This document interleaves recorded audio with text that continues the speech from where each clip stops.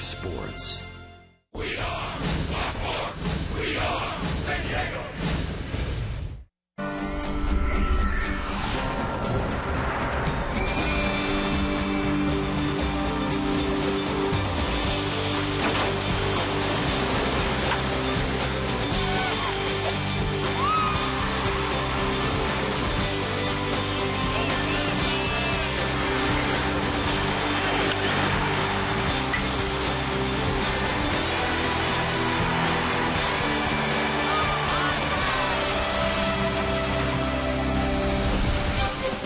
Final game of the homestand, and Will Venable, is there a hotter hitter in the month of August in the major leagues? Left-handed hitting outfielder, hitting .383, 15 extra base hits. That's more than anyone in the majors. And Anthony Rizzo, former Padre, part of the deal that brought Andrew Kashner here to San Diego. They'll be matched up eyeball to eyeball this afternoon. As we welcome you to beautiful Petco Park on a glorious Sunday afternoon, the Cubs from the National League Central and the Padres National League Western Division. And with Mark Grant and Hall of Famer Tony Gwynn, I'm Dick Enberg. Pleased that you've joined us. Sunday, fun day. The Padres need a win to make this homestand 5-5, and they're calling on Andrew Kashner to get the job done. Majority of pitchers in the big leagues love to pitch at their home digs. And you know what? Andrew Kashner, the numbers prove just that, pitching at Petco Park. And there's a special outing today because it's a team that traded him to the Padres, that being the Chicago Cubs. But 5 home starts, the nice record of the ERA just a skosh over 2. Look at the walks, guys. Only 6 free passes in 35 innings. Andrew Kashner is evolving to a quality starting pitcher. Another big key in these outings, the 5 outings at home, he's only given up 1 home run. A big key today, keep the ball in the ballpark. Hopefully he gets a win against his Cubs. Anthony Rizzo, a lot of fans were sorry to see him go, but the Padres had Yonder Alonso to cover first base, and Rizzo has pleased the Cubs organization with his effort. Yeah, and this is exactly like Mark said. You kind of want to show the team that trades you that you're going to turn out to be a pretty good player, and I think Anthony Rizzo is well on his way to doing that. I'm sure he's not happy with the average, only .230, but 20 home runs, 69 RBIs, 32 doubles. He's really shortened his stroke now and is really, I think, starting to move forward as a major league player. And I only expect him to get better because he's got a solid stroke and he's willing to use the whole field. And when you're willing to do that, you're going to have success. Well, Andrew Kashner, many feel with his talent, he could well be the top of the rotation starter for Bud Black when we go to 2014 season. And with more on the right-hander from Lufkin, Texas, let's go down to Laura McKeeman. Well, thank you, Dick. And it's always hard not to get too dialed up emotionally when playing against your former team. But Bud Black hopes his starter today can keep those emotions tempered, still pitch aggressively, but not get carried away. Andrew Kashner talks about the improvements he thinks he's made in San Diego in our Geico quote of the game. I feel like I've grown a lot as a pitcher and a lot as a person. I was young, didn't really know what was going on. And I feel like I have a lot better idea of what I want to do out on the mound as far as just growing up as a pitcher. I have a lot better feel for a lot of pitches, and I feel like I've gotten a lot better since then. Of course, Kashner quick to give the credit to Darren Balsley for those improvements that he feels he's made in San Diego. And, hey, guys, it seems like he'll only continue to improve in this starting rotation. All right, thank you, Laura. The team has taken the field, and of course, the ritual of shaking hands with the military that are at each position before we start things. And here is the starting lineup for Bud Black. Well, actually, this is Dale Swaim's starting lineup for the Chicago Cubs. It's much like we have seen earlier in the series with Castro, Rizzo, Scherholtz homered in the Friday night game. Bogusevic hits cleanup. Junior Lake, good-looking young outfielder. Donnie Murphy, he's had a terrific August as well for the Cubs. Then it's Wellington Castillo getting a start behind the plate. Darwin Barney, he was the star last night with 3 hits. He knocked in 2 and scored 2 and figured in the 3-2 win for Chicago. Andrew Kashner on the mound. And here's the scouting report for the big right-hander from Texas. Be aggressive with your stuff. We know that he can do that, and don't get too amped up.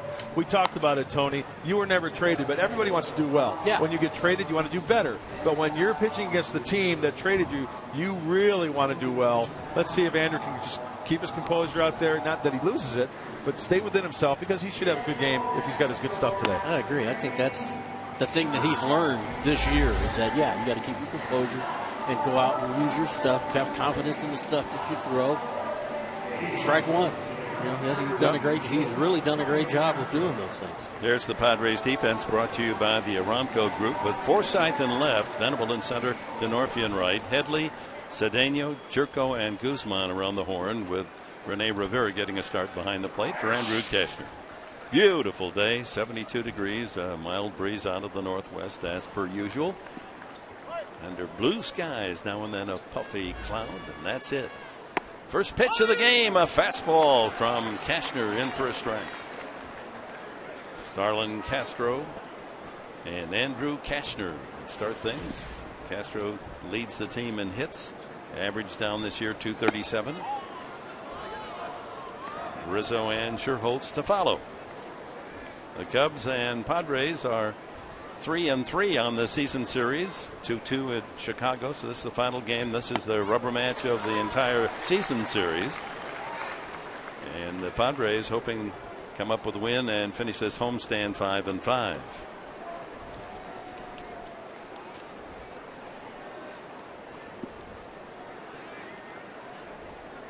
A ball, 2 strikes. It's a 21st start for Kashner. He's pitched much better here at Petco than on the road. 5-3 and a 2.38 here at Petco. 3-5 and almost a 5.00 ERA on the road. That ball slapped down the right field line right at the foul pole, and it is foul. You know, we talked about it many times, but if Andrew Kashner can command that fastball at 95, 96, he can maintain that velocity. We've seen that. He should have a good afternoon. And at times, quite frankly, I like the idea of him going after these hitters with the fastball. Prove to him that they can hit it, because I think he can knock the bat out of their hands if he's got the good fastball. But he goes full count to Castro. It looked like a slider right there, missing up in the zone. Looking for his first win against the Cubs. 3 appearances, no wins and 1 loss. Rizzo waiting his turn. Broken bat, shattered, charged by Headley. Bare hand pickup and throw, and Castro is gone. I think in that shattering of the bat, it actually recoiled Castro. He didn't get out of the batter's box. Oh, that's music to my ears. I just love that. And you know what? I'm going to get that and use it as my ringtone on my phone. I like that too much. That's going to be awesome. A great pitch. I talked about command of the fastball, right? Make him hit it, right? That was in on the fist. No chance for Castro. You know, Headley made a great play on that. Yes, he did. The bare hand and on the run to throw out Castro. That's a good play. Rizzo leading the team in runs scored, home runs, and RBIs. Just 24 years of age. 2-0. The Adrian Gonzalez trade with the Boston Red Sox brought Rizzo, Casey Kelly, and Raymond Fuentes to the Padres. And Fuentes raising a lot of eyebrows down at Tucson. There's a strike. He went 2 for 5 for Tucson. He just has been elevated up the ranks from San Antonio to Tucson. And went 2 for 5, and his batting average dropped to 418, going 2 for 5 last night. That ball lined to left field, over to cut it off Forsythe, and Rizzo with the first base hit of the game. Tony, Anthony Rizzo must have been listening to I was an just going to say, we talked about this in the open. This is why I think he's going to be a good hitter. He's short in that stroke, and he isn't afraid to go the other way. And that's a fastball out over the plate. Keeps his hands inside the baseball and lines it into left center field for a base hit. And there are probably other pitchers who don't throw as hard as Cashner where he spins on that, right? And tries to pull it. Right. But Andrew's mid-90s. And you're just saying, hey, I don't have to pull him to have success. And when he was with the Padres and hit in the 100s, he was trying to pull everything. Yeah, and I think he was trying to live up to the billing that he was getting, too. He's hitting home runs in Tucson. And you know, again, it's the young players. They have to kind of learn and figure out who they are and what's going to work. And I think he's well on his way to doing that. Good base runner. You got to keep an eye on him. Fouled at the plate. And on Friday night, Sherholtz in the first inning when the Cubs scored 6 times, 3 of them on his home run to right field. Number 19 on the season.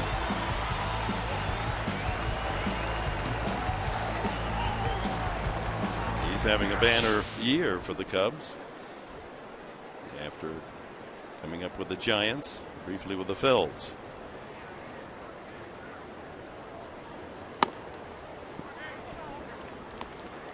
It'll be interesting as they move forward. The Cubs, that is, as they move forward. You know, which guys they're gonna stick with? As I'm sure they're gonna find out in September when they expand the rosters a little bit. But Scherholz has had a solid year for them this year. Big swing and a miss. 2-2. Some serious movement on that last pitch. Down and away, two seam. 3 miles an hour with that kind of movement. Yeah. That's scary.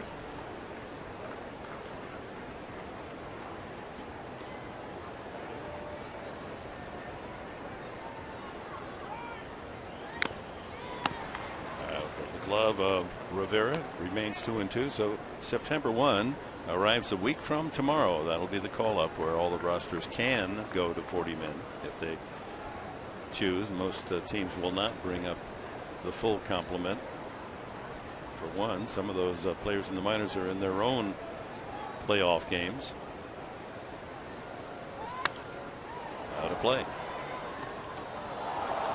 And you just you can only manage so many players.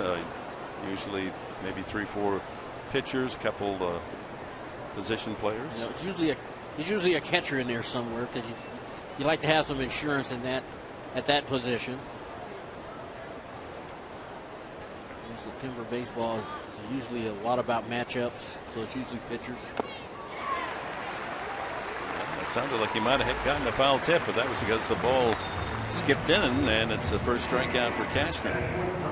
This is where you want to miss if you're a pitcher. He has him in the hole. It's a slider. You can see his hand working around that baseball. Ball is stopped by Rivera on the backhand. First base is occupied, so no need to tag the hitter for the second out. Brian Bogusevic, 64 at bats, 19 hits for that .297 average. Lined out to left field as a pinch hitter last night, and he hits this one down the left side and well back out of play.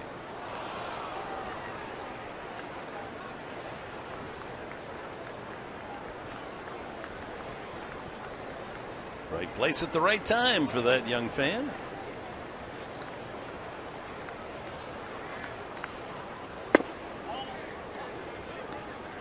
.96 on the fastball. Rizzo at first base.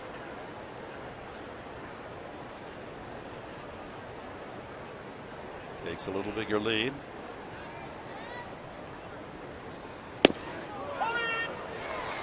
Barking out the strike call, Paul Schreiber, plate umpire. Don't you love that sound? You know, there's two sounds that just make me smile ear to ear. One is snapping a bat in half, and the other is when a catcher catches that ball right in the pocket. You could throw 85, 86, you hear that pop. That does wonders for the ego. Well, you had to do a whole cacophony of baseball sounds for your ring. On you know, telephone. My dad was my coach in Little League, and he used to warm me up on the sidelines, right? And he had this catcher's glove, and he could just every pitch I threw, he could just place that, get that ball in that pocket to where it was just smack. And he goes, Mark, I do that because the other team's going to be looking over saying, wow. Intimidating. That guy throws pretty hard over there. And you did throw hard. Yeah, he did. So 3-2. That'll get Rizzo a jump start at first base. So Alonso backs off. He'll play deep behind the runner. Step off. There you go. You get too big of a lead over there. You know, you could race him over to the bag possibly, or have the first baseman, Guzman, sneaking behind him.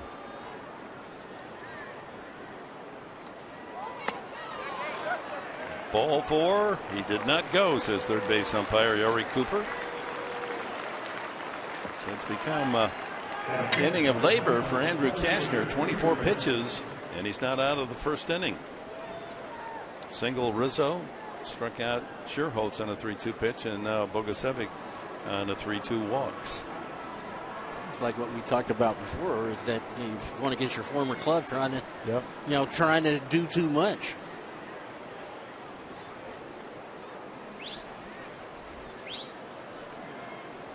Center fielder Junior Lake. He's someone they're going to try to build around. Only 23 years of age. Good looking athlete. Sharply hit, but Headley goes to the bag with that hot shot on the unassisted play, and that's it for the Cubs in the first. DeNorfia will lead off the Padre first.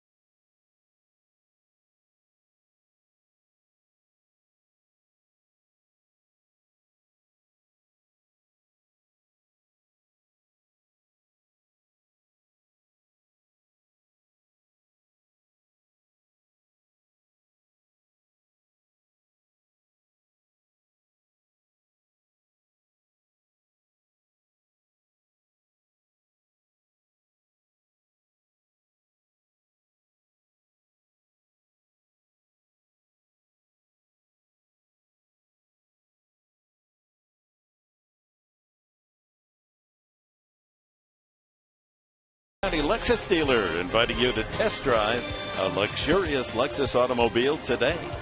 By Petco, where the healthy pets go.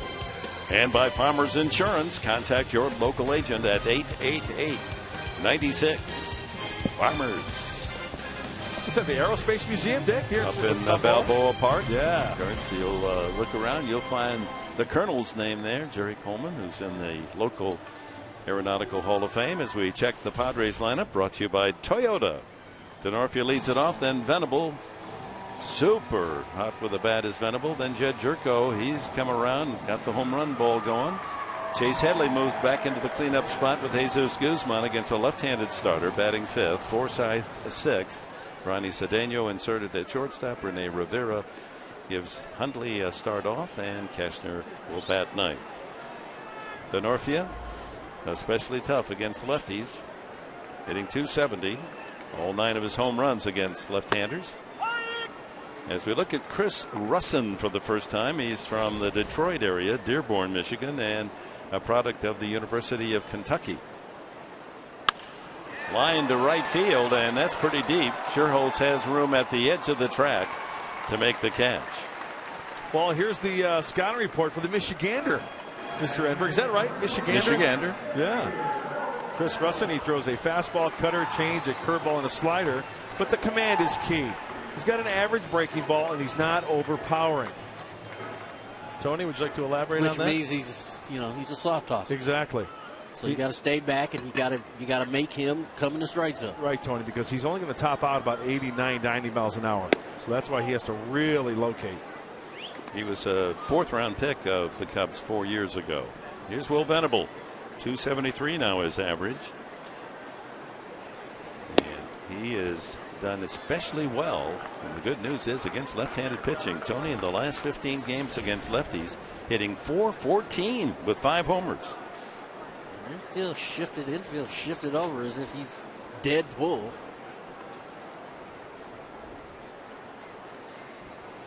Well, goes around. Home run last night for the Padres' first run against left-handed pitching. Wow. What a jump up in performance.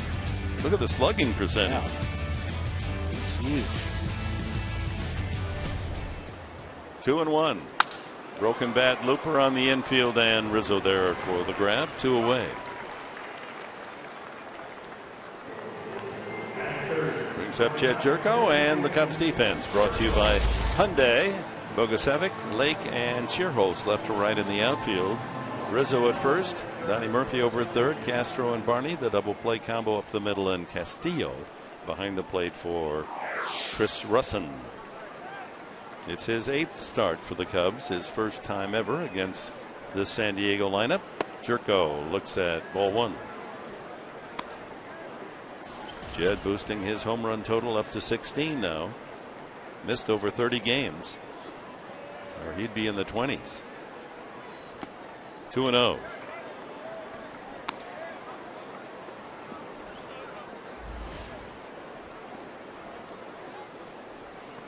Good homestand.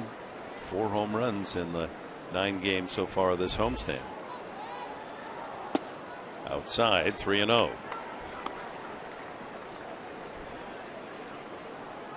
Day games, the Cubs on the road are 11-11, but at home 13-26. Just at the knees, says Schreiber. 3-1. And Russin, more success on the road than at home. Yeah, the friendly confines not so friendly, huh? Pulled to third. On the run is Murphy. And it's a 1-2-3 inning for Chris Russin. To the second, no score.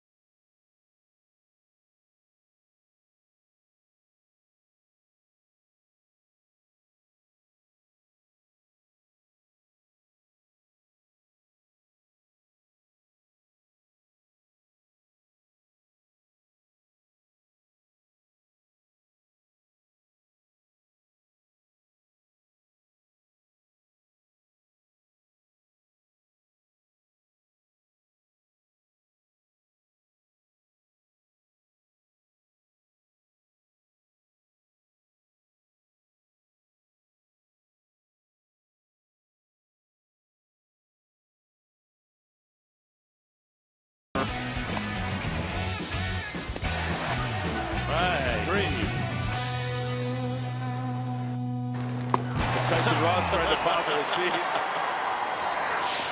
Top of the second inning, scoreless in Petco Park, and Andrew Kashner back on the mound after laboring a bit in the first inning. And Bud Black saying before the game that he has to make sure he tempers his emotions against his former team. Sometimes that's difficult to do, Bud said, especially when it's a team that not only drafted you, but basically raised you. So he said even though Andrews made a couple of starts against the Cubs, the emotion is still there naturally, and we need to make sure he's pitching with aggression and emotion, but we want to let that make sure it doesn't get carried away, guys. And I wanted to ask Mark and Tony, how hard is that when you are pitching against a team that drafted you, raised you, and you're trying to compete and show what you're made of? You know what, Laura, thank you very much on that report. And Tony, he never got traded, so he couldn't answer that, but I could. And I'll tell you what, I know exactly what Andrew's going through, because when I was traded from the Giants, who I came up through the system, made it to the big leagues, got traded to the Padres, and my first time against the Giants, I wanted to, you know what? I know this is a family show, yeah. So, you know, and I maybe, you know, it took maybe an inning or two to get that out of my system, but I know exactly what Andrew's going through today. How'd you do? You know what? Chances are I got the loss. As we take a look at one of the secondary pitches of Andrew Kashner, really dipping off the table there. When you get a hitter going down to that back knee, you're doing something special there. Danny Murphy striking out for the first out here in the second. Here's catcher Wellington Castillo.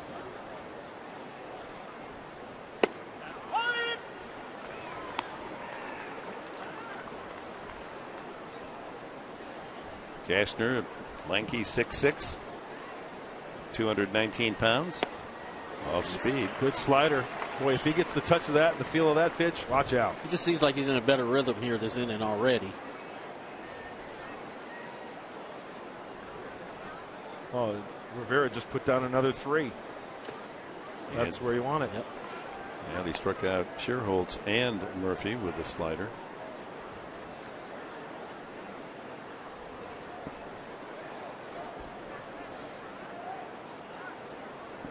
Fastball away.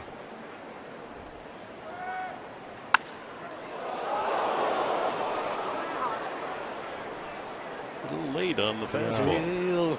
There's a lot of lead on the fastball. That's easy 98 right there.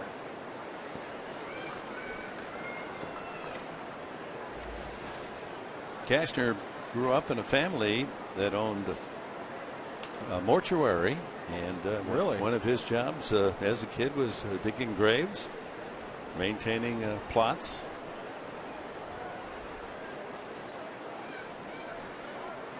Did a coffee show with Andrew that's going to be shown shortly. Swing and a miss.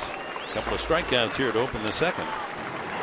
He said he also had in high school enterprising mowing business. He had a big mower, needed to mow lawns. He told me, hard to believe, he said one weekend I made $1,000 just mowing lawns. Now those are big lawns, mind you. Huge. Texas. Hey, he's an entrepreneur earning some cash, no pun intended, when you're a youngster. Learning about hard work, right? That's a good thing. Absolutely. Darwin Barney, he was the thorn in the Padres side last night with 3 hits, a home run, an RBI double, and he scored what proved to be the winning run in the 3-2 Cubs victory. Inside edge. We're talking about Kastner. I remember him at TCU when he was a closer at TCU. And, you know, you come in for an inning and you're throwing 98, 99 miles an hour. And, you know, for one inning, I just didn't think very much of it. But seeing him evolve into what he's become. Barney with his home run last night that gave him the lead. But seeing where Kastner is today, I mean, he's getting to be that complete guy. Did you see that kind of talent? You know, I didn't see him as a starter because we had only seen him as the closer. But I didn't think, I thought he would be a closer at the professional level. And when he went to the Cubs, that's what I was thinking. He was going to probably be their closer. And he was used as a relief pitcher, Yep. never quite to be the closer. You know, since we have Houston Street on this club as well, and he's told the story, I don't think I've ever heard a story like Houston Street's to where he was specifically a closer through college. Yeah, because there was no other Right. position available. And then that's the way he was, in the minor leagues and his big league career. Yeah, freshman in Texas. He Yeah. wanted to start. Strikes out the side. Andrew Kastner gets Murphy, Castillo, and Barney. 4 strikeouts in the first 2 innings for Kastner.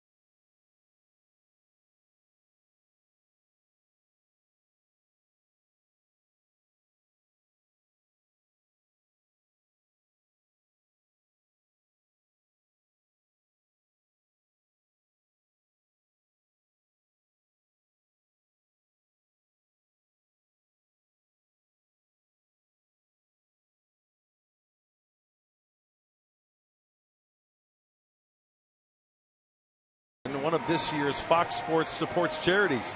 Johns Hopkins is at the forefront of groundbreaking research into autoimmune disorders like multiple sclerosis and lupus.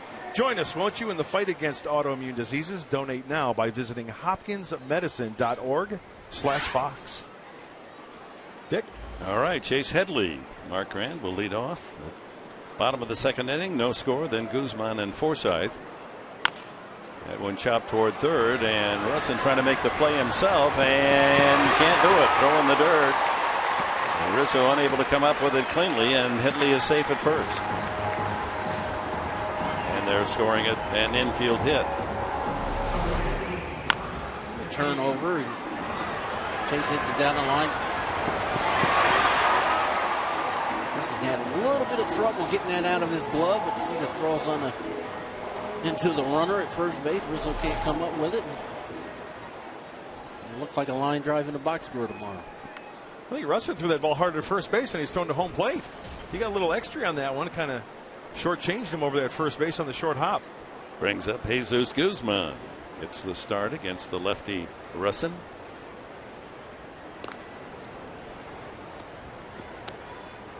The Padres have the bags packed, and Brian Perlman, the traveling secretary, equipment manager, has the buses ready to go to the airport right after the game and then on to Phoenix. 3 with the Diamondbacks. All 3 games at 6 o'clock are telecast from Arizona. 6 o'clock tomorrow night. It'll be Tyson Ross against Brandon McCarthy. Off day for travel Thursday to Los Angeles, and then the Dodgers next Friday, Saturday, and Sunday.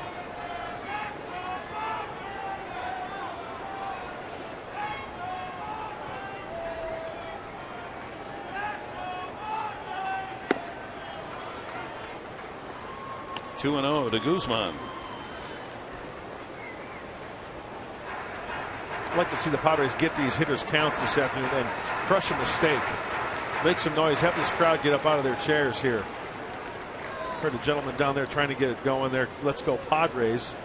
Maybe Guzman can get something going here. Get those Marine recruits up in the right field corner to start cheering. Great to have them with us on this Sunday as always. Hope they have a good time. Looks as if they're being accommodated handsomely by the Padre management.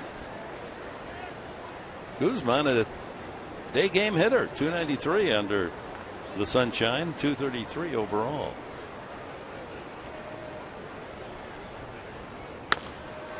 That'll be out of play. So statistician extraordinaire Mike Trussell said that in your debut against your former teammates, the Giants with the Padres, 7 innings, you allowed only 3 runs, 6 hits, no support. You lost 3-1. Really? Yeah. Bats were cold again, huh? That was typical back then. That's why we made that deal. I'll bet you Tony Gwynn drove in that only run, too. No, I bet I did. 3-1 now to Jesus Guzman with Logan Forsythe on deck. See, that's the amazing thing about technology and the internet these days and all these websites. You can find out everything, pitch by pitch, back in the 80s. I don't want them to do that, honestly. You know, Dick was talking about how Brian's got the bags packed and the bus is ready.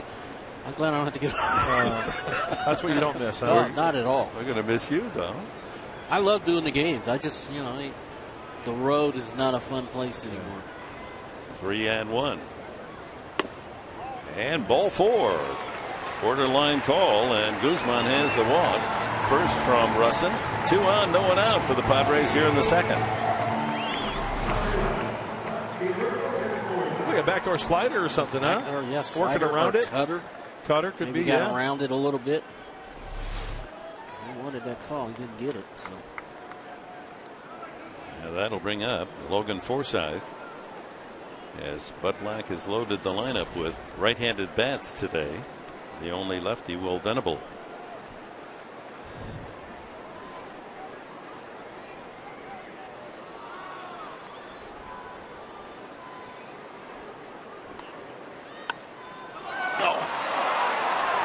And the runner's able to get back as Forsythe pops up his bunt try for the first down.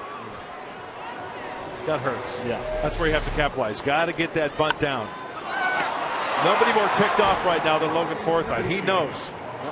Didn't get the job done. He needs to do that to get those runners over. You're not butting for a hit there. You're right. trying to. You're but it looked as if he was. And that's what I'm saying. It's a situation like that. You just want to move the runners up. Give yourself. We saw it last night. Emerista giving himself up, squaring early, puts the bunt down, and you're right. Nobody feels worse about it than he does right now. But got to get it down. You got to square up. Better position to get it down. Give yourself up. You're not trying to surprise and drop one down for a base hit. Ronnie Cedeno takes ball 1. Yeah, for you folks, especially you youngsters out there, there are two kinds of bunts. Right. Bunts for base hits and sacrifice bunts. And they're called sacrifice because you give yourself up. And many players try to combine the two, hope they can sacrifice and get a base hit too. Exactly. And now a perfect double play ball. Second baseman Barney back to first, and it's a 4-3 double play. Padres were 1 for 10 runners in scoring position last night. They failed the first time today.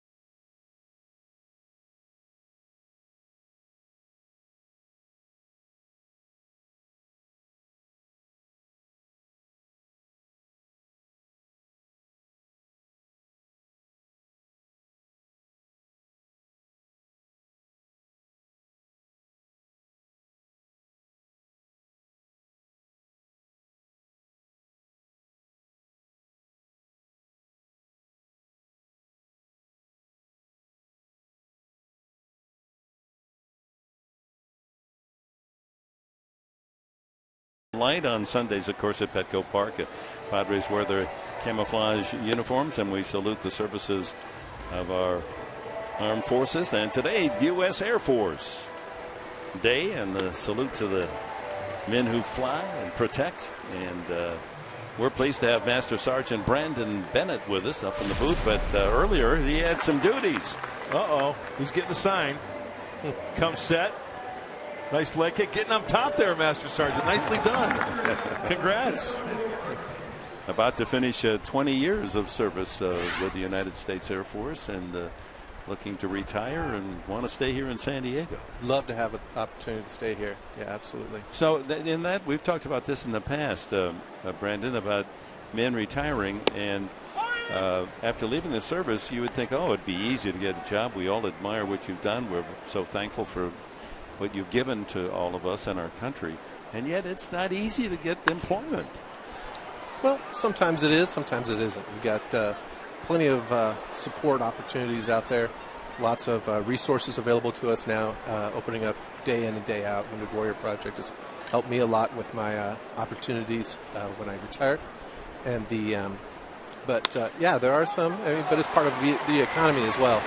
But there's many organizations out there that are supporting us and helping us. Well, we hear about the Wounded Warrior Project quite a bit. See commercials on TV. What else can people do to help out in that area? Because I know you're heavily involved. We can work. You can go to woundedwarriorproject.org. There's opportunities there to give, donate, as well as opportunities to volunteer as well. Of course, all over the United States. Is there a certain area in San Diego where people can maybe go and maybe volunteer as well? They have numerous events throughout the California, Nevada area. So they will be providing many opportunities. that someone could get involved in there. 248 combat missions. Yes, sir. What was your specific role? I was a flight engineer, so my job was to get the aircraft prepared to fly, as well as monitor all the systems in flight, maintain fuel and hydraulics on the aircraft, as well as manage the checklists and any emergencies that arose. So you had responsibilities before takeoff, and then you were in the air continuing your job. Absolutely. Absolutely. Did you have any desire to fly? I mean, pilot?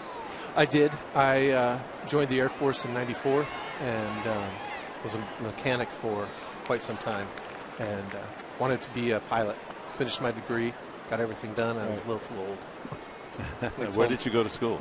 I was born in Phoenix, went to Shadow Mountain High School, but then I went to Embry-Riddle while I was in active duty. I would think that with your skills as an engineer, that there ought to be many opportunities here. Well, in a way, here's a chance to recruit this man. Absolutely. You enjoy getting out on the hill and throwing that first pitch? Always. Brought back some old memories. Now, you said you were from Phoenix. Yes. Now, growing up, there was minor league baseball. Yes, Phoenix Firebirds. The Firebirds. Were you a big fan? I was. And I grew up playing baseball. Played year-round for about 15 years. What was your position? Catcher. Hey, I can see that. Yeah. Love calling a game. Boy, jammed. And now it is Starlin Castro. So a couple outs here. Russin back to the mound, and now Castro in his kitchen. And we're going to break down your delivery, and you need to get a little bit more extended out on top there, Master Sergeant. You had the elbow up nicely. I try. You were square to home plate. And thank goodness you've got a good hands back there, like Clayton Richard also did back to the screen. Yeah, I know.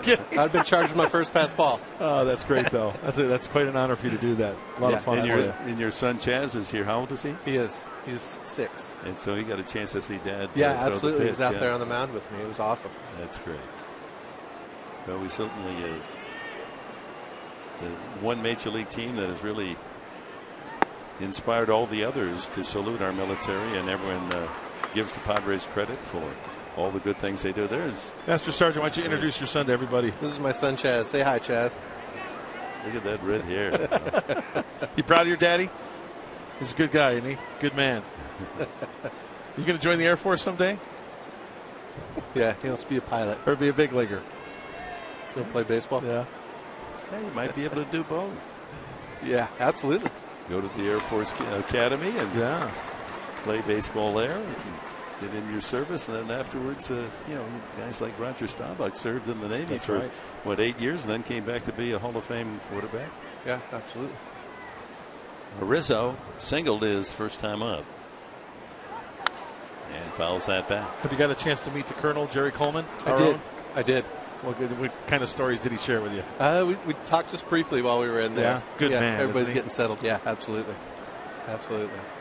We showed some shots of the Aeronautical Museum here at Balboa Park. Have you had a chance to see that? I haven't been out there yet. No. You'll enjoy taking your children there. We'll be there.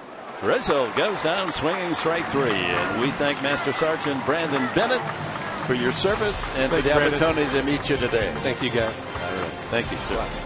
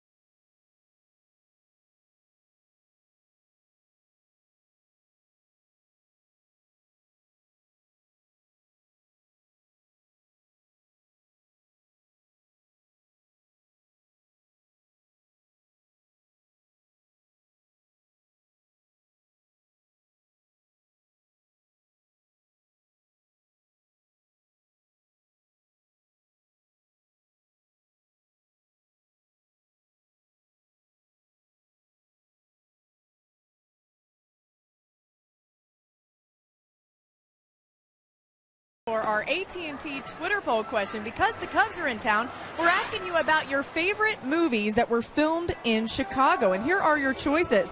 Ferris Bueller's Day Off, hashtag Ferris Movie. The Untouchables, hashtag Untouchables Movie. The Fugitive, hashtag Fugitive Movie. Blues Brothers, hashtag Blues Movie. And Risky Business, hashtag Risky Movie. So tweet in your choices and tell us why. We'll have the results later on in the show. And guys, I don't know about you, but I'm going Ferris Bueller on this one. Boy, that's a tough one. Laura, that's a good call. Dick, what do you think? I'd like The Fugitive. I do thought too. That was a Fugitive is terrific good too.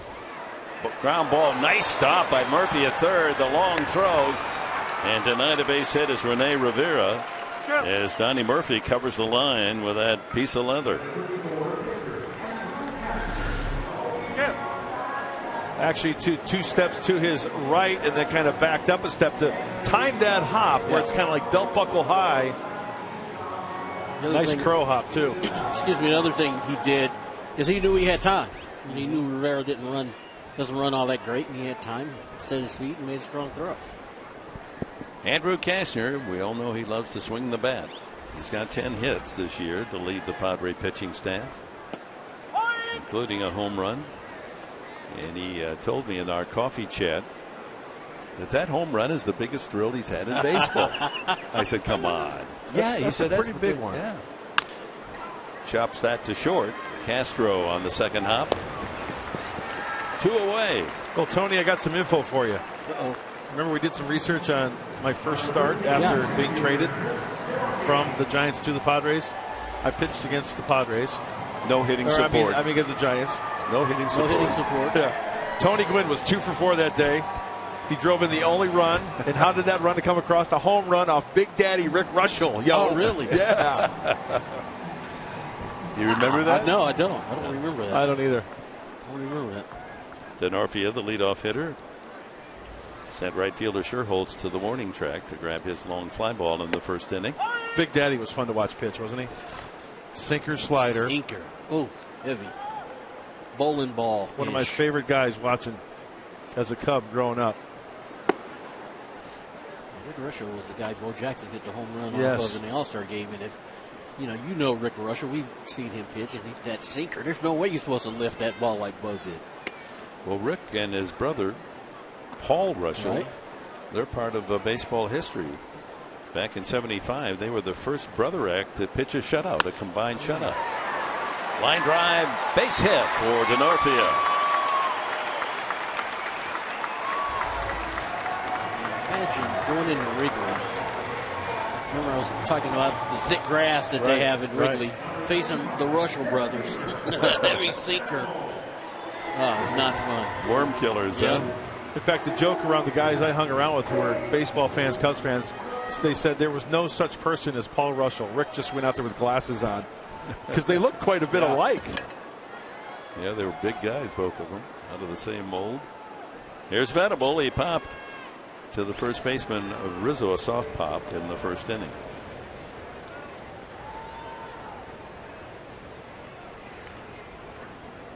"15 extra base hits in the month of August. That's more than Chris Davis, more than Miguel Cabrera. He leads the major leagues in extra base hits in August, but he goes short, trying to bunt his way on. Last night, gets out in front and pulls that home run ball right down the foul pole. Hit one 441 feet Friday night. That was 360 feet. Most home runs in a single season at Petco Park since it was built. He's tied with Adrian Gonzalez. A chance to separate himself with another month to go. Ground ball sharply. Rizzo to second base. He may have forgotten how many outs there were. He had an easy out there at first base, but a little flashier to get the force at second. They'll be ribbed.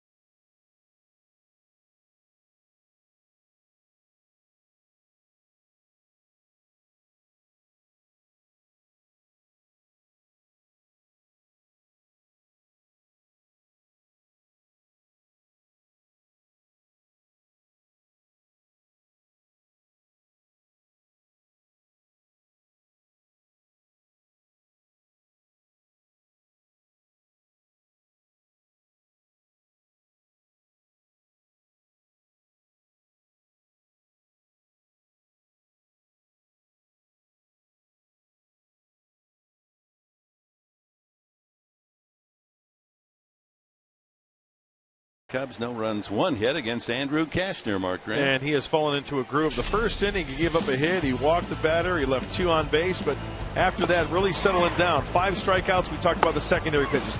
And in the second inning, the slider's really coming into play here against these Cubs. And also the spotted fastball into the righties.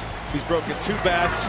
Great two-seam action on that 95-mile-an-hour fastball.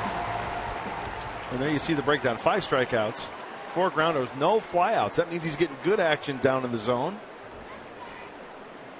Making some quality pitches. Just better rhythm. Yep. Since the first. Sherholtz, Bogusevic, and Junior Lake. They hit in the top of the 4th inning. Sherholtz struck out the first time. We talked about the two-seam action. Look at the action on this pitch to Rizzo last half inning. That's 95, yo. Down and away. He wanted it in, but still. Kept it down in the zone, and Rizzo swung right over the top of it. Didn't miss by much. 94. That was a strike. My goodness.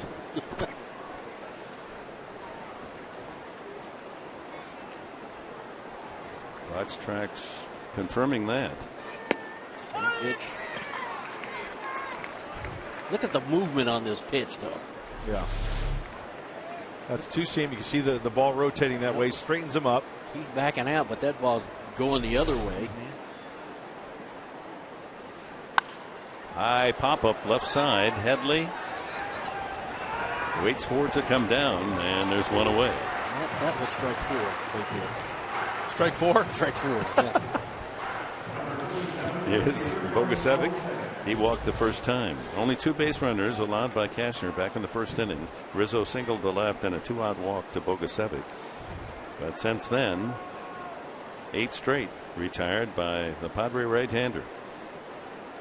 And I say that because as a pitcher, and I'm sure every pitching coach you ever pitched for said this, is that you're going to throw pitches and sometimes you're not going to get the call. Right. You just got to go to the next pitch. Yeah. And, that's tough sometimes. And it is, yeah. especially, when you get into those jams. But that ball broke back right over the heart of the plate. He didn't call it. Okay, no problem. Go to the next pitch. 11-13. First pitch strikes for Cashner. He jumps quickly in front of Bogusevic. 2 strikes. It's got to be the same way from a hitter, Tony, isn't it? If it's a ball off the plate and it's called a strike, that's got to eat turn at the you. page. Yeah, I only would fuss sometimes because sometimes it would change the whole at bat. Right. But most of the time, you just go on about your business. High fly ball to center, hit well, but room out there for Will Venable right at the edge of the warning path. 9 in a row for Cashner. Keeping the ball down nicely. Two-seamer. Look at on contact. That's at the knees or even below, out front just a little bit. Did a nice job getting to that pitch because usually balls down where that one was. You're not going to get hurt very often. Junior Lake hit a smash to Headley the first time up. Headley taking care of that bid for a base hit. In a 7-game hitting streak is this 23-year-old. Yeah, the defense never a question for Lake. I mean, that's what the Cubs have been saying about this youngster. It's all about adjusting to the big league pitching. And he looks really athletic. 6th time that Cashner's had a 0-2 count. Wastes the slider outside.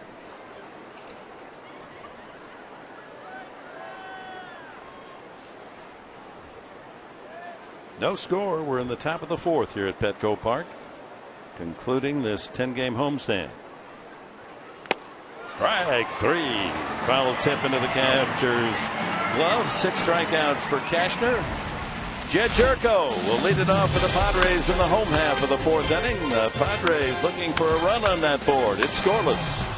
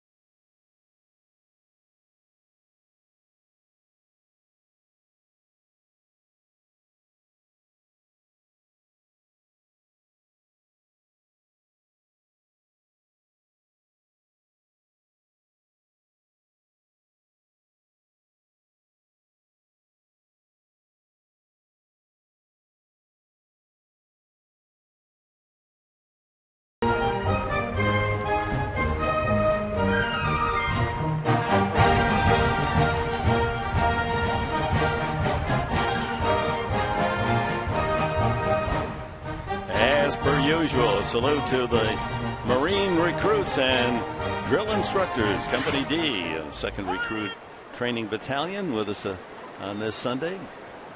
Saluting overall the Air Force, U.S. Air Force, but also the Marines getting their usual moment in the sun with the Marine hymn. Always great to have them with us. Jed Jerko grounded to third his first time. Chris Russin has allowed only 2 hits, singles by Headley and Denorfia. Since the All-Star break, Jerko there with the big boys with 8 home runs. Paul Goldschmidt leading the way. We'll see him tomorrow night with the D-backs in Arizona. Arizona begins tonight or today, trailing the Dodgers by 9.5 games, and we'll also get a chance to see Joe Thatcher. Upcoming 3-game series.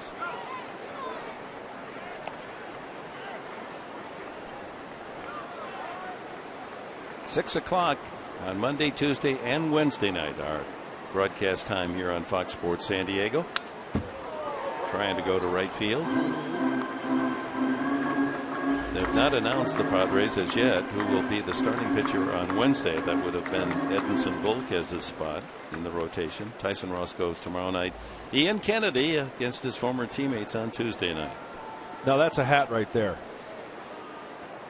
All the logos.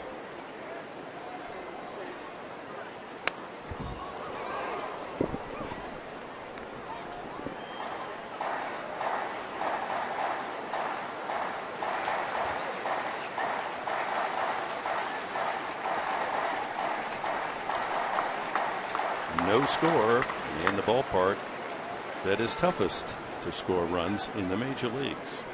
Less runs scored here than any major league park. Nice layoff right there by Jed Jerko.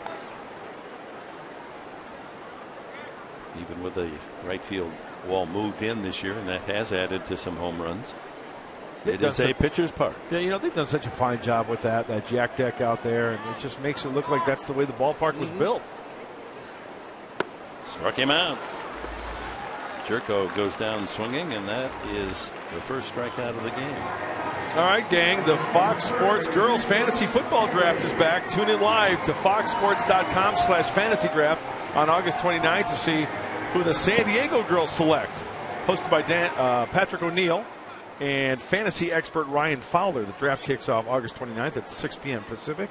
Streaming live on foxsports.com/fantasy draft. You get involved in the fantasy football draft? No. I don't either. It takes a lot of time. But I have friends, they're just into it right up to their kneecaps. When I played, we had a fantasy football league. It's huge right now. With the Padres. Oh, yeah. And I'm sure. I mean, for everybody. Most teams. All walks of life. Yeah, well, yeah, you're right. They're going to have the draft. I saw a note down the clubhouse. Padres are going to have their draft in Arizona. In Arizona, yeah, that's what we used to do. So you get in a room and you only have somebody has to buy the food and somebody buys the drink. And maybe sneak in and get a free meal tonight. You can watch. Yeah, you guys should go and watch. I'm sure they'd love to have you. 70-degree day here in San Diego, but when you're in those sun seats, it can get a little warmer. 3-1. And ball 4. Headley has walked. That's the second given up by Chris Russin. Headley on for the second time. Infield hit the first at bat. Guzman, he walked in the second inning.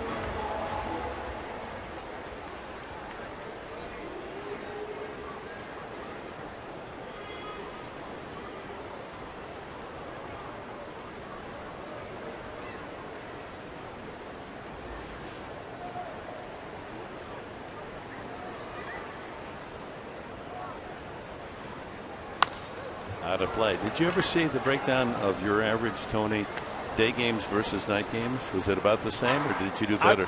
I would say I probably did better in the daytime, but I loved playing at night. I wasn't really a daytime. I didn't really like hitting in the daytime. But your own just metabolism, or just because, my eyes. I used to squint in the daytime, and until you wore glasses I started later, wearing right? sunglasses, and I learned to relax a little bit. But I thought I saw the ball much better at night. fouled at the plate. And one of the things we need to find out, you were talking about offense here at Petco Park. Qualcomm was the same way. It was a pitcher's park. But if you hit line drives in that ballpark, you could be successful. I think the same thing about Petco. Well, the bottom line, Tony, is that you hit well day or night. 335 during the day, 340 during the night. Somebody just told you that? Yep. Wow. You also hit 335 at Wrigley, my friend. Which meant I didn't hit a whole bunch of balls that landed in the grass first. The rule in Wrigley was hit the dirt first. The first hop had to hit the dirt. Yep. It used to be a jungle. When guys were coming in and they were checking the flags to see which way the flags were blowing, I was checking the cut of the grass. 1-2 now to Guzman. Yeah, at times they let that infield grass grow so heavily and deep that there was like an Easter egg hunt for the infielder to find the ball. Dick, in 1984, you had Larry Boa and Ron Say on the left side, Ryan Sandberg and Leon Durham on the right. The left side was just a tad thicker than the right side because the guys on the right side were a little bit younger. And so they tailored their field to their ball club. I remember pitching as a Padre in Wrigley, Andre Dawson at the plate. He squares one up. I mean, just on the screws. From my vantage point, it hits to my right on the grass. Gary Templeton actually had to charge the ball because the grass just ate it up. Yep. It's like a Brillo pad. And it's not like that anymore. Right, no. They changed Wrigley and put new surface down. And so it's more like our surface here at Petco now. But back in the day, you were talking about Easter eggs. You couldn't find Easter eggs. No, he got it picked off. And he may have made it. Nope. Punches him out. So Russin picks his spot and picks off Headley. They went on first move there. And the throw to the shortstop side. That's pretty close. Yes, it was. Ball beat him, and often you don't get the call when that happens. So 2 out. And the count on Guzman is 2-2. And a high drive to right field. Schuerholz is there. Back a couple of steps. And we've gone 4 full innings here at Petco. No score.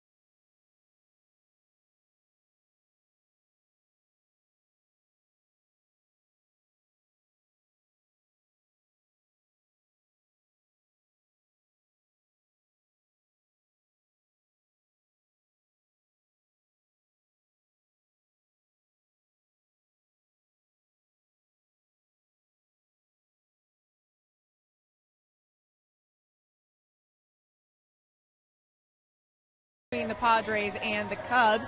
And some good news for Corey Lukey, who will be with the team when they go to Arizona. He'll throw a side session on Tuesday. Bud Black and Darren Balsley will be alongside to see how his progress is coming. And then he'll go with the team to Los Angeles to throw another side session when they get there. So, of course, monitoring him, but they say his progress is a positive thing. Casey Kelly today, another pitcher recovering from Tommy John surgery, has been playing catch. And Bud Black said he was pleased with Casey Kelly's work and pleased with his progress. He's right on track. And then also another thing to look out for, Carlos Quentin may run in Arizona. It will either be in Arizona or LA, Dick, but they are hoping, optimistic, that it will be in Arizona. Well, much to monitor as we move into the final month of the season. September 1st is a week from tomorrow. And when you think about the pitching staff next year, you've got the development of Cashner and Tyson Rossi and Kennedy. And then if Lukey's okay, Kelly's all right. Yeah. Joe Whelan's a little farther behind the other two, recovering from his Tommy John. Reason to be optimistic, right? I was watching Casey Kelly play catch today out in right field, and he looked pretty comfortable throwing. Yep. So hopefully that's a good sign. Donnie Murphy leads off the Cubs' 5th inning. He struck out the first time. Cashner has 6 strikeouts through 4 innings. He's walked 1 man and allowed just 1 hit. Anthony Rizzo single in the first. Well, the Cubs fans, you never know. Wait till next year. It's great.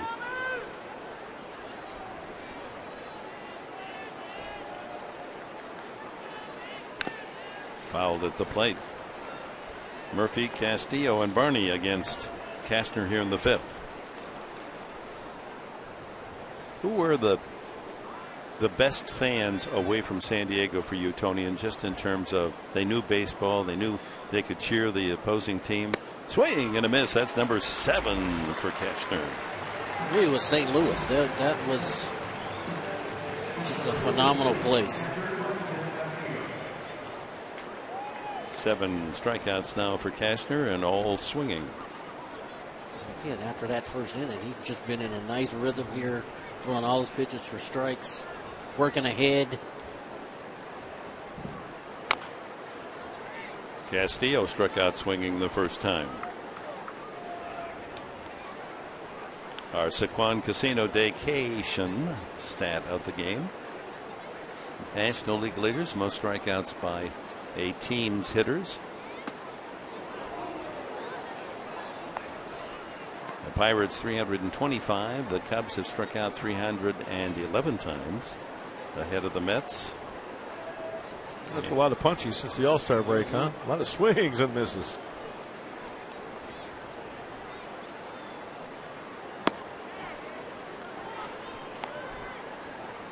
On the season, the Cubs strikeout total 978. The Padres 1,019. Line drive, that's a base hit, and it's up the alley, right center. Denorfia over to cut it off and quickly get it back in and hold Castillo to a long single. You know, any other runner, that might have been a chance to try to have a hustle double, a leg double. Denorfia going away from the play there in the right center field, doing a good job. But Castillo, he's not going to win any 100-meter dashes. Well, Denorfia did a great job of cutting that ball off. Second hit off Andrew Cashner, and that interrupts a string of outs that had gone to 11 in a row.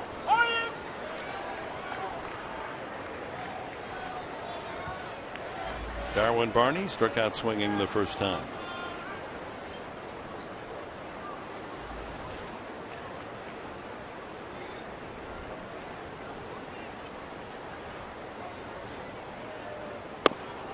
Yeah, looking ahead to next year, with pitchers we mentioned, Casey Kelly, Corey Lukey, Joe Whelan, Bert Smith probably will get a call up in September. Robbie Erlin probably we're just guessing here. We don't know that for certain. Hey, we're fans too, right? Yeah. And that'll make it. Darren Balsley going to have himself some arms next year. High fly ball center field. Venable out there. No tag by Castillo. 2 outs, and the pitcher Chris Russin steps up. Tony, I don't mean to put you on the spot here. It's just a general baseball question. Baseball talk. I am trying to rack my brain to figure out Andrew Cashner with his velocity and that type of movement. I can't think of another pitcher that I either played against or with that had that combination. I can't either. You know, because usually when a guy throws 96, 97, right, it's pretty straight. Yeah, pretty straight. And if and guys like that usually don't even try to throw a 2-seam fastball, right? Right. Because it's like 4-seam powder river. Most guys can't hit the 4-seam. That's right. He's throwing 2-seam, 95 with good movement, good solid Can movement. you think of anybody? I can't think of anybody. Clemens, Seaver, Ryan, did they? Those guys were pretty straight, you know?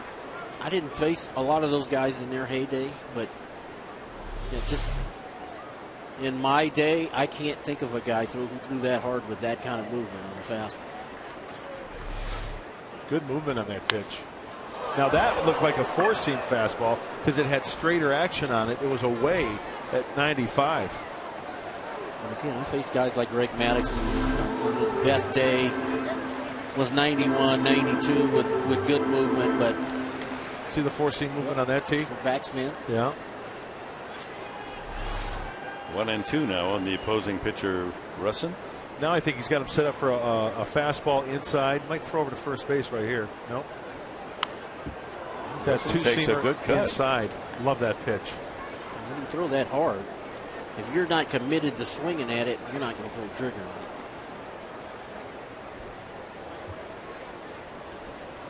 it. Russin coming into the game 1 for 11.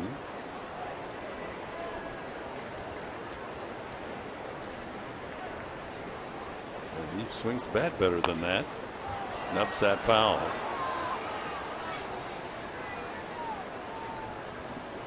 Former Kentucky Wildcat. He feels comfortable in that blue uniform. Hey, what movie did you pick on the Twitter poll? Was it The Fugitive? I didn't really pick it, but I did that comment. I liked it. Yeah. Mine's Blues Brothers. Come on. Joliet Jake, Elwood Blues. I thought you said for you. No, I picked Blues Brothers. We'll see what Getting out of the fans Joliet think. prison at the first scene of the movie. Picking up his brother in the black and white. Fly ball to left field. Forsythe there.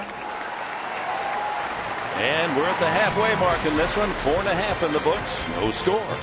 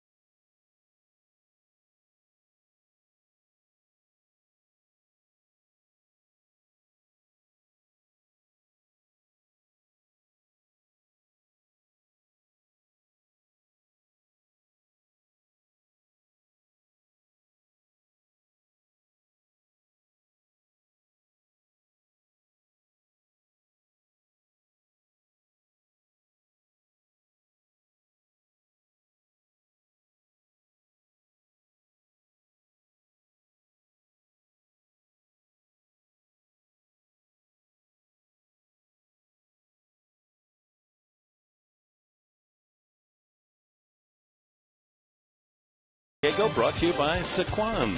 Real friendly, real close. And by the Arumco Group. Purchase, refinance, reverse.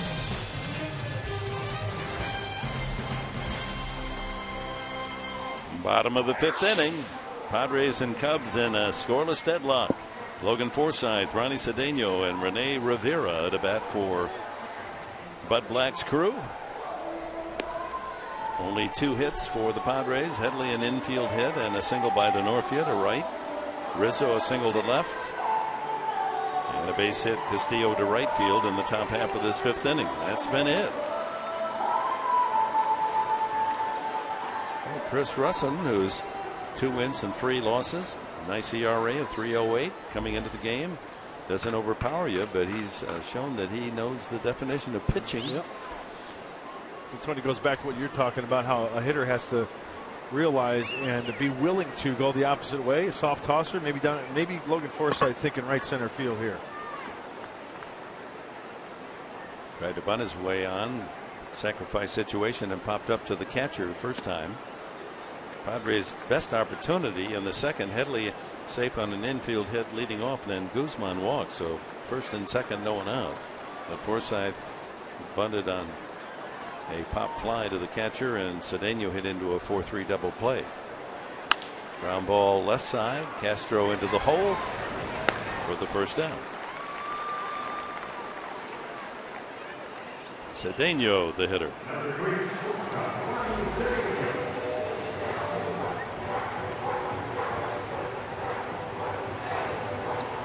Just doing a nice job of keeping Padre hitters off balance. Yep. Working all the way on that third base side of the rubber. Did that matter to you, facing a pitcher? You know what? It did for one pitch only, the fastball. And Bob Welch was the first guy that got all the way on one side of the rubber. It was on the first base side.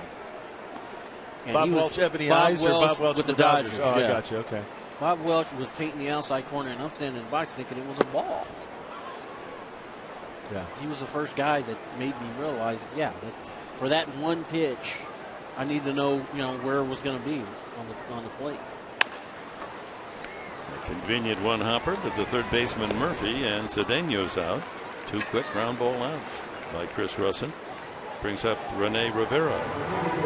He grounded to the third baseman his first time.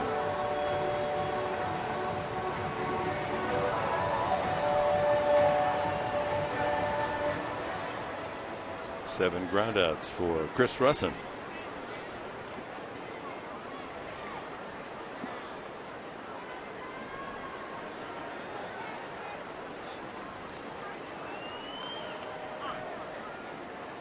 They really haven't solved him yet either. I mean, the base hits they got, Murphy had dropped one into right center, and Headley had an infield hit, but really there hadn't been a whole lot of balls hit hard today. That's for certain. Rivera's ball last time to third base was hit hard. Yeah, that might have been the only one.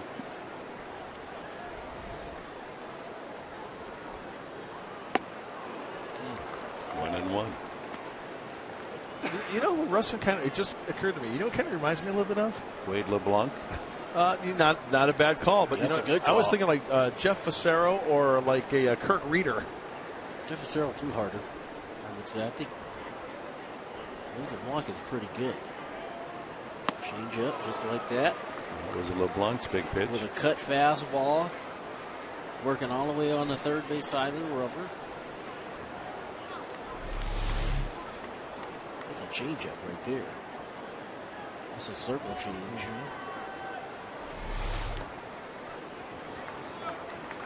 Both pitchers working at a nice pace.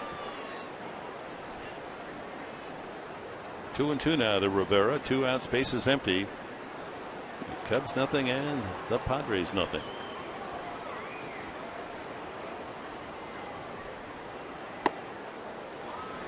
Full count. Well, the Padres go 3 to Arizona, 3 against our neighbors to the north at Dodger Stadium. Then they come back on Monday the 2nd for 3 with the Giants, and then a 3-game weekend series with Colorado. Fouled away.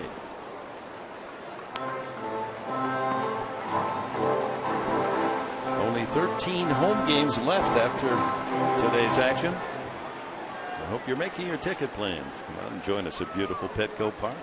Whether you're sitting out there in the picnic area or in the first row of the box seats.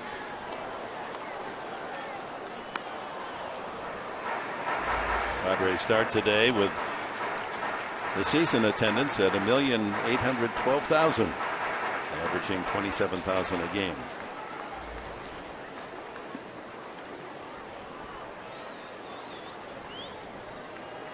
Three and two again to Rivera. Struck him out. Second strikeout for Chris Russin.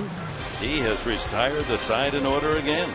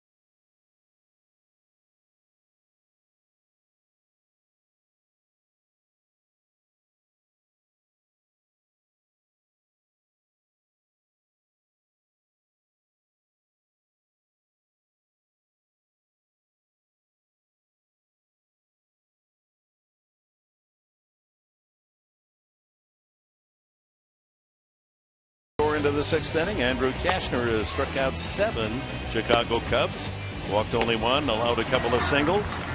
His counterpart for the Cubs, Chris Russin, the 26-year-old rookie, he's done a fine job, not overpowering but keeping the ball on the infield. Double play, couple of strikeouts, couple of walks, and only 2 singles as we move to the sixth inning. And Andrew Kashner, talk about first pitch strikes today, 16 of 18. He's doing a fine job. In pitch count, 81 as he starts the sixth inning. And Dick, as you mentioned, with the strikeouts, kind of brings up that pitch count. Well, the 2 games of this series have been tight. The Cubs, of course, scored 6 in the first inning on Friday night against Volquez, but the Padres with a great rally, the best of the year, won 8-6. And the Cubs edged the Padres 3-2 last night, and here we are scoreless on this Sunday finale.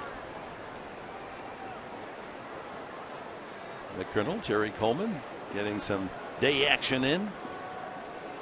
Sports spieling on the radio side. Yeah, 41st season for Jerry Coleman, working in the broadcast booth for the Friars. There you can hear him right now. Now see Rizzuto. He would always shade over here, and then I'd throw the ball. He liked it up around the letters. That's one of those situations where I wish I could jump in the time machine and go back and watch Jerry at his prime. He could turn it. He could turn it. I know, yeah. And he makes fun of his hitting, but in that lineup, he could move the ball around. He could play hit and run with him, and didn't he? For a while, have the best batting average in a World Series, a single World Series. He had one terrific series. I think he hit. Yes, he did. 500.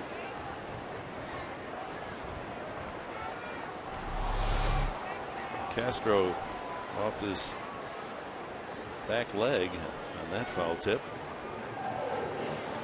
Oh, ooh, back knee. Yeah, that's hard to do. That's your reminder that you got to swing at strikes. That's what I tell myself. Yeah. You have to swing at strikes. You're being punished. That's exactly right. You swing at that bad running fastball, running in on your hands. That's what could happen. You could hit a ball off your knee or your shin or your foot. You know what that's like, Tony? You go into the garage and you go to the. Continue on, Professor. You go to the toolbox, you get out a hammer, and you hit yourself right there with it. That's exactly what that's like. Yeah, you never heard that one, did you? 2 strikes the pitch, and it's fouled away. Hey, and I like Cashner going right back in there, Yeah, right? The hitter might be a shoot, little yeah. reluctant. Oh, no, you're going to go back in there. I might foul tip it again. Of course, that's what you do. Absolutely. If you're going to continue to swing at it, I don't have to throw you a strike. Now go fastball away or a slider away here. Oh, he went out to See, his heart, chase that one. His heart was in it, but his behind wasn't. See, you get it run in on your hands enough. Now look, watch his backside. His heart's in it, but you know what? His backside says, no, thank you. Nope. No, ain't going there. Chop to the first baseman Guzman. He'll be Castro to the bag. 1 away. That's kind of one of the fun things about baseball when you're sitting on the bench, or like I would be standing in right field, and you see that, and that helps position yourself. Pitchers see that. They see guys, behinds going the other way, and that kind of helps you to figure out what you need to do to get him out.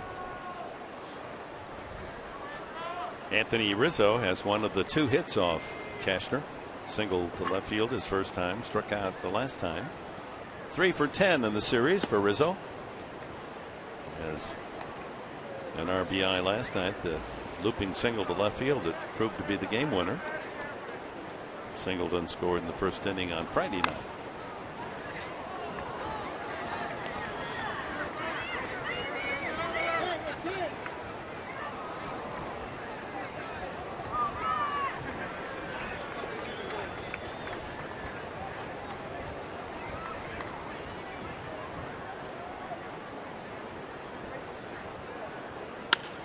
Shot to short. Cedeno right there. Wasn't a sizzling line drive as he went the opposite way again. 2 away to Nate Scherholtz. Well, let's see how Andrew Cashner went after big first baseman Anthony Rizzo on that last at bat. First pitch was a changeup. Soften him up a little bit. See how he changes on the inside part of the plate there, and then Anthony just couldn't get the barrel out in front enough. Got in on him for the little looper. Look on the bat, down by the label. Good movement on the heater. But the point is, Cashner going in, going out, going in again.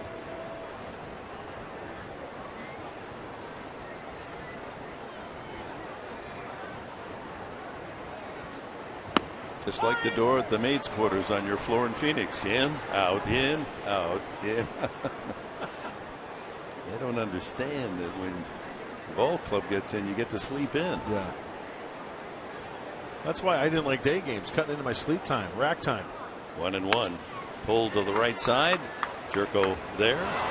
Over to Guzman. A little bobble there, but gets the out in time, and Cashner works another 1-2-3 inning. Here come the Padres. Still no score.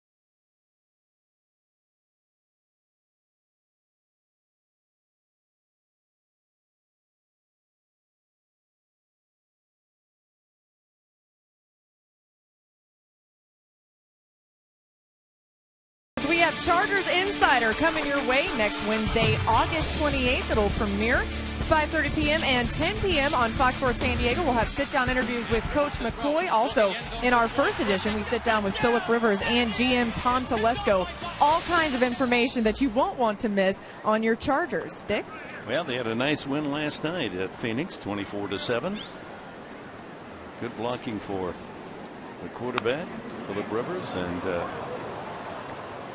little better running game. The defense was sharp.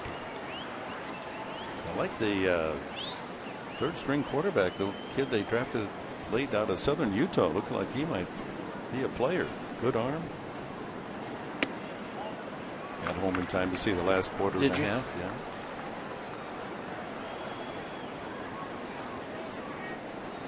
Someone's got to score. Kashner trying to start the scoring 6th inning. How about hitting a home run and throwing a shutout? That'd be sweet, wouldn't it? Excellent catch made by a fan. He made a barehanded catch. He stood up, extended that right arm, and snagged it. He got the silver bullet in one hand and a big league rock in the other. Protected his sunglasses at the same time. Sharply hit and into left field. Kashner, his 11th hit of the year.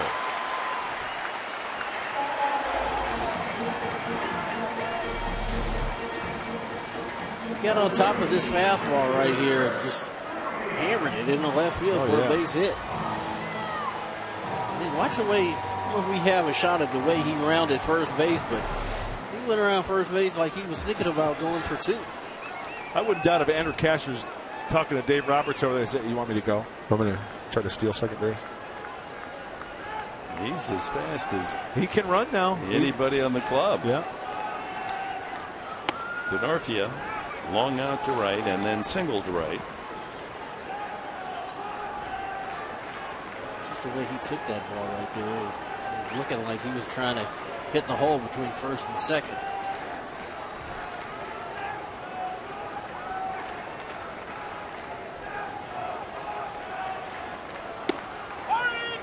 Catches the outside corner.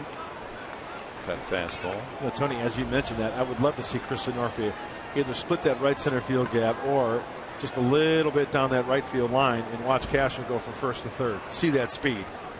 Taking a more aggressive lead now. We've seen Russin has a good move.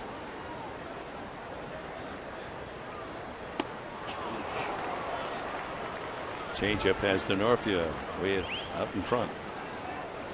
Good pitch, just turn that over.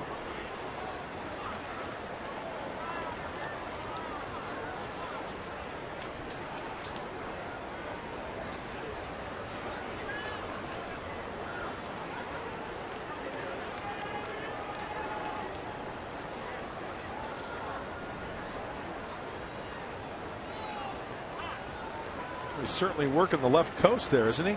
Look at that. All those pitches right on the left side of the strike zone there, up and down the west coast. From Baja to the Canadian Rockies.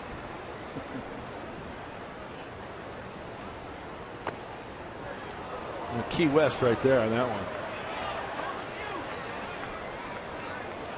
But yeah, Chris was bouncing like he thought that ball hit him in the foot, and I could hear it that did hit him. his foot. Yeah, that did hit him in the foot. I could hear him arguing. With Shriver, the umpire behind home plate, saying I didn't get that. He thought it hit the ground, and it actually hit him in the foot. And that could be a big play. If the Padres would have 2 men on, no one out. Yeah.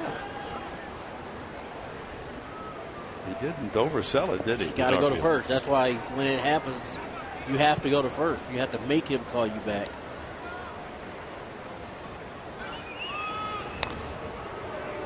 You could see Rizzo get down in almost a crouch to catch that ball as the sun now is moving toward that left field corner, and of course you can see the shadows right into the eyes of the first baseman.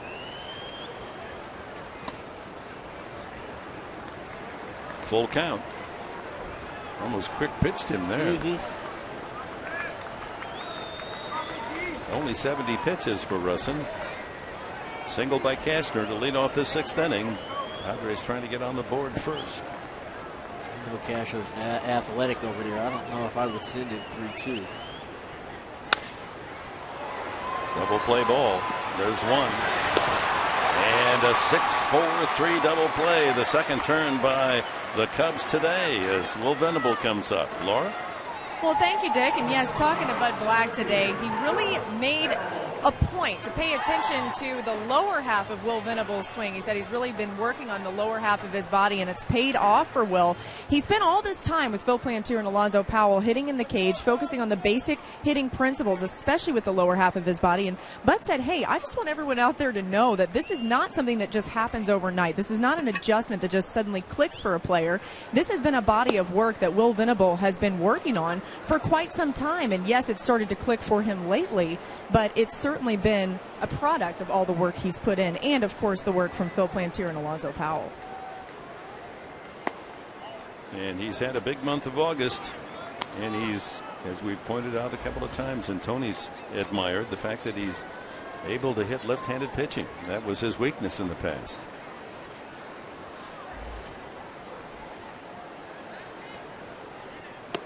And 3-0 the count.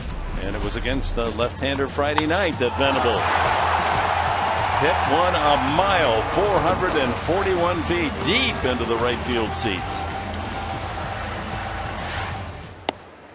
Number 19 on the season, and a 4-pitch walk to Venable. And that double play really key in this inning. After Cashner had singled, Denorfia wrapped into the double play, and now with 2 outs, Venable aboard. Good base stealer, and Jerko the hitter. Third walk from Russin. 3 walks, 3 hits is all allowed by the 26-year-old lefty. Jerko has grounded out, struck out. Modest shift, big hole on the right side. Second baseman Barney playing almost behind second base, and with Rizzo holding on the runner. Look at that hole. Look at how big of that hole is right there. Huge.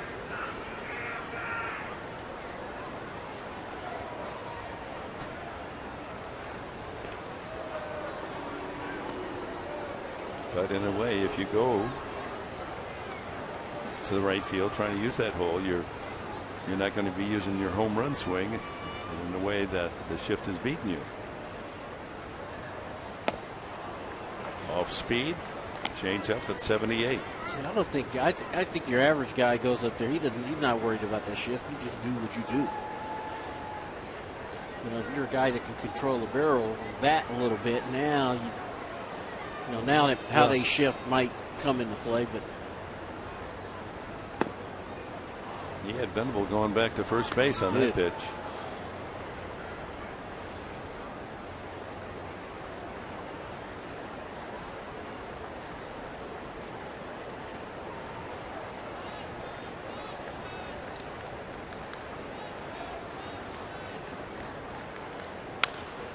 Ripped foul.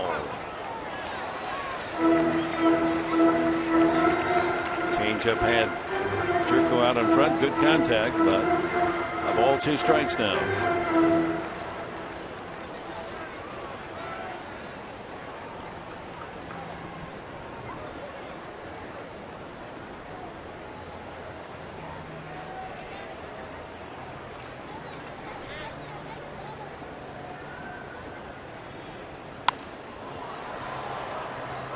That'll be a souvenir for the fans in the middle deck off to the right.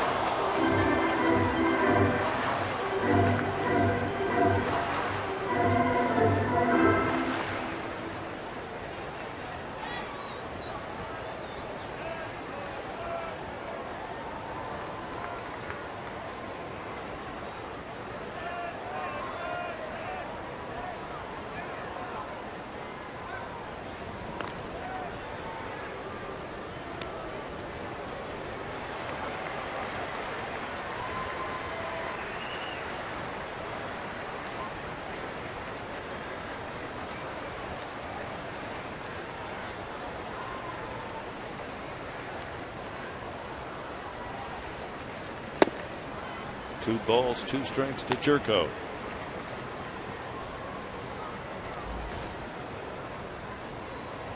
20 pitch inning for Chris Russin in this 6th.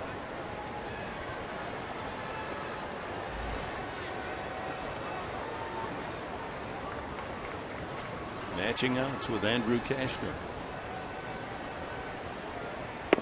Strike 3 called. Turco struck out for the 2nd time. 3 total for Russin in the game.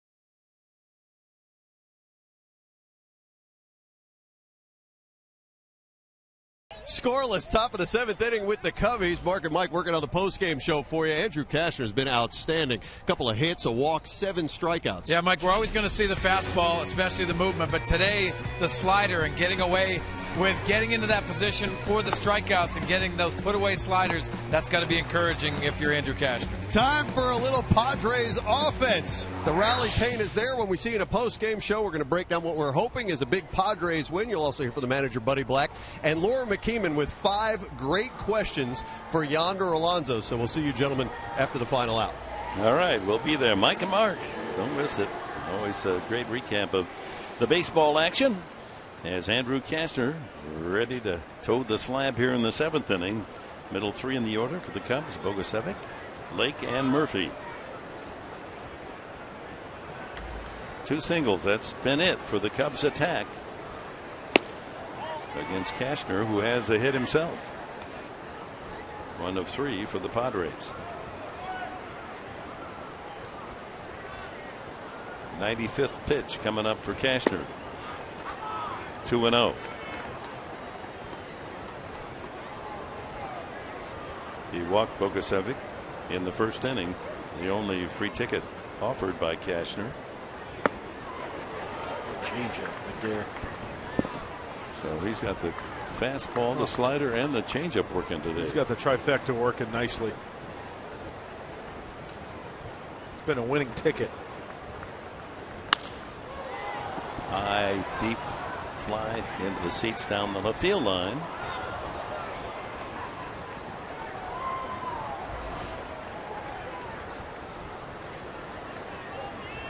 A lot of success in that lineup right there.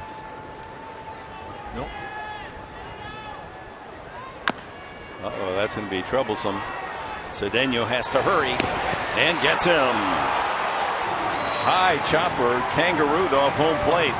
Cedeno, as he was running to get it, knew he had to throw as soon as that ball was in his glove. No room for error. Perfectly executed by Ronnie.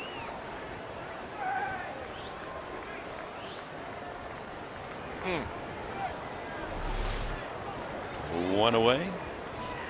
Junior Lake. Hard ground ball out to third base with a couple of men on, and Headley able to make the out at third base at the time unassisted, and he struck out the last time.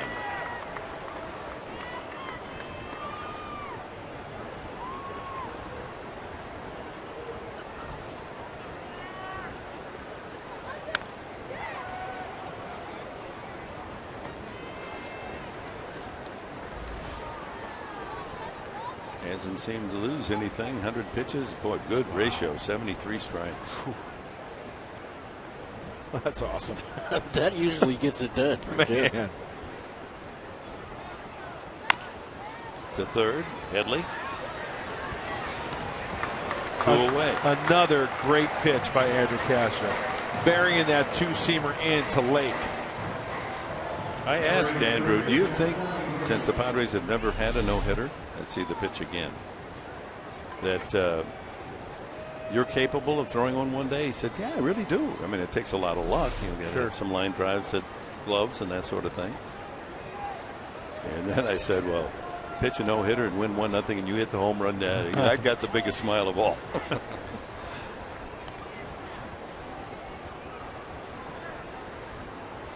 Donnie Murphy has struck out both times.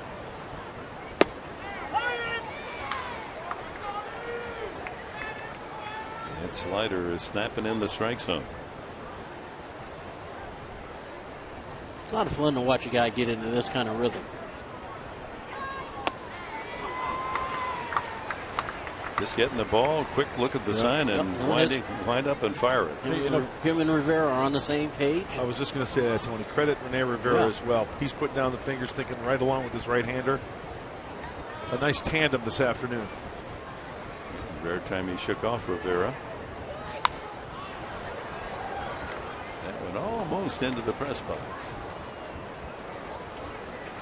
Actually caromed off the Jerry Coleman sign there at the facing of the press box here at Petco.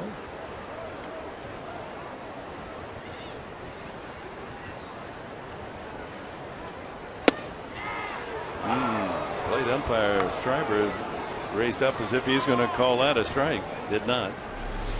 This is 98. Watch Rene try to bring it back a little bit. Yep, it was outside. 2-2 now to Murphy. Oh. Hit him in the wallet.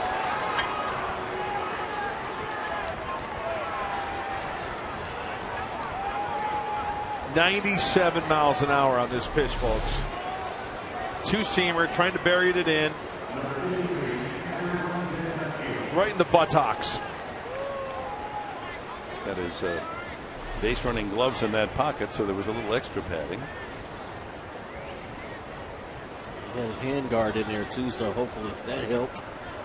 It'll make an interesting tattoo bruise tomorrow. Oh yeah, you'll see Rawlings with some seams. Here's Castillo.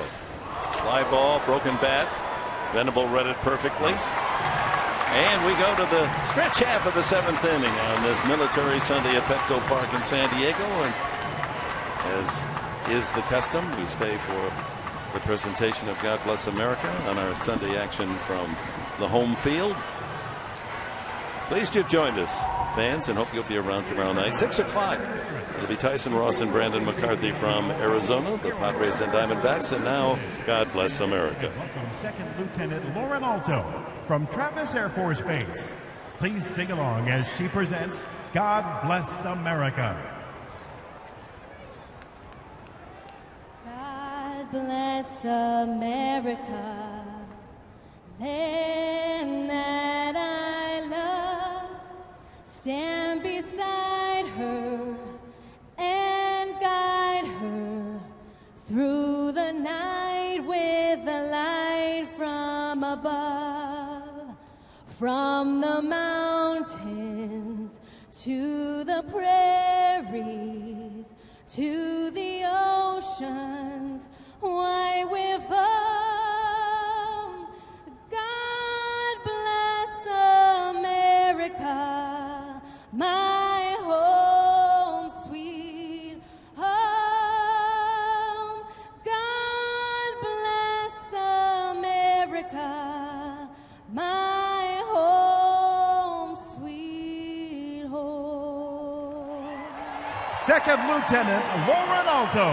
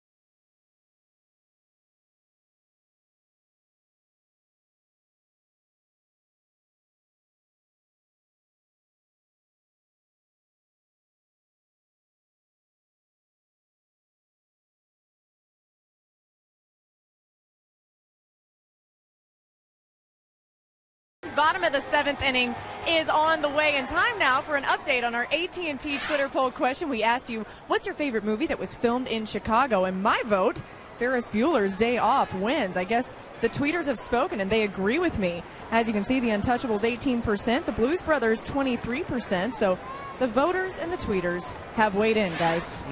Hey, better. So we How are you going to argue with Laura McKeeman, huh? Yeah. She's got the audience just wrapped around her finger. I mean, it's understandable. Chase Headley. Been on base both times, infield hit and a walk. And that's a soft fly ball that Rizzo has a beat on. One away.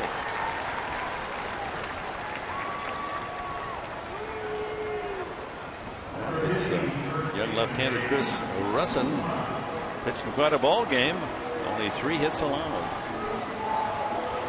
Jesus Guzman steps up. He's walked and flied to right.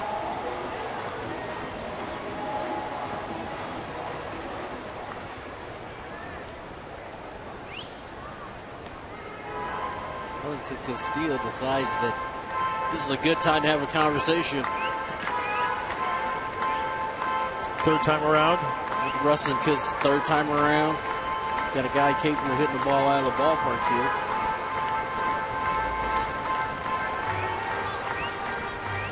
We mentioned how he likes to hit during day games, Guzman.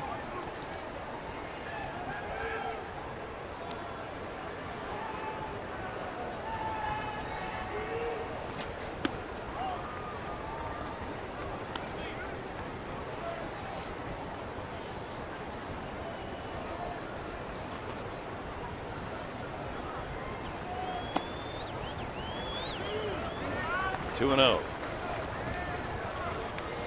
22,762 the paid attendance on this beautiful Sunday afternoon. And 3 and 0. Well, the Little League World Series is over. The locals from East Light had a 4-2 lead, but Japan rallied and won the Little League World Series 6-4. That final just in. 1-out walk. What a run for the kids from East Lake Chula Vista.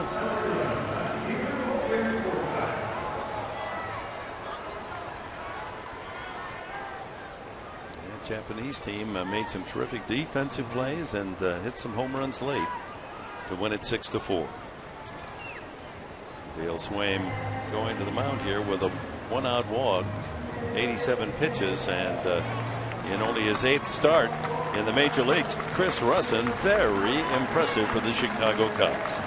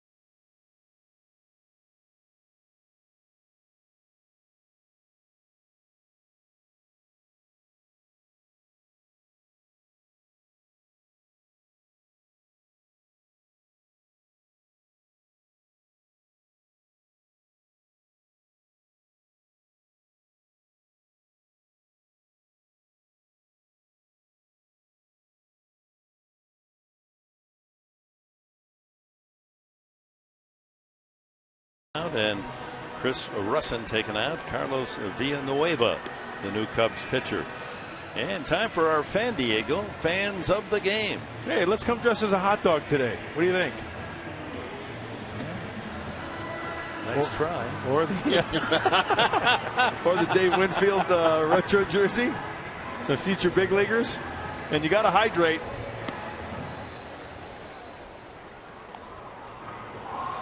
Yeah, great to have them here. 22,762 is Villanueva, and he's started 15 games. This is his 21st game out of the bullpen. And he's a 4-pitch pitcher, a fastball, changeup, slider, curveball, not overpowering by any means. He'll top out about 91, so he's got to rely on location. 37 walks. And 13 home runs. He inherits Guzman at first. 1 out here in the 7th. Logan Forsythe, the first man that Villanueva faces. He's 0 for 2. Popped out trying to bunt and grounded to short. Interesting throw to first base. Guzman still was locked on the bag. And Villanueva throws a lot of sliders, almost like the Luke Gregerson of the Cubs bullpen. And some changeups as well. He's facing a fellow Razorback. Check that he did not attend Arkansas, but Forsythe, a Razorback.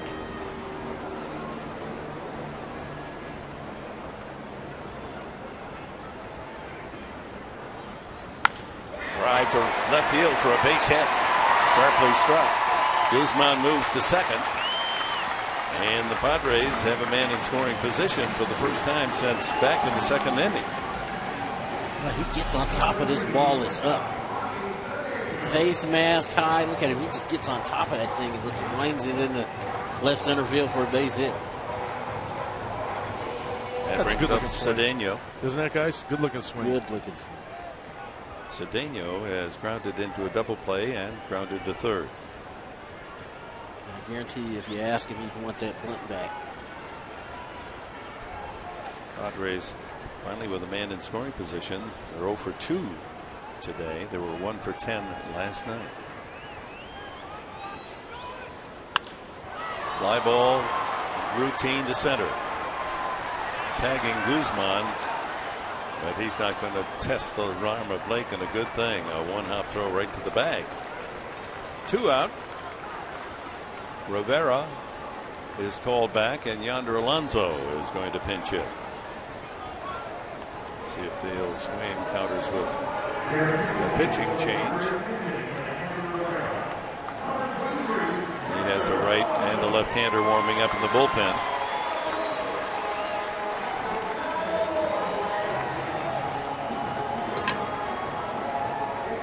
In a numbers game. Yeah, Jamie Quirk, the bench coach on the right of Dale Swain, comparing numbers.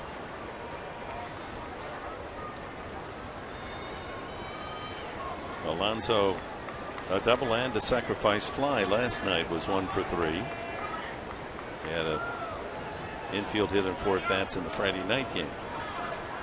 Padres' top hitter. 2 on, 2 out here in the 7th.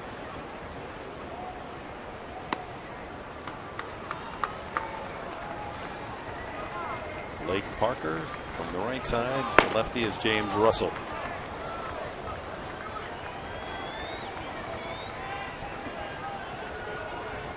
Only the 6th time that Alonso's been called on to pinch hit this year. He's 2 for 5. Oh. Wow. That's tough right there.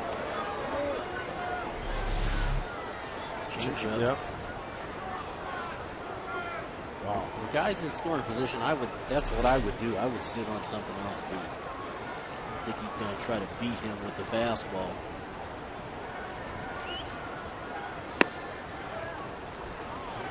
Looks like a little slider there. Slider. 2 changeups and a backdoor slider. Really should be 3-0 instead of 2-1.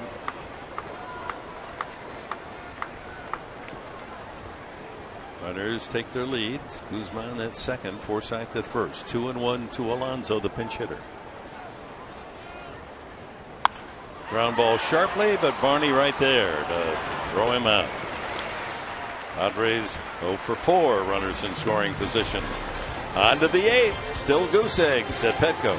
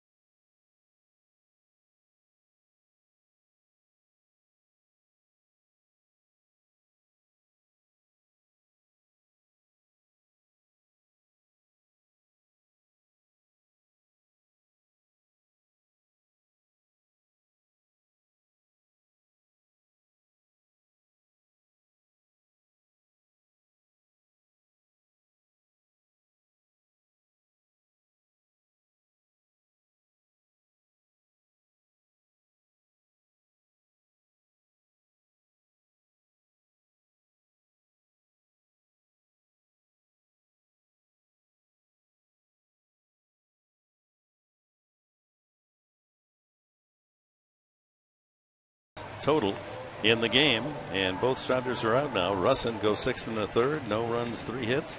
Cashner 7 innings, no runs and 2 hits. Tomorrow night from Phoenix, Arizona, the Diamondbacks and the Padres, 6 o'clock for our action here on Fox Sports San Diego. Tyson Ross on the mound for San Diego against Brandon McCarthy, the former Oakland A's right-hander. Hope you'll join us 6 o'clock tomorrow night. Tuesday and Wednesday as well. Starting time here on Fox Sports San Diego at 6 o'clock. Well, Andrew Cashner, he can qualify as the hard-luck pitcher for the Padres. He last pitched in this homestand against Pittsburgh, went 7 innings, 1 earned run, and the Padres scored no runs in his support. He goes 7 innings today, allows 2 hits, no runs, and his teammates no runs in a failure to support. So Cashner's record, as we said at the very start, 8-8. That's totally misleading. With any support at all, he could be, 12-8 easily. Nick Hundley comes in to put on the gear for the Padres as he replaces Rivera. And Luke Gregerson on the mound. Hundley put him in the 9th spot in the batting order. Top of the 8th inning, Gregerson to Darwin Barney. Luke raised in the Chicago area. Familiar name back in the Windy City. Barney against Cashner, struck out and fly to center. Looked like that slider broke enough to catch the plate. Umpire Shriver said no. So Cashner, 7 innings, no runs, just 2 hits, walked 1, hit 1, and struck out 7. And contributed to base hit single. That's a good day in the big leagues, isn't it?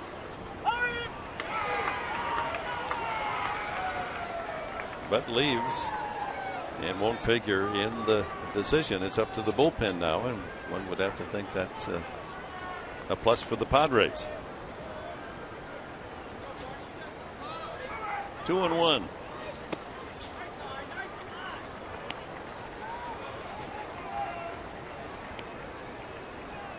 Pitcher's spot due next. Darryl McDonald on deck.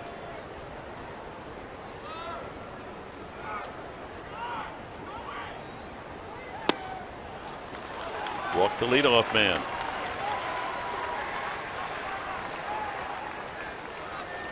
And they call back McDonald. And changes the strategy now with a leadoff walk. And the only left-hander that Swaim has is Watkins. And That's Logan Watkins stepping to the plate. See if he's up there to bunt, to sacrifice bunt. I would say, yeah, he probably is late in the game. They might give him one shot to maybe hit the hole. Well, Chase Headley's thinking, Chase Headley's thinking about Tony's in that grass there, but you're right, that might not be a bad idea. Give him one freebie.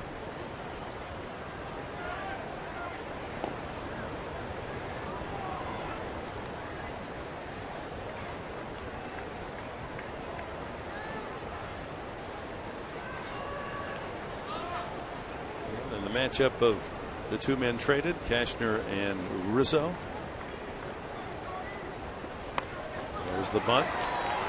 Well executed. Put out 1-4.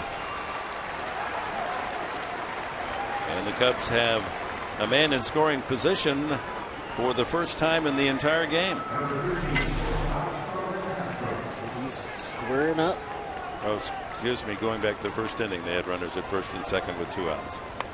Nothing since. Squares up, gets the bunt down, gets the runner in the scoring position. He almost hit his fingers on that. Did you see where that ball hit when he made contact on that bunt? Got to get those digits out of the way now. Castro has grounded out 3 times. Has a home run against Luke Gregerson.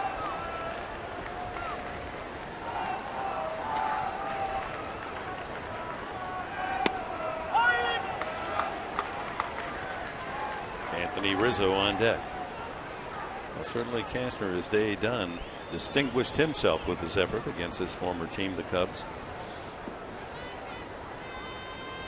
Rizzo 3 for 11 in the series. Going to get a chance to give the Cubs a run. Weak wave by Castro at that slider.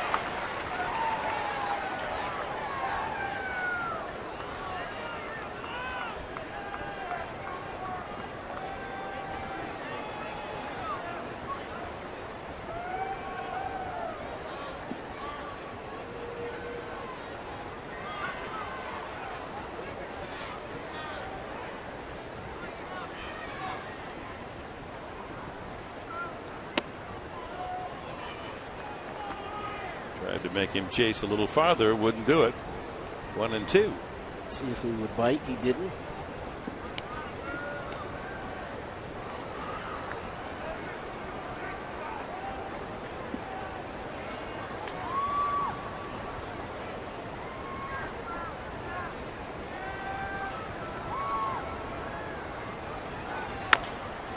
Smothered to third. Headley gets him by a stride. 2 away. This copyrighted telecast is presented by authority of the San Diego Padres. It may not be reproduced or retransmitted in any form. The accounts and descriptions of this game may not be disseminated without the express written consent of the San Diego Padres. Dick? Did you take a breath in that whole reading there? I think you did. I Breathless, huh? Yeah. One breath, one take. Unbelievable. Dank.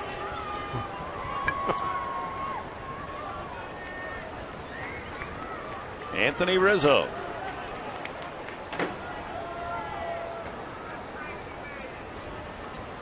Single, struck out, soft liner to short. Single was to left field. Another left-handed hitter, Nate Schierholtz, is on deck.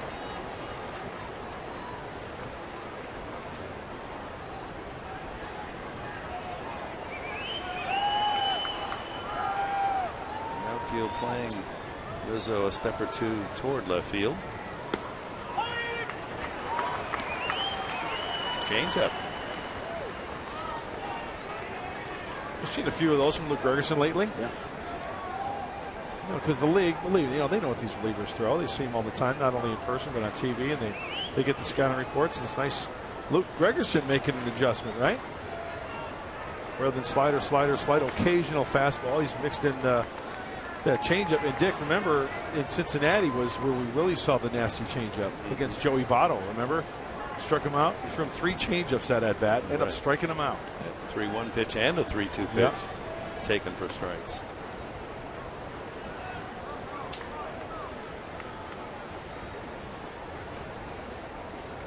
Barney with a leadoff walk and a sacrifice. Now 2 outs after Castro grounds out to third. 1-1 to Anthony Rizzo.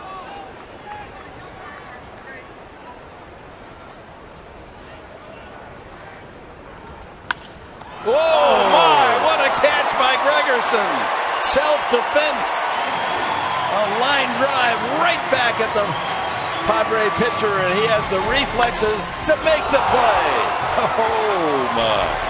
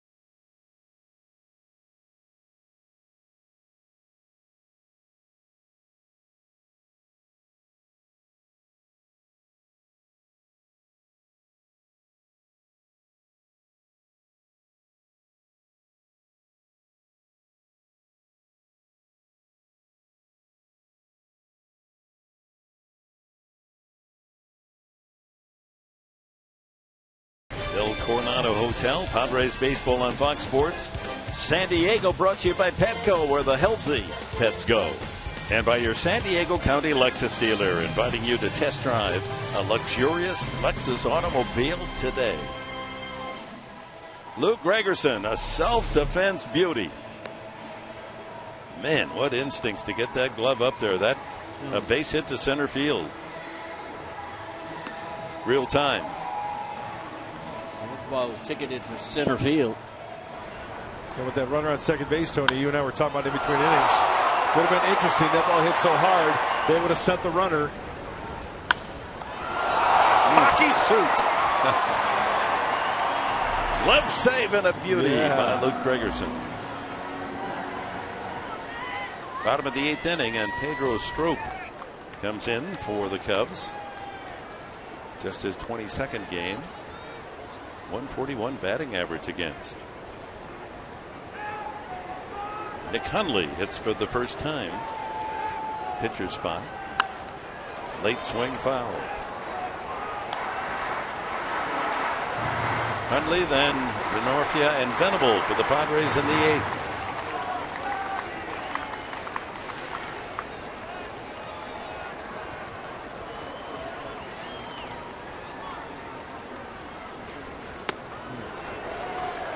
Two.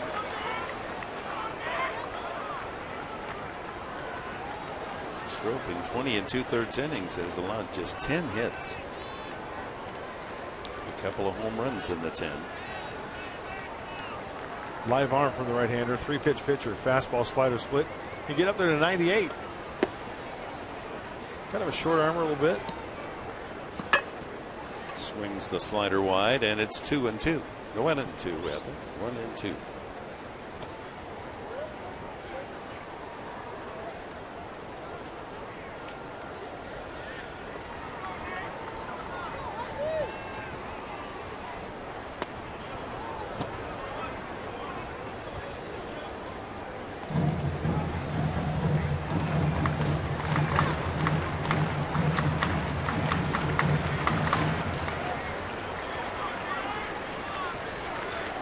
If you enjoy a good pitcher's duel, this was your ticket today. Starters Kashner and Russin. Terrific jobs. Swing, miss. Hundley goes down. This is the slider we're talking about. Look at Stroke getting up on top of it. Get on top and really pull down on it. Get that rotation, that 2 to 6 rotation on the clock. Or the front side of the Hundley opening up. Couldn't stay back on it. Try to drive it the opposite way.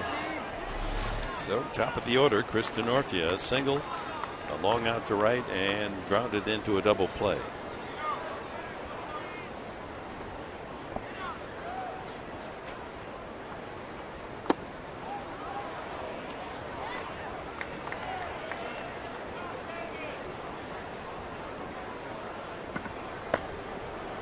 Houston Street anticipating a call for the 9th inning.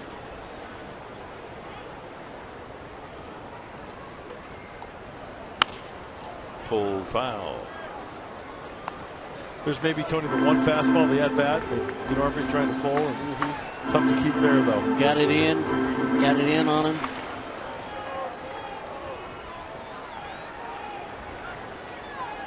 Sometimes they're not going to throw you that fastball in. They throw fastball away, fastball up, maybe.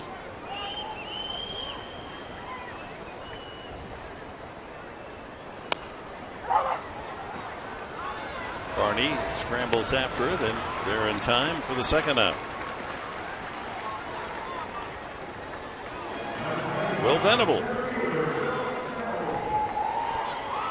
popped up and grounded out and walked.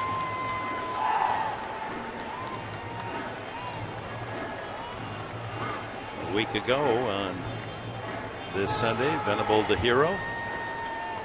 He's really made some great swings of late.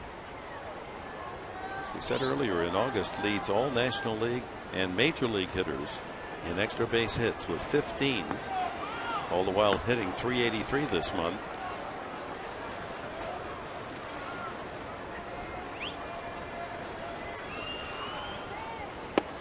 Hey, Will hits a home run here, right? As we look back, Dick.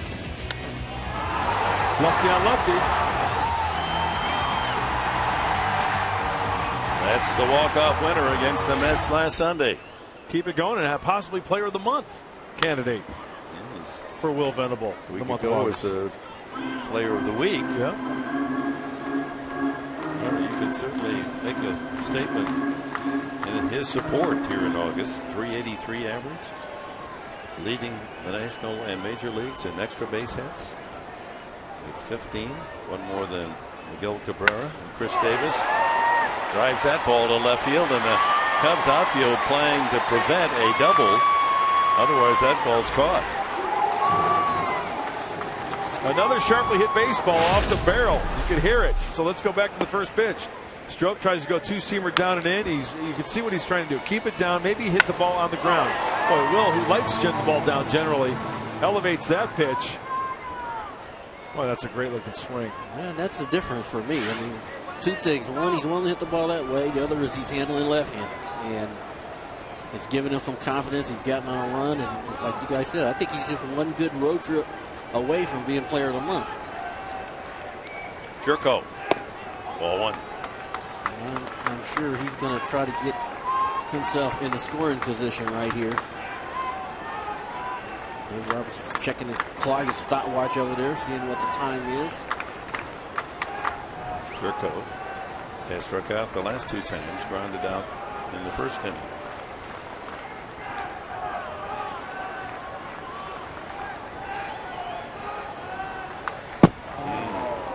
Good cut at that 96-mile-an-hour fastball. And that was a mistake pitch. They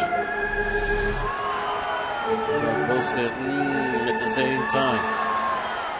That's what you call a cookie. It's a cookie. It's right there. It's elevated. It's right where you want it.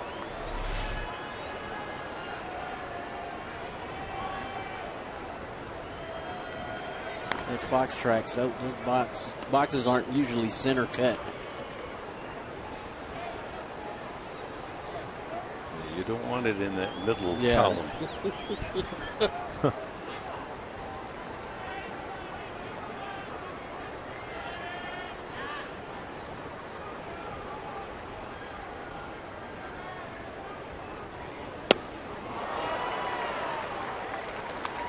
Man, that's a tight slider. He's got good tilt to it. I bet he's got big hands because he's getting that snap right on the end of that slider.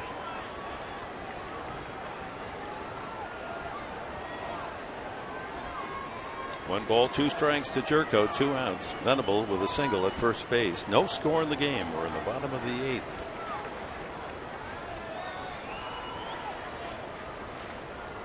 There he goes. Ground ball foul. Jerko couldn't just take a pitch. He had a 1-2 count on him.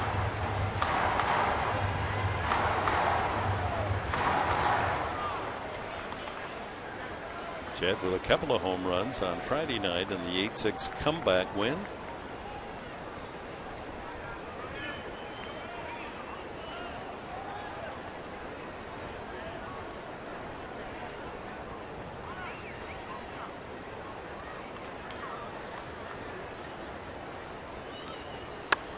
Check swing foul.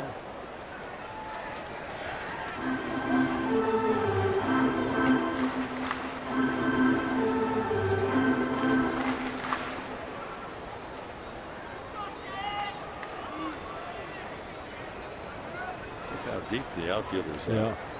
We call that no doubles. Nothing's going. Just goes over your head. Has to go out of the ballpark. Lake is in Balboa Park. Yeah, that's I mean, literally, he's what a good maybe 10 feet from the warning track out there in center. Well, where they are right now, it's still going to be hard. They would try it, I'm sure, but it'd be hard to score on a ball in the gap.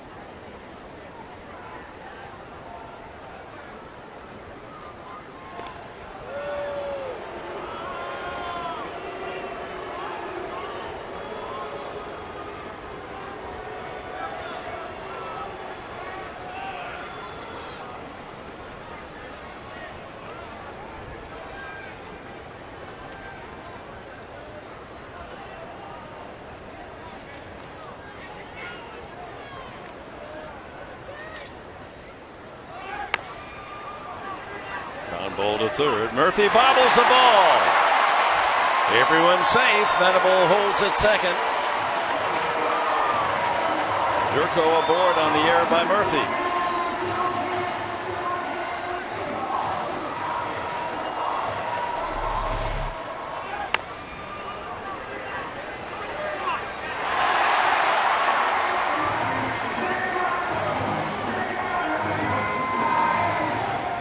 Make it hurt. First and second for the Padres here in the bottom of the 8th inning. Chase Headley steps up. So now the Cub outfielders come out of no doubles and get back to regular positioning.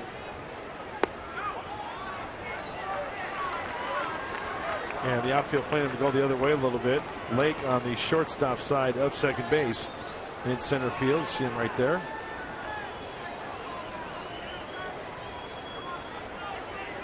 Huge hole in right center.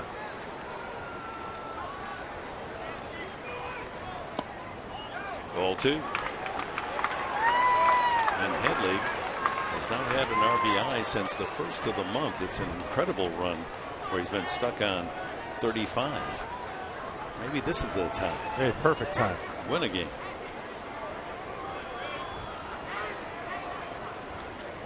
Two balls, no strikes. 2 on, 2 out. No score in the game. 8th inning. Line drive right to Barney. Now that's just hitting in tough luck. Couldn't hit it any harder. Line drive to the glove of the second baseman.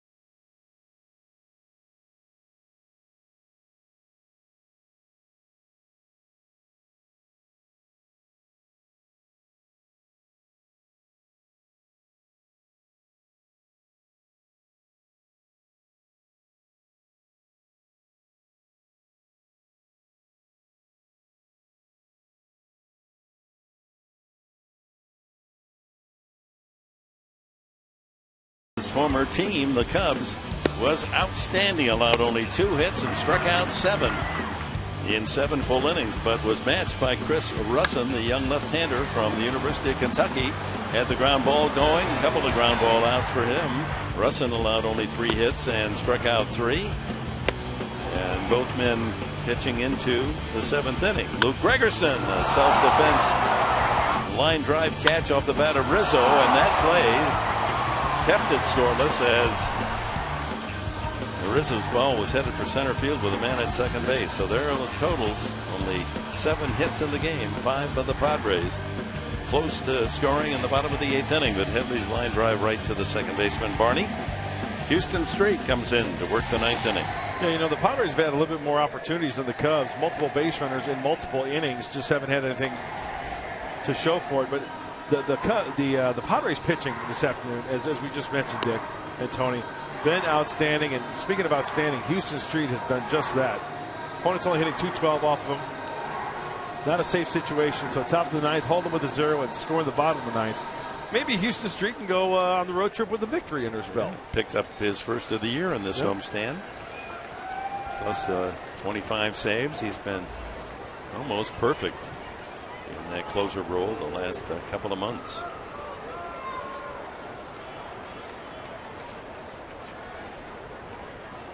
Street will face Shearholtz, Bogusevic, and Junior Lake in the top of the 9th inning. Cubs with only 2 hits, a single by Rizzo in the 1st and a single Castillo in the 5th. Bogusevic has walked, fly ball to fairly deep center and grounded to short. Excuse me, Shearholtz. He struck out and grounded out and popped up. Bogusevic on deck.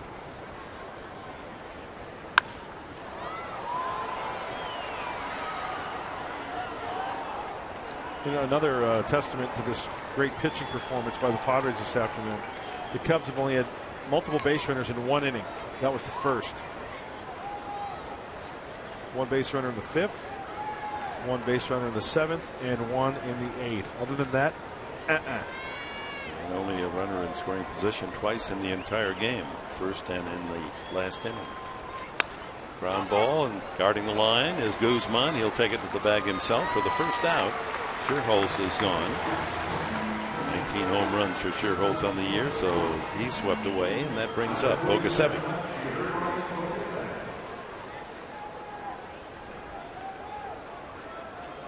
So again, if you're just joining us, our Little League team locally, terrific job all the way to the finals of the Little League World Series. Lost to Japan 6-4.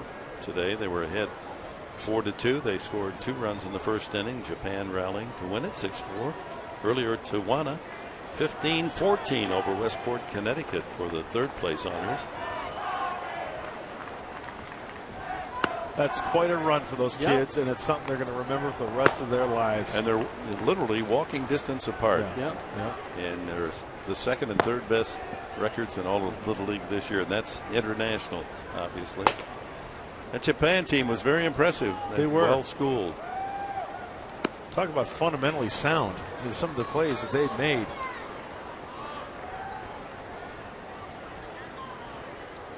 You get the younger the teams are in high school and college, it's the mental errors that drive coaches crazy. But that Little League team from Japan, they just seem to be so sharp mentally, making the right plays.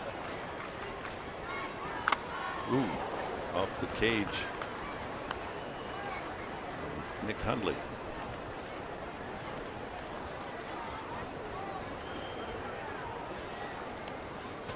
Looking ahead to the bottom of the 9th inning for the Padres, it'll be Guzman, Forsythe, and Cedeno for a pinch hitter.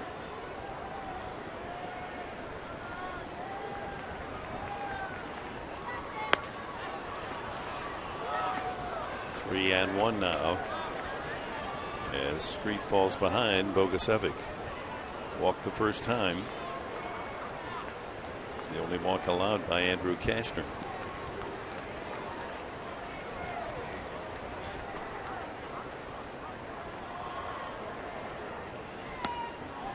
All four. One out walk, and that'll bring up Junior Lake. So the kids from Eastlake had an early 2-0 lead. And then Japan rallied and tied it. It was 4-4 in the 5th inning. And a key base hit into the corner. And Japan took the lead, and then a home run finished it off for the Little League World Series champions. From Japan, 6-4 the final. Well, I'm sure the Padres will have a special night to bring those kids from Eastlake home and let them be saluted here at Petco. I think they'd try to bring both teams in if they could, the Tijuana team. Yeah, they're together. There was even talk, that if they both had lost in the U.S. Championship and the International Championship, then have them play each other here a game, but that didn't work out. So why not, bring them both here, let them parade around the Petco Park and let the fans give these kids a big cheer.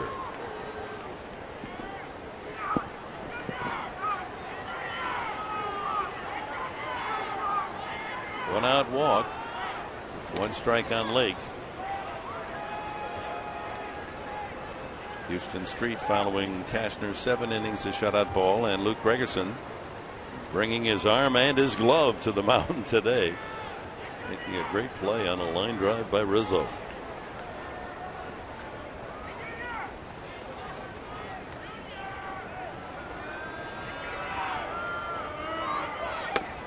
Pitch out. No go from Bogusevic. I saw Nick Hunley give the fist there for the sign. They were thinking hit and run right there. Yeah, that's usually the universal sign for a pitch out. Important for a catcher, though, to hide those signs. Not easy to pick up the signs, but still you got to be protected. Get that hand back there, and especially they put that glove down. See how he's got the glove down there, so the third base coach can't pick anything up. You never know. You got to be careful.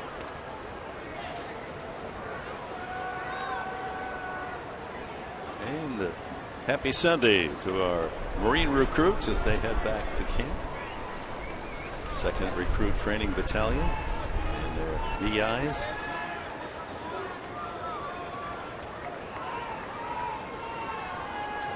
Godspeed to all those young men and women.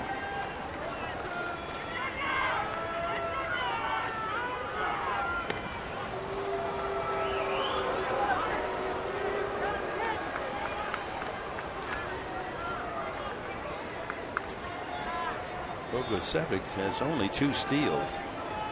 I don't think they're worried about the straight steal. I think it's just hit and run. Holding them close for the hit and run.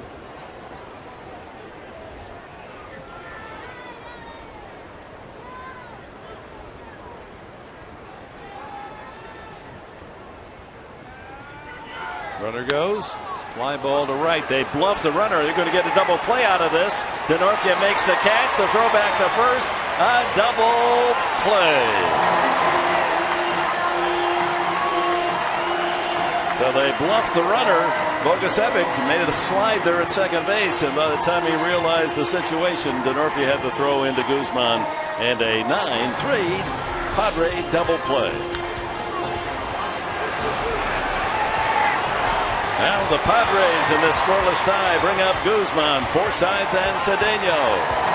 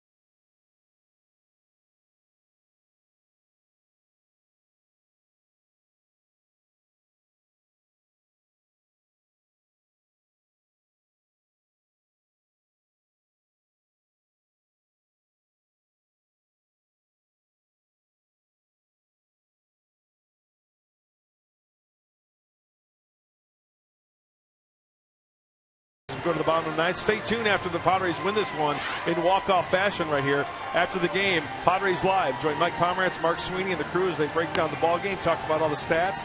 Padres Live. After this one, the Padres walk-off win right here on Fox Sports San Diego, brought to you by Cox.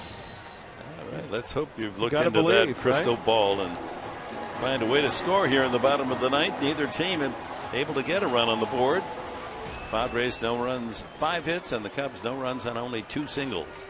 Blake Parker is the new pitcher for Chicago.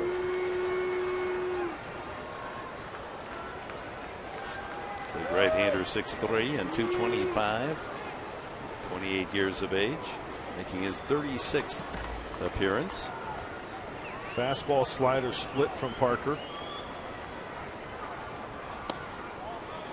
We saw him in game 1 of the series on Friday. An inning, couple of hits, he gave up a run, and he struck out 2 Padres. Guzman has walked twice today and fly to right. In fact, he gave up the home run, didn't he, to Jet Jerko, correct? He did. The one to right field. Yep.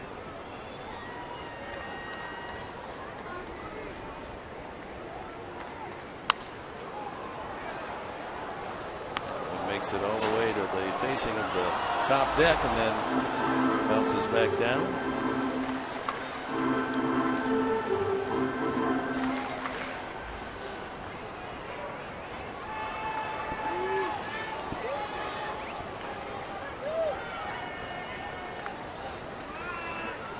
Outfield very deep again for the Cubs. A lot of hitting room between the infield and outfield.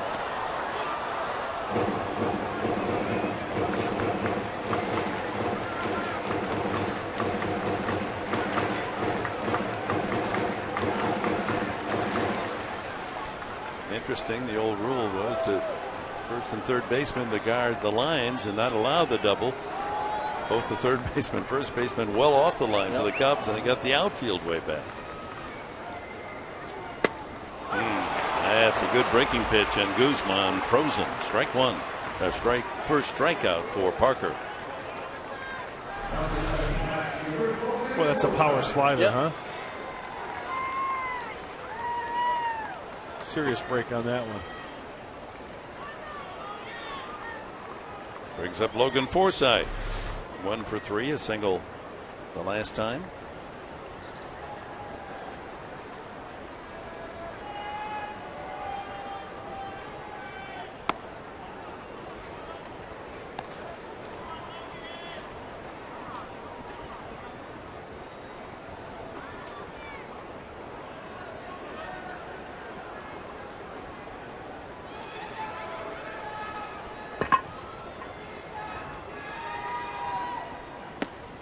How about that Max Scherzer, 19 and 1. 19, I know. Is that unbelievable?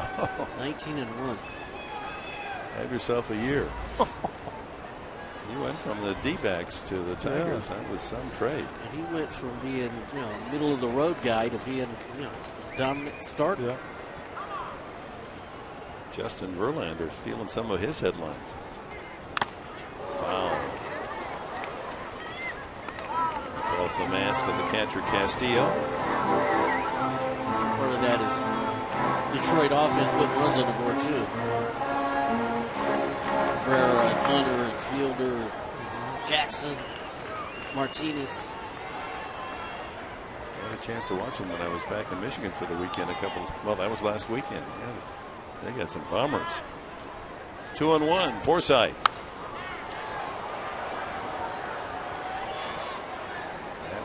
Down with full force, and the fans just back off and let it bounce off an empty seat.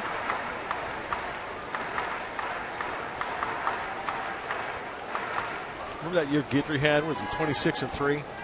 Had like a 1. I'd have to look it up, but it was like a 1.3, 1.4 ERA. I mean, that's a heck of a year. But 19 and 1, and he's got how many starts left? 5, maybe 6.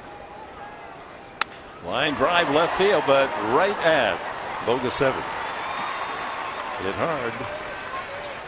So 2 away. Randy Cedeno steps up.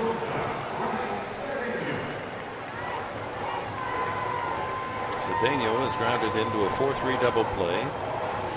Grounded to third, fly to center. looking for his first RBI as a Padre.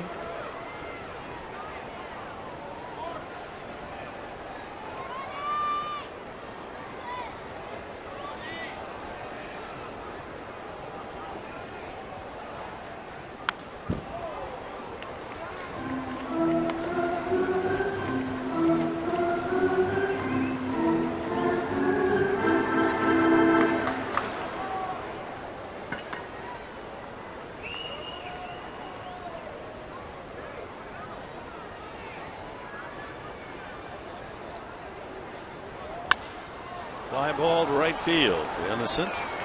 Sure holds there. And we go extra innings at Petco. Bonus panels on this Sunday.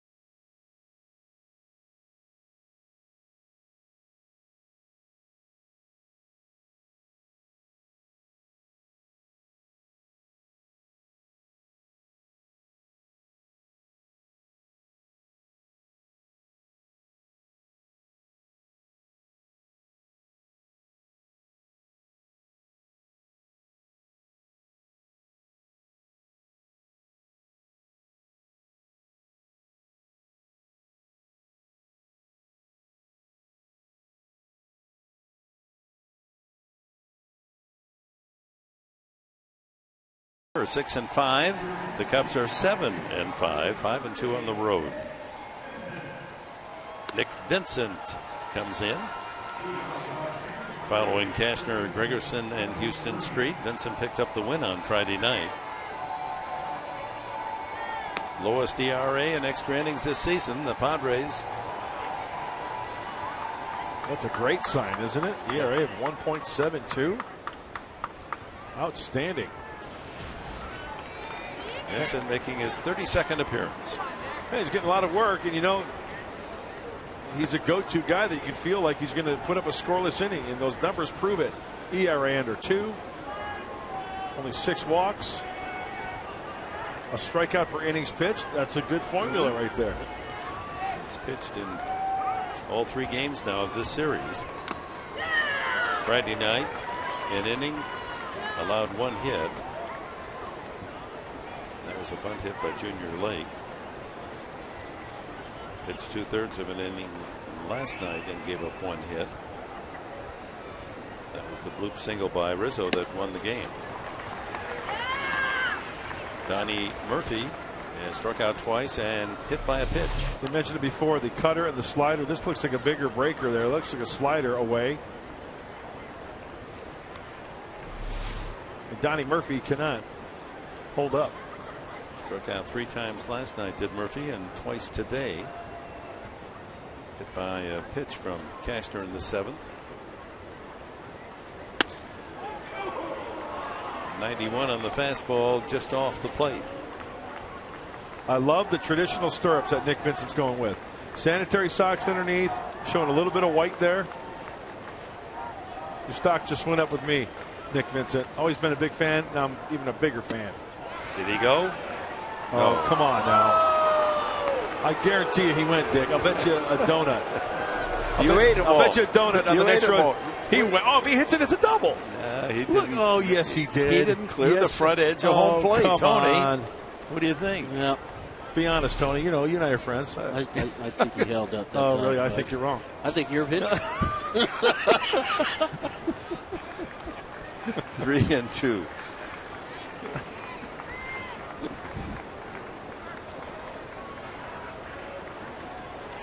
And I'm sure they're having the same argument on the bench, huh? You're right. You're right. Popped out. Cedeno eases out on the grass in shallow left. One away. That'll bring up the catcher, Wellington Castillo. He has one of the 2 Cubs hits today. Rizzo and Castillo. 2 singles, and that's been it for the Cubbies. Let me think about Vincent's socks. Are those blue or black? I think they're brown. Brown. Yeah. I think Brian has. They are brown. Yeah, wow. the brown one's down there for the That's camos, going way yeah. back. They're what we used to call. I still got mine. The bad. Yeah, I have my jersey and those bad brown socks. I remember we had gold sanitaries. I remember I didn't like that look. No? Oh, I like that. I remember when I got traded, I packed all my stuff up in my Padre bag and I put my stirrups in there. And a shocker, Brian Perlman gave me a bill for the stirrups.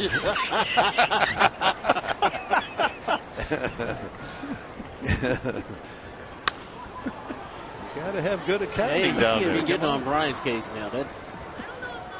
He took care of business. Yeah, he works hard. He's got a lot on his plate. I mean, now just imagine when the game's over, he has to make sure all the bags are packed, all the suitcases are carefully in a truck, that all the personnel gets on buses. Yeah. Buses get to the airport, get to Phoenix. Buses take you to the hotel. Make sure all the rooms are set. And you know what else? Spencer Dolan, Tony Patrica, James Bigler, and please forgive me, guys, down there if I don't mention your name. But those guys down there, they bust their tails down there. And that does not go unnoticed. Shouldn't.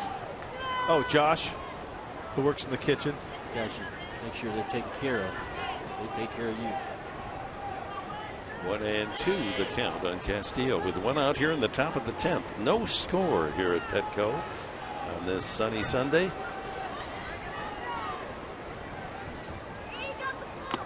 Foul tip, strike 3. Vincent with his first strikeout today. Another slider, cutter. Nice hang right there by Nick Hundley.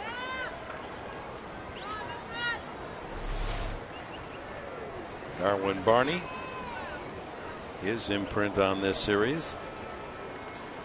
The 2 RBIs last night, a double and a home run, and then scored the winning run in the 3-2 win. 0 for 3, 0 for 2 today. Walked the last time. He struck out and flied to center.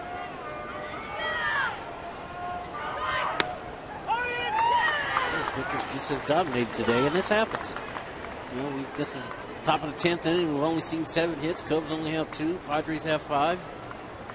Nobody's been able to put anything together here.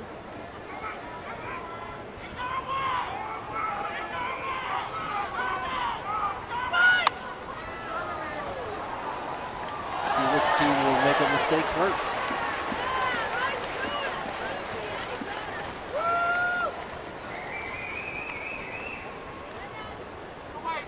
Now, Tony, we see the light standard there, the shadow. Difficult, challenging, no big deal? I don't think no big deal because the pitcher's in the sun. So you can see the ball out of his hand, no problem. 0-2. Another foul. Handcuffed the fan in the first throw. They had a good try for it. You got to charge those line drives.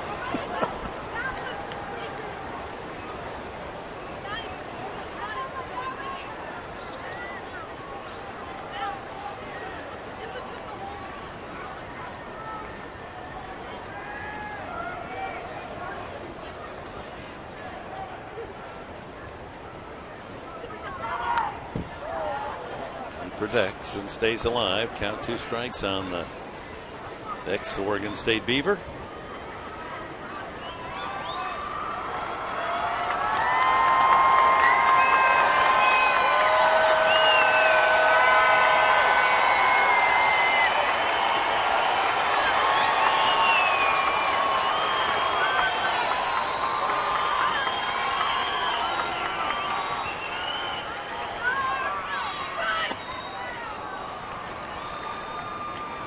fastball upstairs.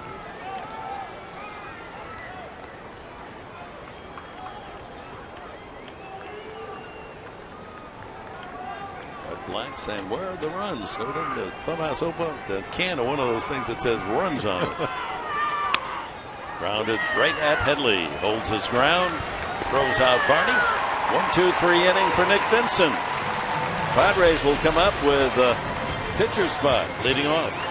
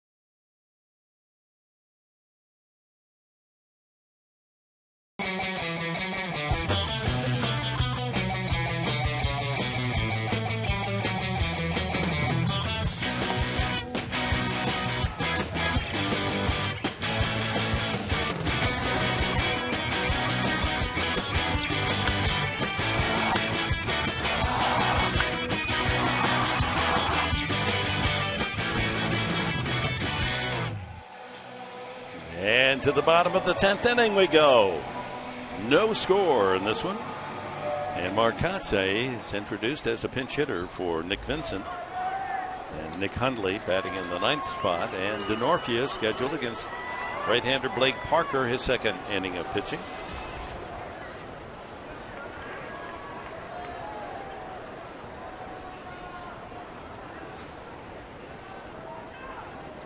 Kotze fouls the first pitch away. 43rd at bat as a pinch hitter for Kotze. He's got 9 hits.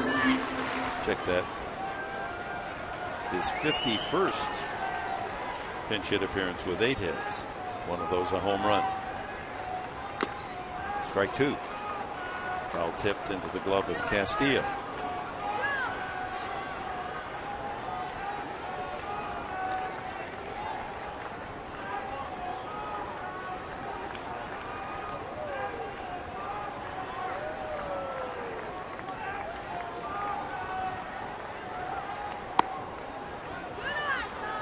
San Francisco has shut out Pittsburgh today 4-0 behind Ryan Vogelsong.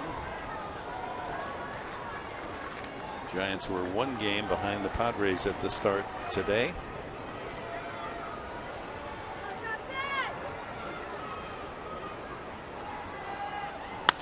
Reaches out and punches a single to left field. There's a veteran hitter. Leadoff man on. Kotze with a pinch single. And Jeff Decker will run for Kotze. Now that's a great day at the office. You come to the ball yard, you root your team on for 10 innings, 9.5 innings. You get the call to grab a shillelagh. You dump one out in the shallow left field. You carve that one out that way, T-bone. Yeah. You go 90 feet. And the little valet action, little caddy, comes out and takes your spot for you. A little caddy. Guy with a little bit more speed. Is that a nice way of saying? Yeah. Hey, thanks for your service today. We appreciate it. Here, let me get somebody who can run for you. Finally up there, the Cubs looking for the sacrifice bunt. Yeah, get it down. It's always a good move by the pitcher to throw to first base to see if that batter tips his hand. Hundley did not.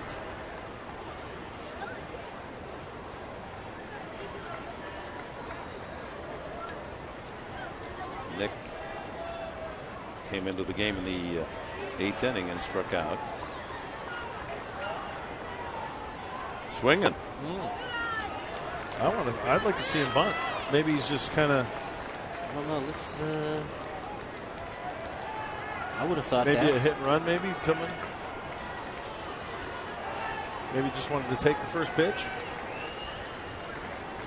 I'm anticipating the bunt. I was too, but you know what? I've seen Nick back a ball up and hit the right side. Runner goes. So that There's was a hit and run. That was exactly what Bud Black was thinking. A little hit and run. Hey, you know what? Now that Jeff Decker is out there, it's worth noting. How about the arm that he displayed last night in the outfield? And that relay. Yes. And the catch he made in left center field was a dandy. I am impressed. 1-1 to Hundley. He could wipe off the swing and ask him to bunt here with the third baseman back, and that's what's going to happen. And the bunt back to the mound. The throw is in time at second base. Bunted right back at the pitcher, and he hesitated not a bit. He picked up the ball and fired a strike, and just did get Decker. Well, that was close. Yeah.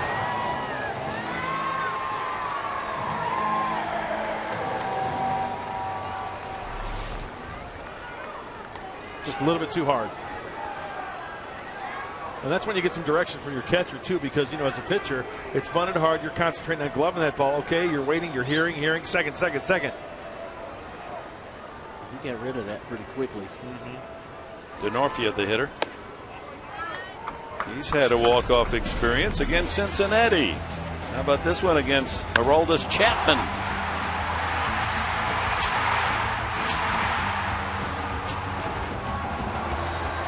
And the Padres with a walk-off win on the DeNorfia home run. One of his 9 home runs, all against left-handed pitching.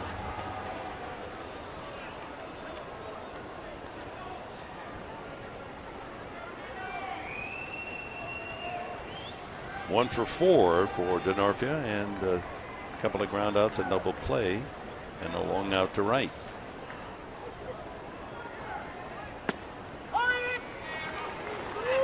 One and one.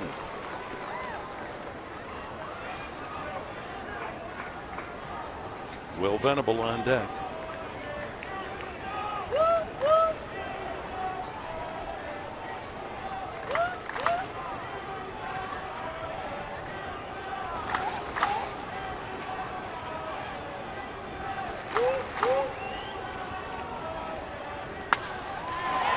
Fly ball right field. Shearholtz glasses down with the second out. So here's Venable. Will walk and a single. 1 for 3. He'd like to get the Friar into a little boogie. Yeah. Sunday for the Friar. He's probably got some work to do, some sermons to write for tonight. It's a tough doubleheader for him.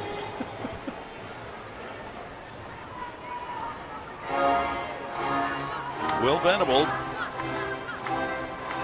as we've documented throughout this week, just as hot as a hitter can be in August.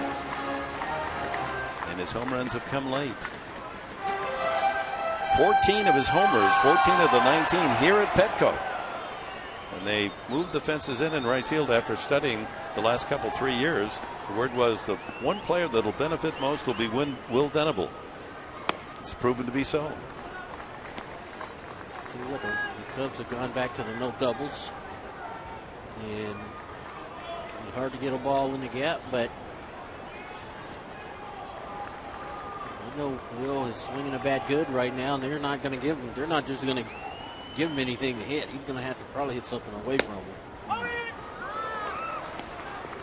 That fastball at 92. Of course, I said that the other night, and he homered right down the right field line. A home run right down the right field line. So, hey, Parker's got that slider, right? If he leaves that down in, elevated just a little bit. 2 balls and a strike. I just think that's where he wants to go. Is where he went with that last down and away. Give him left field. Go ahead. You want to get a single to left field? Go right ahead. That's where Venable collected his base hit in the 8th inning. A line drive to left.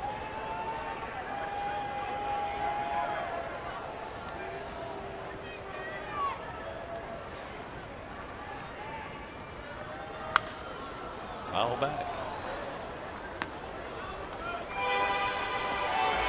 Jerko would be next.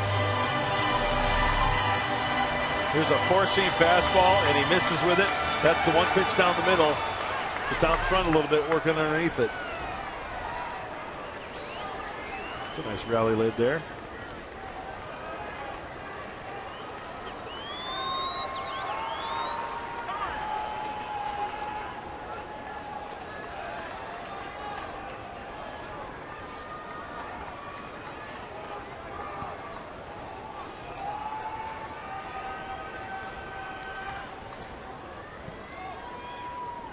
Struck him out. And we go to the 11th inning. Still no score.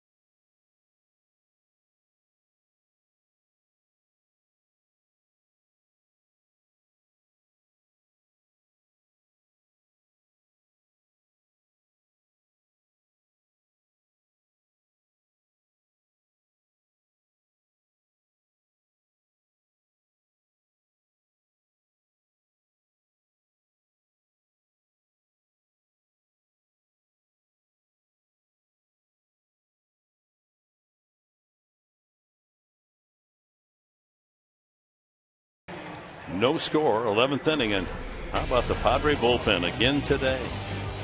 Well, it's their strength. We know about Luke Gregerson not only throwing quality pitches, but making a quality play. Possibly saving a run right there because the Cubs had a runner on second base. Christian Orfia starting to double play on the hit and run. And then Nick Vincent, the kid from Ramona, sends him down on the slider. Look at the series, 14 innings. The bullpen, not a single run, 9 hits and 3 walks and 12 strikeouts. You can't ask for more than that. And that'll make Harry Black smile from ear to ear.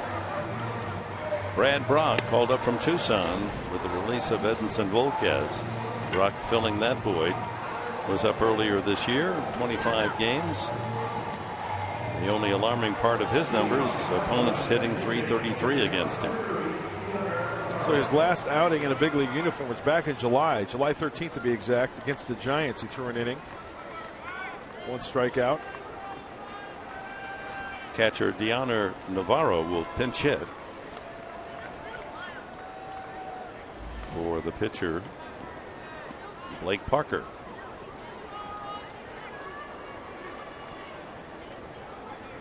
Navarro, a switch hitter, 294 overall.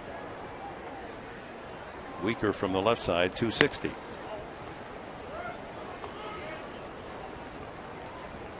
.11 home runs for this stocky backstop. 7 for 22 as a pinch hitter this year. And he hits it sharply, but right at Cedeno. One away, and we go down to Laura. What do you have for us? Well, thank you, Dick. And talking to Bud Black about Brad Brock being brought back up to the big leagues, he said, look, we know Brad has the stuff. We just want to emphasize the importance on throwing first pitch strikes and really getting back to the fundamentals of pitching. He said, this is a game of adjustment, and certainly hitters have adjusted to Brad. He's not a secret anymore. So he said, get back to the basic pitching principles, and that is the way that he'll be able to have success as he's up here now, and that's something that Bud is going to certainly be watching out for, guys. Yeah, he's previous outings 11 walks in 22 innings, so yeah, just too many walks for a bullpen man. And he's way off the plate, 2-0 to start Starlin Castro. Castro 0 for 4 on 4 groundouts. Yeah, what a great way for Brad Brock to throw up a 0 and have the Padres score in the bottom half and walk away with the victory today. Welcome back to the big leagues, Brad Brock. 3-0. Anthony Rizzo on deck. Colt Hines, the only Padre left-hander in the bullpen.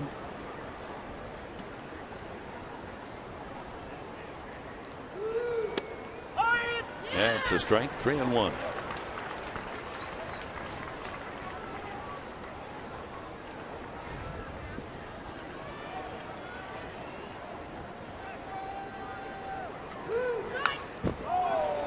And the full count to Castro. Pretty good aggressive swing right there by Castro, 3-1. Sitting all on the fastball. Took a pretty healthy cut at this.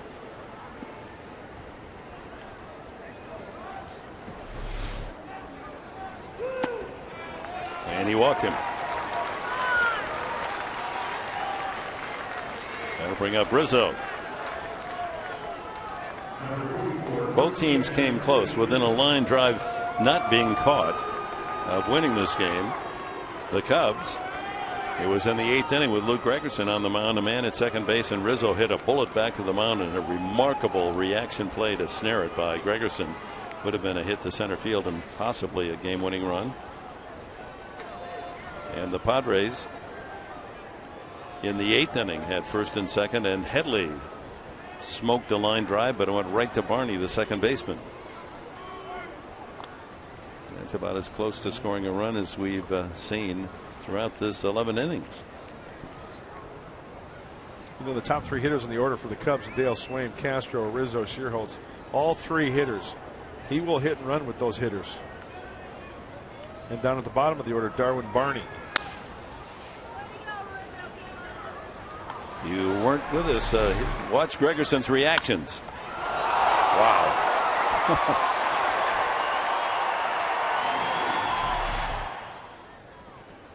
The ability of the human body, it's just you have to marvel. We're talking about a distance of about, what, 55 feet when that ball came back to Gregerson? Probably close to 100 miles an hour off the bat, 55 feet. Sounds like one of those problems in mathematics in the 7th grade. What time does the train get into Salinas?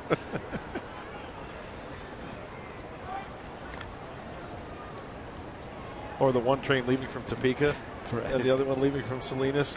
One's going 60 miles an hour, one's going. Right. And Gregerson catches them both. 1-1 to Rizzo. 20 home runs for this power hitting first baseman.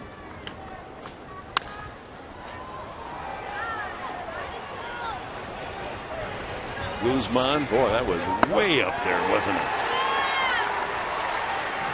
2 away as Rizzo fouls out to first. I don't know how Rizzo kept that ball fair. He was out in front of it, skied it up on the first base side. Guzman able to get underneath and make the play. Brings up Shearholtz, who's just 1 home run behind Rizzo for the club lead with 19. Struck out, popped up, and grounded out twice today. Castro with 8 steals. That's tops for the Cubs. Kind of surprised he's not working harder enough to get himself in scoring position. He could steal a base, entirely capable of doing that. And I'm sure that's one of those things that they're wondering about with him. Just doesn't seem like he has the energy, the focus that he's had the first 2 years in the big leagues. Down low at 1-1. If Shearholtz keeps it going, it's Brian Bogusevic on deck. Padres in the bottom of this 11th inning will have Jerko, Headley, and Guzman for Bud Black.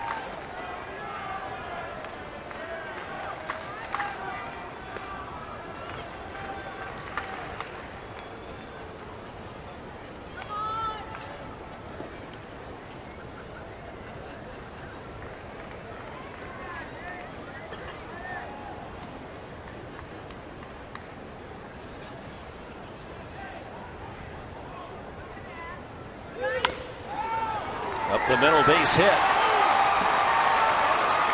Castro will go to third, and the Cubs have their first runner at third base today. Solid single by Shearholtz.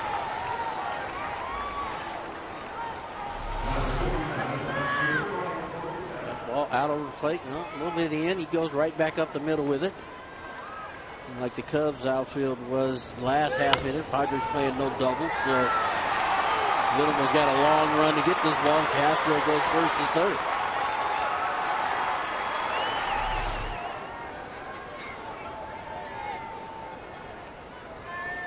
Brings up Bogusevic. He's walked twice and fly deep to center and grounded to short. Castro with a walk and a single by Shearholtz, first and third with 2 outs here in the 11th.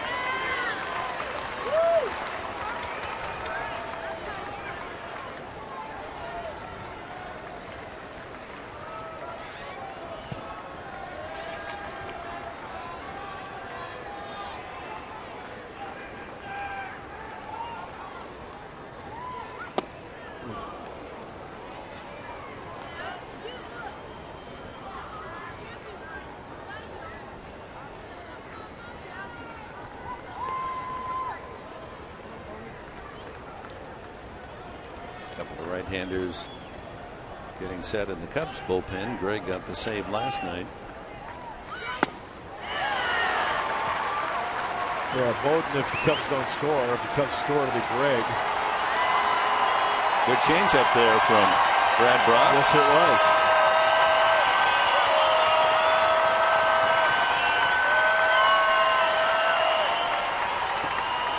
Encouraged by the scoreboard, fans making a ruckus, trying to get a strikeout out of Brock. Fly ball to left, and it's captured by Forsythe. And it's the Padres in this scoreless game. Their turn, bottom of the 11th, coming up.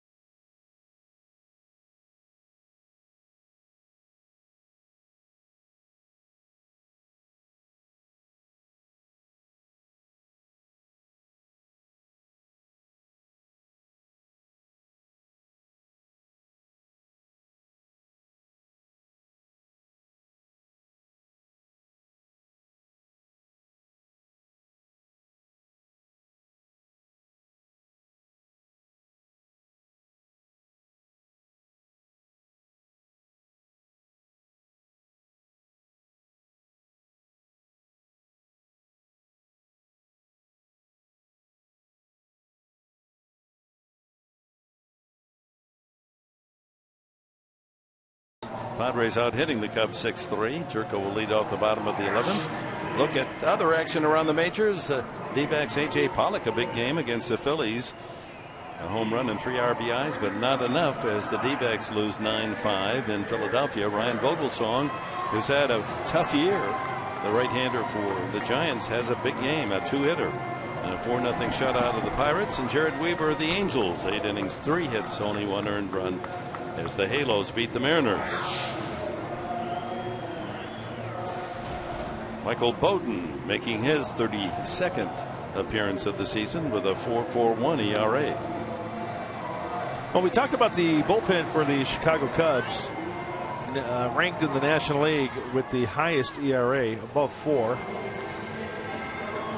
So as Bowden grabs the pill, 4-pitch pitcher, fastball, slider, cutter, split. 92, 93 on the fastball.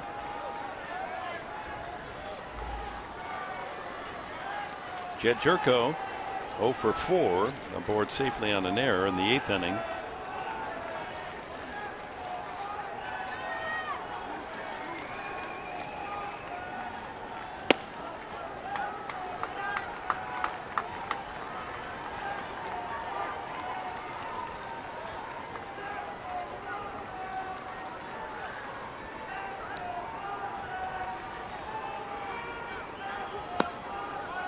Two and 0. Bowden will turn 27 next month. 6'3" and 215.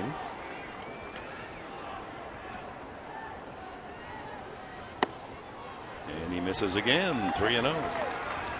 Acquired from the Red Sox was Bowden. The Marlon Byrd deal April last year.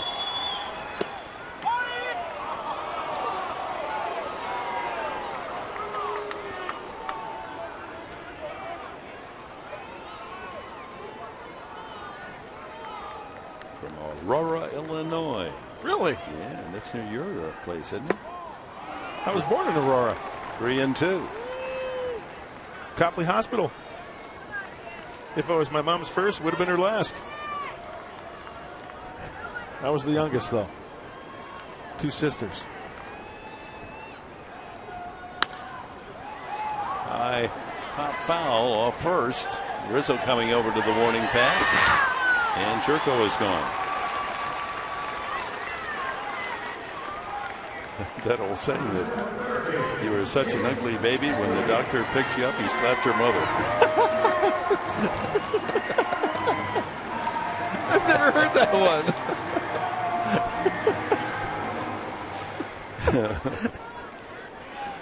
Yeah, we're getting into the comedy hours, aren't we? Chase Headley, infield hit, a walk, and he's fouled out and lined out. Almost won it with his line drive with a man at second in the 8th inning, but went right to Barney's glove at second base. Last week or so, Headley swinging the bat much better. 1 ball, 1 strike.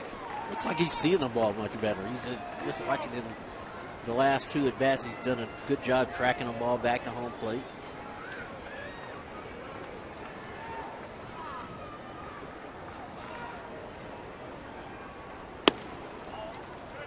Two and 1.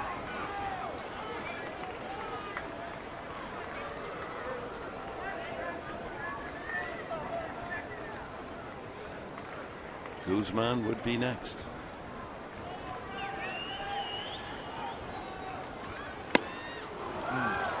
.92 on the fastball from Bowden. That's usually a fastball that Chase Headley crushes. 4-seamer. That's right down the middle of the plate.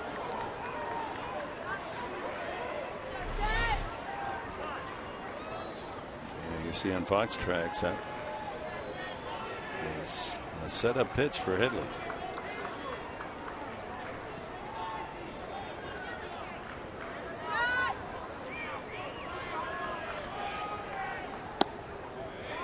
And the count full.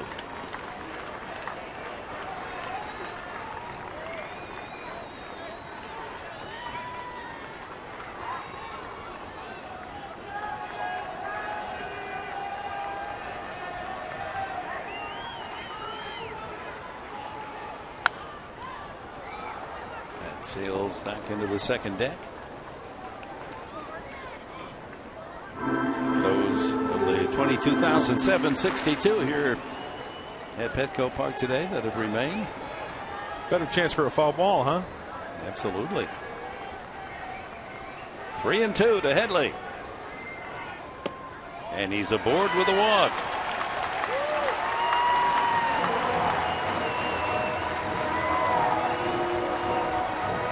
Second time he's walked today. Headley leads the team with 52 walks. You know, folks, this is where a pitcher wants to live, right? That's where you're taught by your pitching coaches to throw a pitch down, keep it down in the zone. According to Fox Tracks, that was a strike. And, of course, the Hall of Famer disagrees with me. You're a pitcher. I told you. You're a pitcher.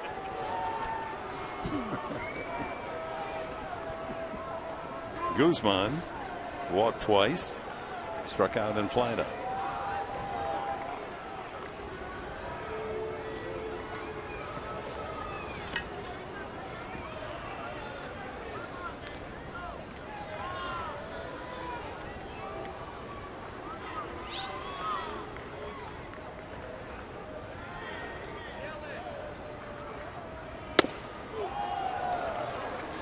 What was that Arizona Diamondback game, Philly game the other day? How many innings did that go? Last night. 16, was I it? think 18 innings. I heard there were like 14 walks at one point in that game. The Diamondbacks drew 14 walks, maybe more.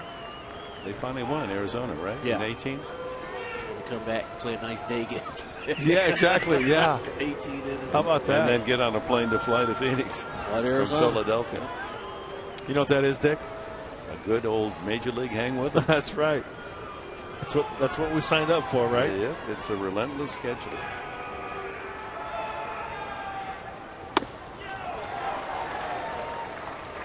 Two strikes on Guzman. It just seems, Tony, that this is a tough time to hit with the dark shadows at home plate. As long as the pitcher's in the sunlight, it's not. I think so. It's tough for us to see, on the monitors, but pitcher's in the sunlight. You can see the ball come out of his hand. Does it matter if the batter's eye is sun splashed or is it Now there's a shadow? The batter's eye is the factor. That's a big key, huh? Yeah. I'd like for that thing to be. Because now it's kind of like half and half. The batter's eye. Little splashes of sun on that backdrop. Headley at first, one out. No score in the bottom of the 11th inning at Petco. Ooh, good block. Castillo saved a base. Headley was ready to pick up the extra 90 feet right there on this slider that's in the dirt. Steve did a nice job keeping that in front.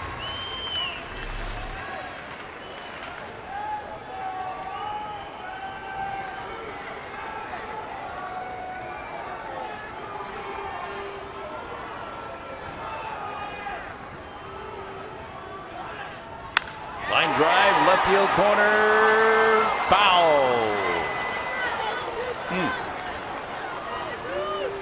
That might have won it.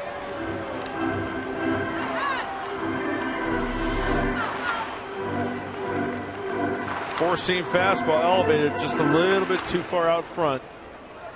Pulling it foul.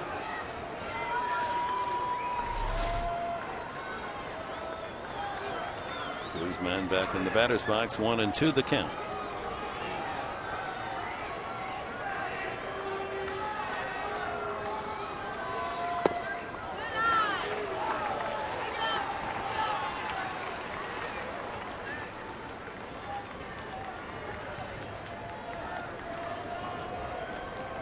See where JJ puts on the 15-day DL for the D-backs. So they're without their top relief man, dislocated right pinky finger, so Padres won't have to face him.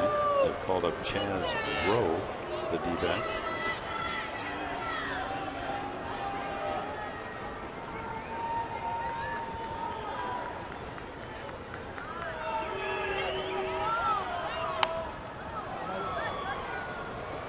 Good battle by Guzman in this at bat. Down in the count, 0-2.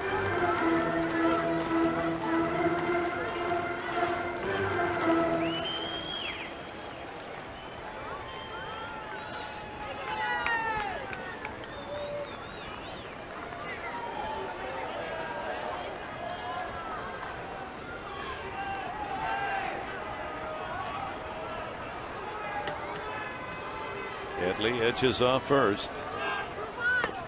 And it's 3-2. So Guzman has worked his way from 0-2 to 3-2 by fouling off several pitches. Can we start the runner here?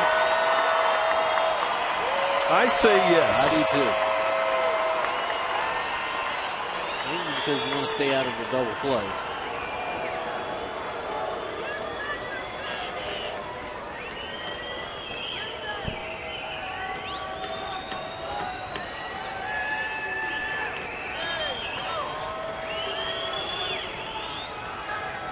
He goes. And it's fouled away again.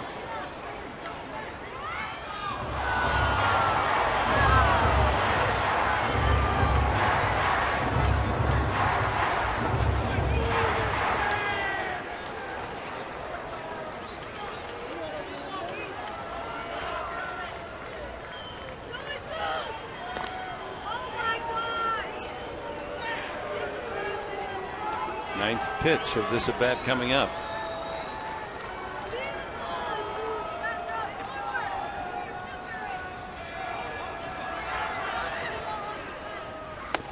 Ball 4. Well earned by Jesus Guzman. So back-to-back walks, Headley and Guzman, and the table is set for Logan Forsythe. You know, that was, Dick and Tony, a great battle by Guzman, being in the hole and laying off some good breaking balls down that he could have very easily swung at, and laying off the high cheese there to keep it going. Forsythe, a single in 4 trips, line to left the last time up. He's hit the ball on a line with a single in the 7th and a line out to the left fielder Bogusevic in the 9th inning. The winning run now in scoring position, Headley.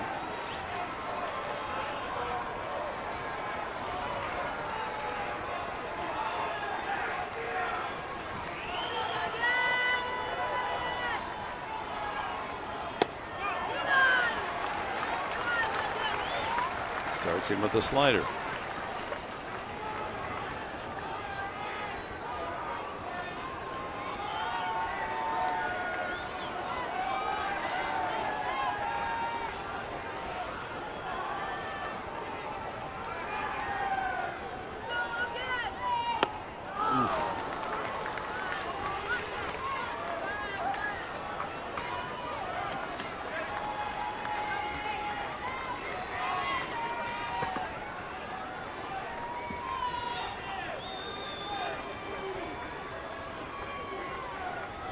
Center fielder leg now very shallow for Forsythe. Yeah, shallow all the way around. Well, really extreme in their outfield alignment. About 2-3 steps too deep to protect against the double, and 2 or 3 steps shallow here for Forsythe. He's got enough power to ruin that strategy. Well, ground ball through the infield. Glenn Hoffman's going to loosen up that arm. He's going to be going. Line drive, but it's at the right fielder. So perhaps the strategy pays off. Had he been playing to protect against the double, that ball would have fallen in. That's why they shallowed up. Runner on second base, you got to be in a position to make a throw. Forsythe lining out for the 2nd straight time. Nice short stroke right there. Hits the ball on the line, and it's right at Sherhills. So with 2 outs and 2 on, it's up to Ronnie Cedeno. Cedeno 0 for 4. Hit into a double play, grounded out, flied out twice.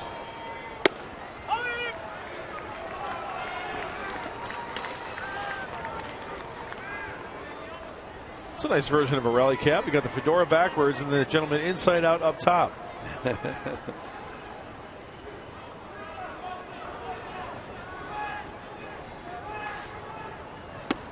1-1 to Cedeno.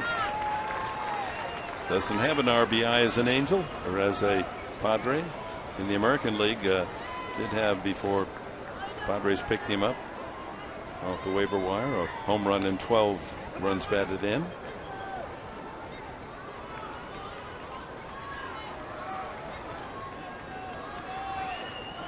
First and second, they take their leads.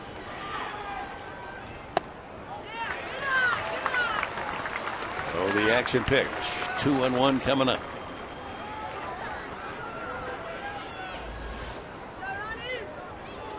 Pitcher spot is due next, and Alexi Amarista with a bat in the on deck circle.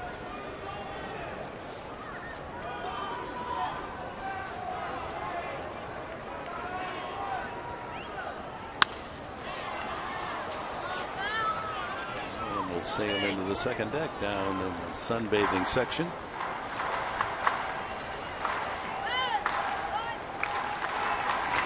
That was more of a protection swing right there, just trying to protect the plate. Didn't really have much oomph behind that swing.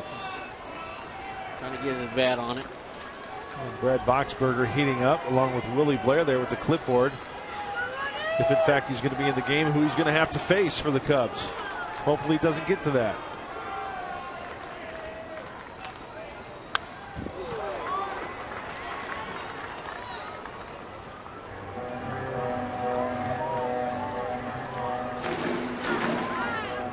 Two out, 2 on, 2-2 the count.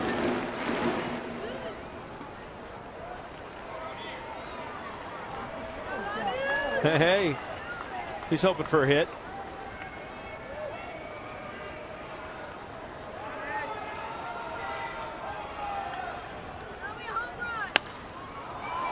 Lifted off first. Rizzo has room. And we go to the 12th inning of this scoreless duel.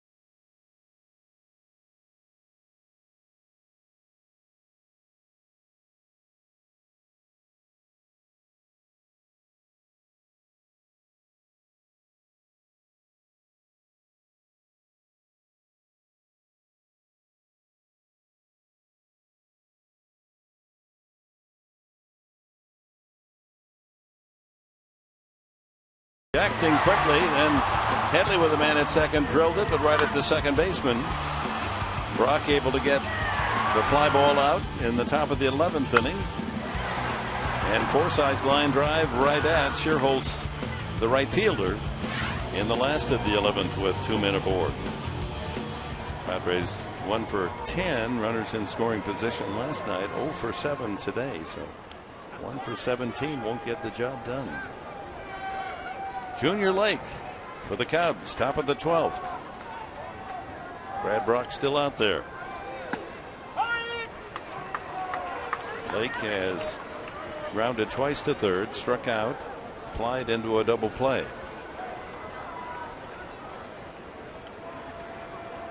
Three hits for the Cubs through 11 innings, 3 singles. First inning Rizzo. 5th inning Castillo. 11th inning single by Sherholtz.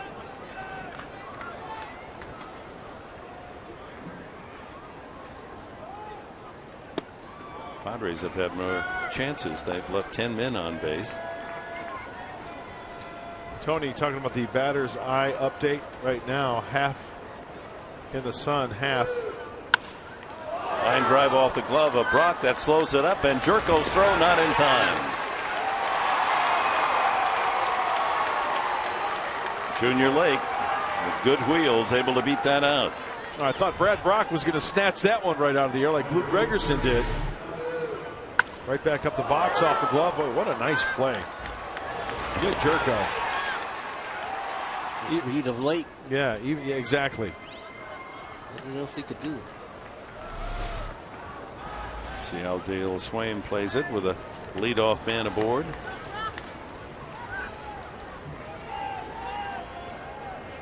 It's only the second time the entire game that the Cubs have had the leadoff man on. Luke Gregerson walked the leadoff man Barney in the 8th inning, the only other time.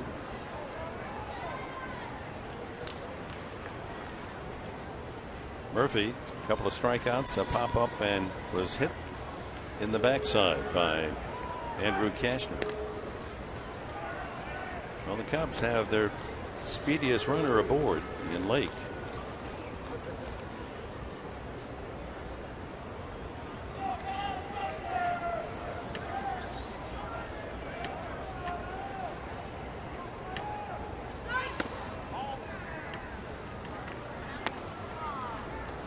Donnie Murphy came into this series on a home run tear since August 6th, having hit 8 home runs. Runner goes. High fly ball to right field. Chasing Denarfia back.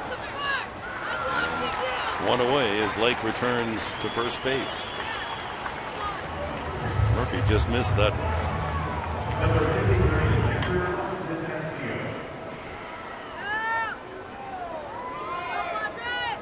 Wellington Castillo, the catcher, a single in 4 at-bats. He struck out a couple of times.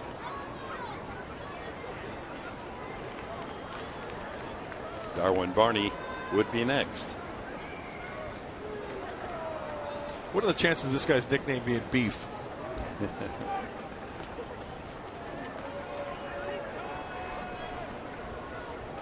Or Clams? Clams Castillo?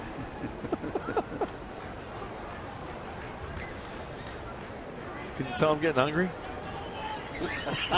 Yes. Clams Castillo. Is that like Oysters Rockefeller? Get a little punchy, you think? I didn't think anyone in the Rockefeller family would be named Oysters for you. Hey, with that much money, you can be named anything you want. That's right. Out of play. I'd really like to see Brad Brock here get 2 solid innings after being back from Tucson. And I mean, in the perfect world, you hold him here and then you end up getting the victory.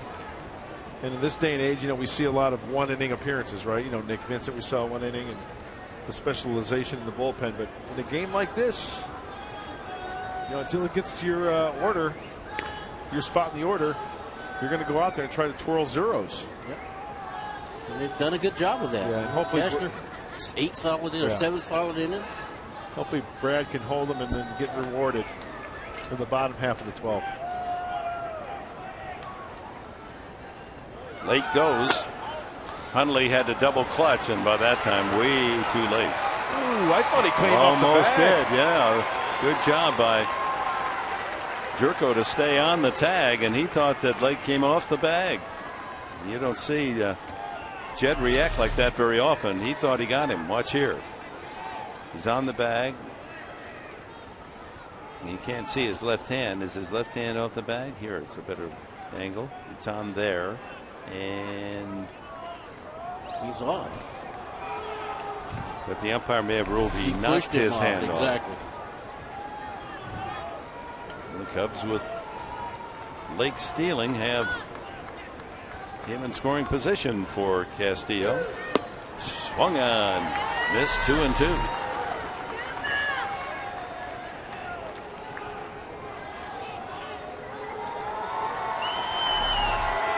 I like Jed, the way he's pleading his case there. I think he got a bang. I do too. 2-2 to Castillo. And the count goes full. Because from that angle, it didn't look like he pushed his hand off. He just put the tag on him and kept it on him.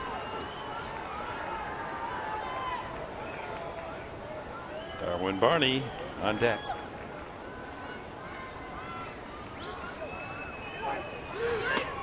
And he walked him. That's the second walk from Brad Brock. And it brings up Darwin Barney. Trouble last night, but silent today, 0 for 3.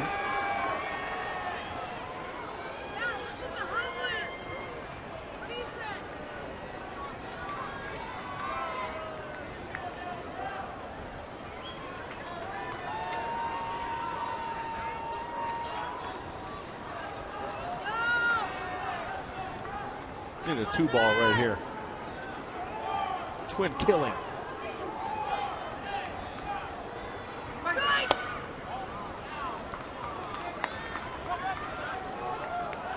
Bottom of the inning, the Padres will have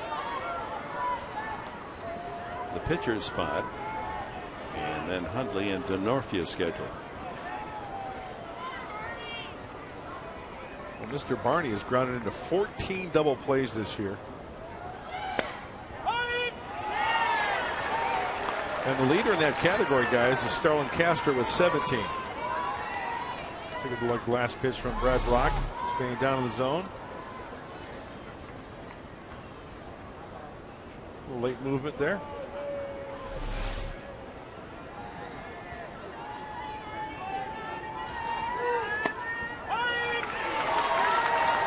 One and 2. Stay right there, Brad Brock. The home run and the double last night hit by Barney were elevated pitches off speed. See by the Fox tracks there, Brad Brock doing a fine job trying to induce a ground ball. Now at this point, 2 strikes, possibly go for the punch out.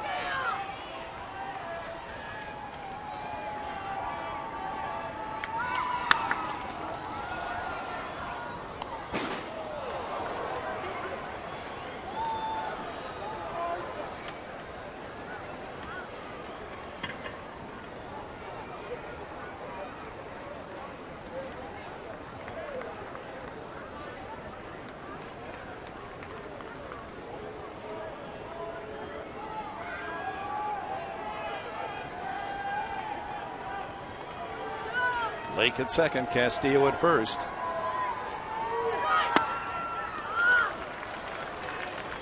A little low.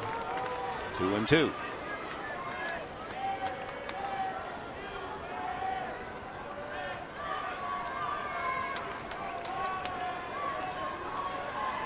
Darnell McDonald on deck as you look at the string of pearls there on the scoreboard. Pitching pearls, all zeros. And now Brock is 3 and 2 to Barney.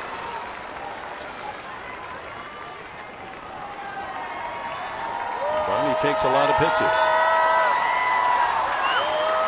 We talked about it earlier. He's a good guy to play hit and run with here too. See if the Cubs start the runners.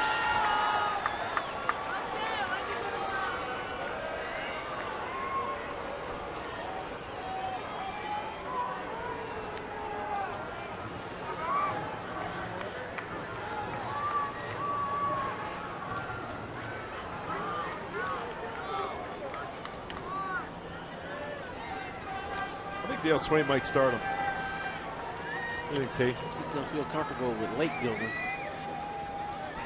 Maybe not Castillo, but yeah. I think he's going to start it too. And Brad Brock and the Padres think along the same way. So the strike him out, throw him out would be through to second base. Yeah.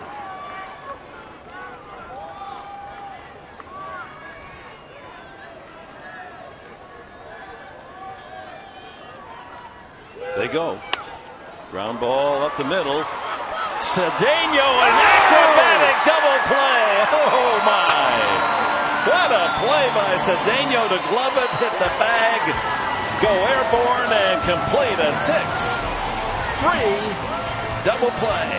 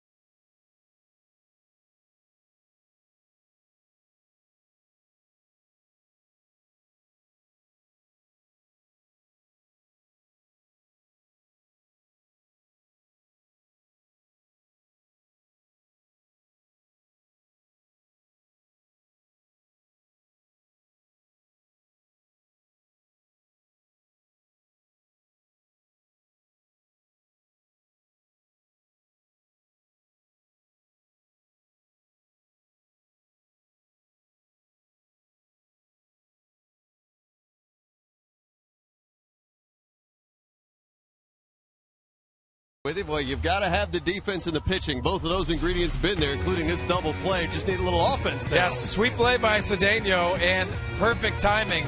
Good pitching by Brad Brock. You got to make defensive plays to give yourself an opportunity to snatch a win in the bottom half. When we see in a post-game show, and at this point, we're not entirely certain the game will end. The commissioner's office says, though, they will play till there's a winner. We're hoping it's the Padres in quickly for you on this Sunday. Let's get you back up to the booth. We'll have Buddy Black. We'll have some fun. We'll have some hijinks. We'll wrap up what's going on around baseball in a couple of moments. Well, Mike, don't they have to score a run, though, for it to be an official game here? That's the rule. Okay. Just spoke with Bud Selig. All right. See, that's it about our Fox Sports Live Emmy Award-winning team. They got a direct connection right to the commissioner's office. Oh, yeah, the hotline. Maybe the commissioner could send out the formula for a couple of base hits here in the bottom of the 12th inning off the new pitcher, James Russell. Alexi Amarista will pinch hit. I think the commissioner's office should send out a pizza. Why didn't we give you just a full steak dinner here? I mean. All right, well, Alexi Amarista, guys. So that means no more bench for Bud Black. Everybody's been used up. Lefty against lefty, and he grounds that one by the dive of Rizzo. There goes Amarista to second. Digging it out of the corner is Shearholtz, and the little man, Little Linja, delivers a pinch double. I thought Rizzo was going to glove it. You know what, Dick? You talked about this before. You know, late in the game, you usually guard the line, and the Cubs didn't guard the line, and this ball just out of the reach of Rizzo. Big breaking ball. Amarista's way out in front of it, but keeps the barrel on the ball. And look at Rizzo. He's way out the line, and yes, he just cannot get to it. And it's a wonder Amarista didn't step on Rizzo going around first to see him get his legs out of the way. Yeah, he comes up a little gimpy on that right leg, and Paul Navarro, the assistant trainer, going to check for maybe turning an ankle as he rounded first base. Doesn't look serious. First extra base hit of the entire game. Only a total of 11 hits, 10 singles until that ground ball double from Amarista. Kind of tough to tell because it looks like Amarista, you know, obviously, or maybe right there, right before he got to the bag. Well, hopefully he's okay. Paulie Navarro and Bud Black back to the dugout. Or maybe he's decoying him. He's going to steal third base. The old Ty Cobb trick. Nick Hundley is the hitter. 0 for 2. Struck out and safe on the fielder's choice, trying to sacrifice the last time. Rizzo creeping in from first base, expecting Hundley to bunt.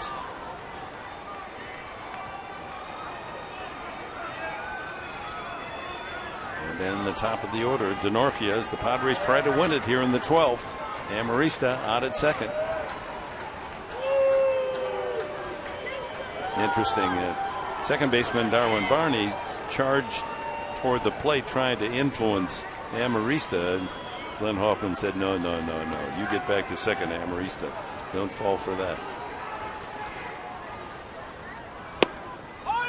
Strike one.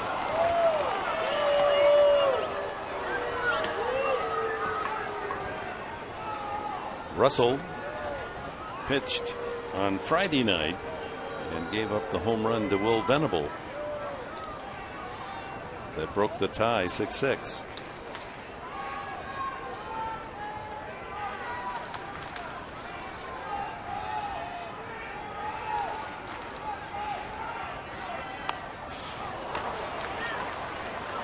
I saw that trajectory of the ball off the bat. I thought it was going to be another pop-up on the infield.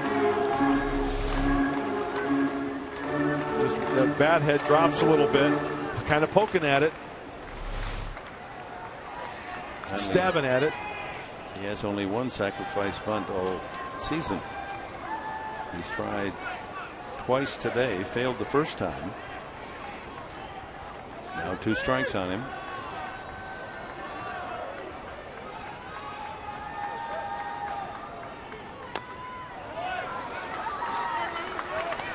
And that'll drive the Cubs corner infielders back. Murphy at third, Rizzo at first. Outfield shallow again, shading him towards right center. Huge hole left center. You could take one of these off-speed pitches and hook it into left center here and in this game. Castro's playing right behind Amarista at second, so a regular ground ball to short is going to get through. And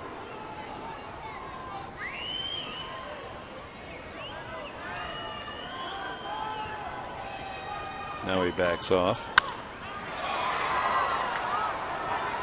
Took a shot at trying to go the other way.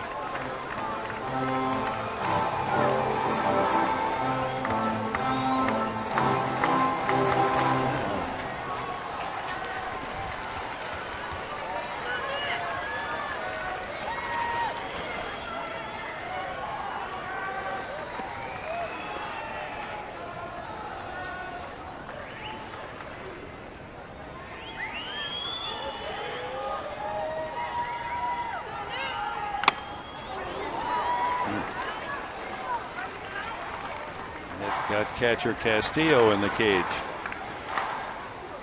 Been catching 12 innings all day. And then you get one right in the grill. Get one right in the grill. And then the kisser. Boy. You rocked backwards on that, too. Yes, he did.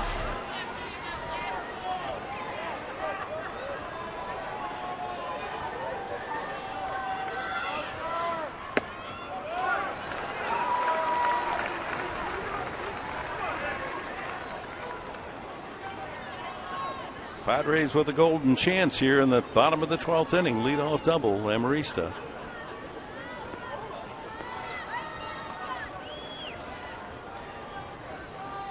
Nothing but zeros on the board here in the 12th inning. Outside again, 2-2. Yeah, down in the count 0-2, you get it back to 2-2. And eventually he's going to have to throw you a strike.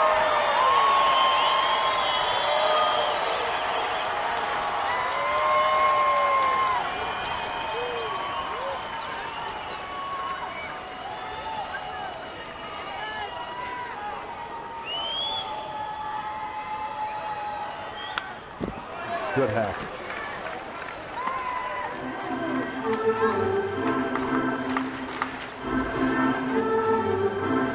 Ninth pitch of this at bat coming up. It looks like all the pitches, guys, were outside with the exception of one pitch, right? According to Fox Tracks. So Tony, as a hitter, you know, you probably think center of the diamond, right center, but react to the fastball in. Yeah. Well, this was righty against lefty here, so he hadn't shown that he wanted to come in, so keep it away. Runner goes, and a high fly ball to center. Lake is in shallow. He's got a long run to go, and finally captures it. Amarista was almost to third base, so he can tag now and get over to third. So that's a tough break. Amarista was running on the pitch, and with the ball hit that deep, he would have been able to tag and move to third had he read it that way. But once again, he had full motor toward third. He would have stolen third base. Now, Tony, I was never a base runner, okay? But my gut reaction on that tells me this. I'm going back and tagging no matter what, because if it's over his head, if it's over the wall, it's a home run. Oh, yeah. And secondly, even if he doesn't catch the ball, I mean, he's got to get to the baseball, throw accurate. At least you're going to be at third base. Right. Right. And if he catches the ball, obviously you tag and go. I agree. Right? Yeah. Like I said, I don't think I would have been trying to steal third in that situation, first of all. But since he did, he got a great jump. Yeah. Hundley's got 2 strikes. He can't just give him a shot to steal it. He's got to try to put the ball in play, which he did. So it's up to Denorfio with 1 out with Will Venable on deck. Kind of surprised they're going to pitch to Denorfio here. No, they're going to walk him.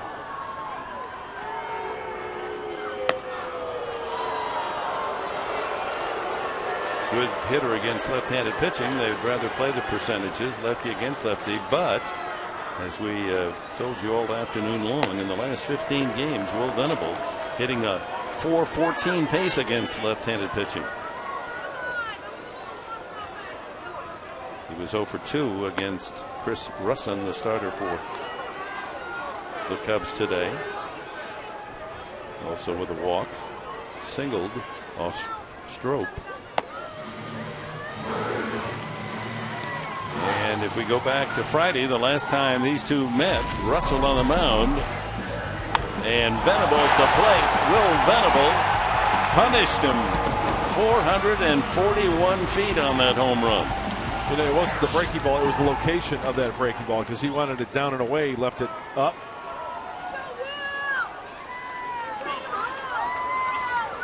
And maybe Russell's thinking about that and trying to overcompensate a little bit and bounce a breaking ball back to the screen. Ball one. Slight shift on by the Cubs with shortstop Castro playing only about 8-10 feet from the bag at second. Well off the line at third is Murphy. Right now the Cubs are saying you're gonna have to beat us going the other way because we ain't coming in. Ball two.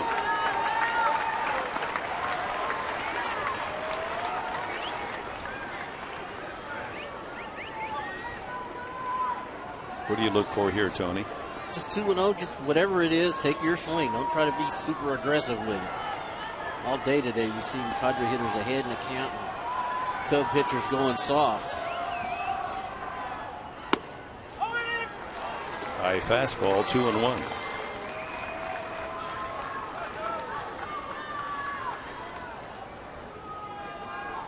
Situation, just make sure you're swinging at strikes.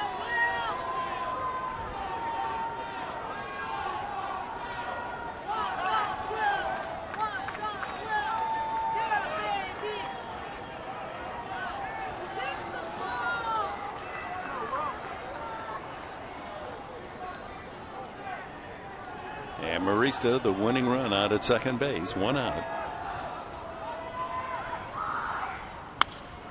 Popped him up, and that'll go out of play.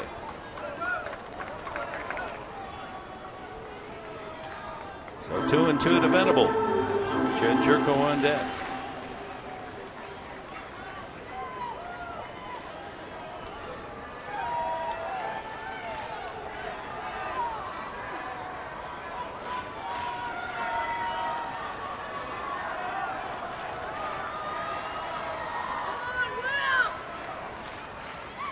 Broken bat ground ball to second. They get the force there, but no way to double up Venable as Amarista moves to third.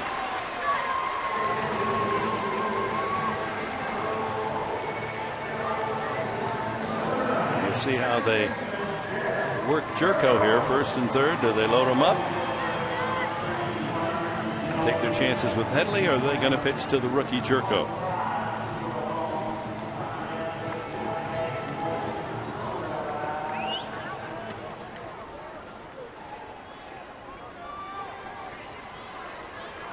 Looks like they're going to pitch to him.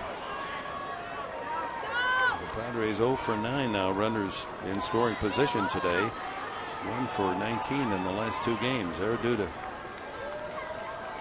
pick up a big hit. This would win it. Runner goes to second, and that's defensive indifference. Venable then at second base, so they won't get a force at the middle bag. 1 strike to Jerko.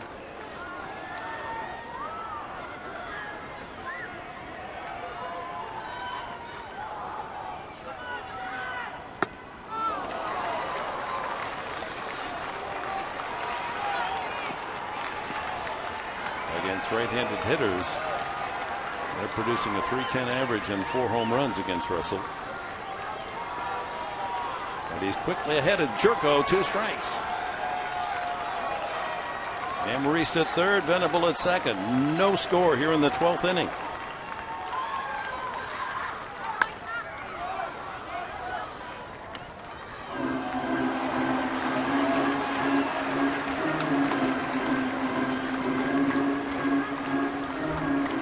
That ball, it did not move, didn't get out of his seat. Didn't even pick up the binoculars to see it coming, incoming. Right to him.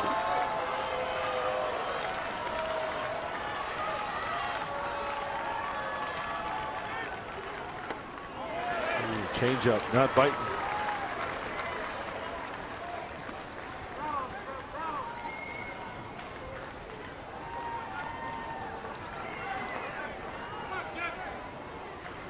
Padres looking for their 7th walk-off win of the season.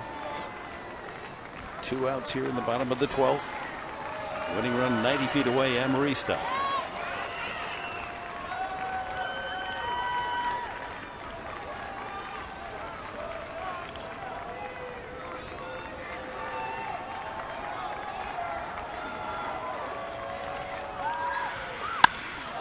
High fly ball to center field, late going back, has plenty of room out there, and we're on our way to the 13th inning with no score.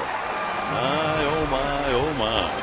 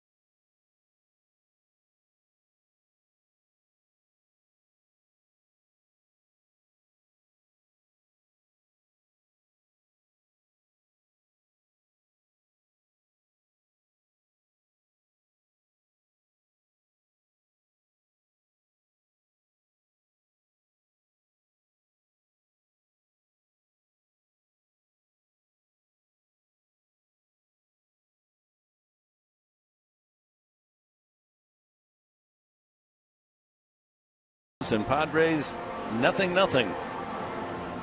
One of the longest games of the entire season for the Padres, who are playing in their 12th extra inning game. They're 6-5. 7-5 are the Cubs in overtime. And this now matches the second longest game of the season. 2 other times going 13. Brad Boxberger is the new pitcher, and Amarista stays in the game at second base for Jerko.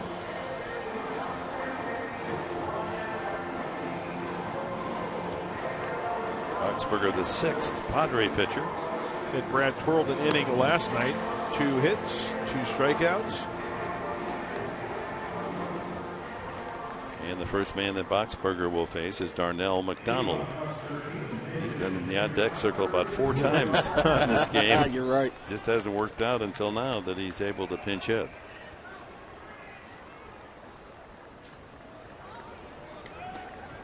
McDonald, then the top of the order, Castro and Rizzo.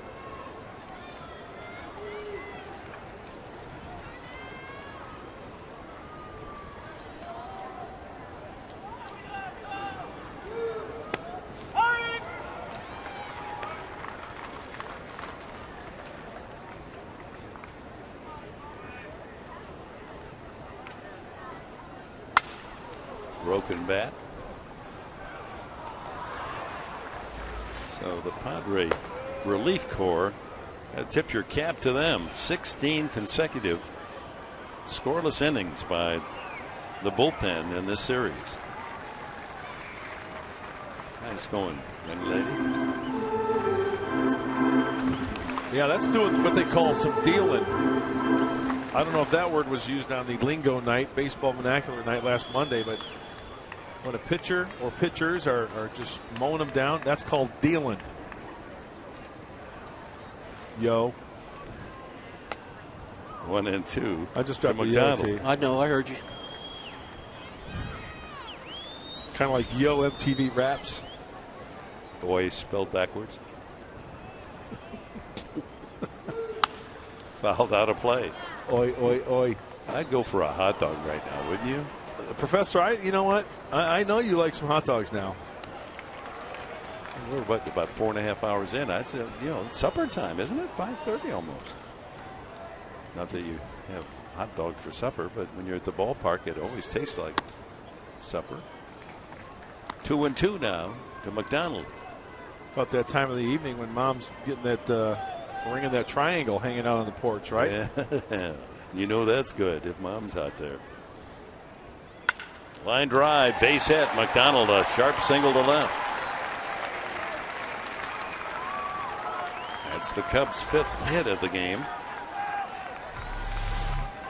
Change up.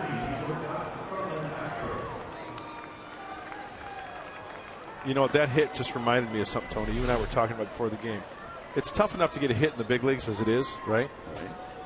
Well, this man sitting in between us had 3,141 hits. Right, Tony? Yeah.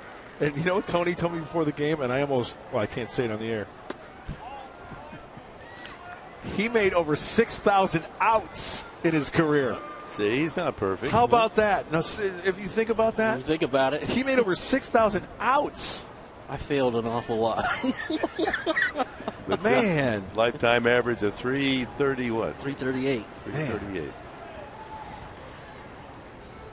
Castro. 2-0. Just keeps you humble. That's a game of failure. Yeah, it is. And it's learning to deal with it. If you're a quarterback in the NFL and you're 1 out of 3, you're not going to play much. Anything else, basketball, 1 out of 3 is not going to get it done. In this game, you're a star. Oh, you're a hero in this game. You get a statue if you do that, right? If you're successful. If you do it in the same place for 20 years, good chance. Good chance. And it is a beauty. Now Boxberger in trouble here. Leadoff single, and he's 2-0 to Castro. He's trying to end it with one swing. Out of his shoes. Yeah, think down in the zone. Try to work a grounder. That was a slider there. And you know what? It was kind of a hanger too. Yep.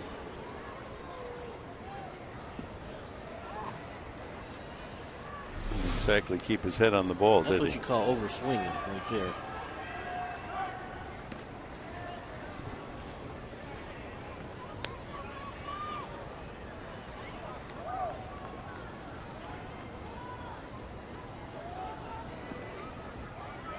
McDonald's only been up with the Cubs, just up from the farm. McDonald,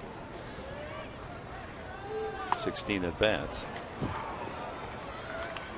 Now 17 with that base hit, no stolen base.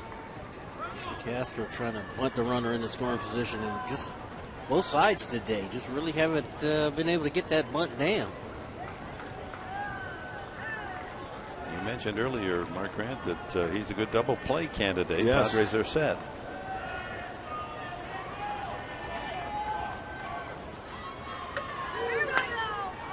Again, he has the backside going one way and swing the other. You think if the Cubs are going to turn the corner, this is the guy that's got to help them get there. He's an all-star his first 2 years. 200 hits. Still a relative baby. Yeah. He's 23. Just locked him up a multi-year deal, and this year's the first year he's hitting 236. Only got 8 stolen bases. He's got the junior slump instead of the sophomore. So in order for them to get going right, this is the guy I think that they got to get going. And the count full. Here's a big pitch now. No one out. Runner at first. Big hitters all left-handed. Rizzo, Shearholtz, Bogasevic to follow Castro. You might see him go here. Good chance. He does. Ground ball right through the hole. A perfect run and hit. On to third goes McDonald, and the Cubs have their most serious threat of the entire game here in the 13th inning. First and third, no one out.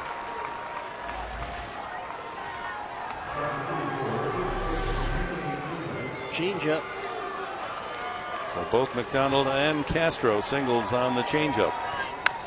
And it's like he just saw Cedeno go into cover, and he just pulls it right where the shortstop was. Well, there's a case of how it pays off to have the runner going. Yep. If he's not going, that's a sure double play ball.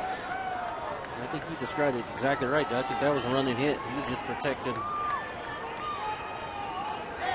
the plate that time and saw the shortstop cover and decided to take a shot at that hole and hit it.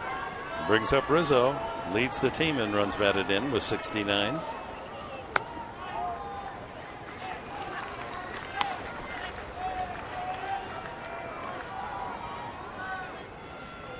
Singled way back in the first inning to left field and hit that line drive off Luke Gregerson right back to the box that Gregerson was able to spear, saved a run.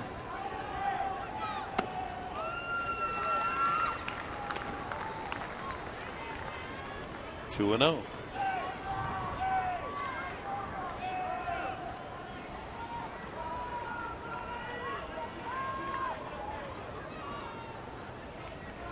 Rick Renteria, the bench coach there with Bud Black. 3 and 0.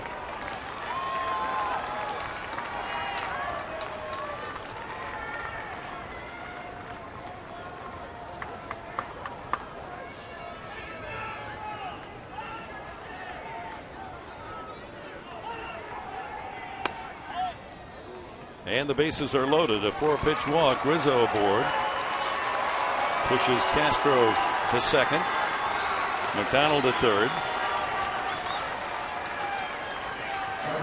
Boxberger unable to get an out so far in the 13th. Now a play at every base as Nate Sherholt steps up. 1 for 5.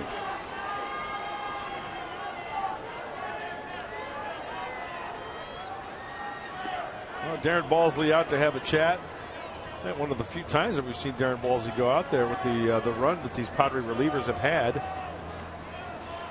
Hey, you know what? In situations like this, just you've got to concentrate on making a good quality pitch the first pitch. Maybe it's a breaking ball, but working down the zone, the infield's going to be, in the middle, probably, again, to try to get that run at the plate. Just concentrate on working down. If you're going to miss down. If you induce that comebacker, 1, 2, 3, you got a chance for that double play. Infield drawn in. Sherholt second to Rizzo in home runs and RBIs this year.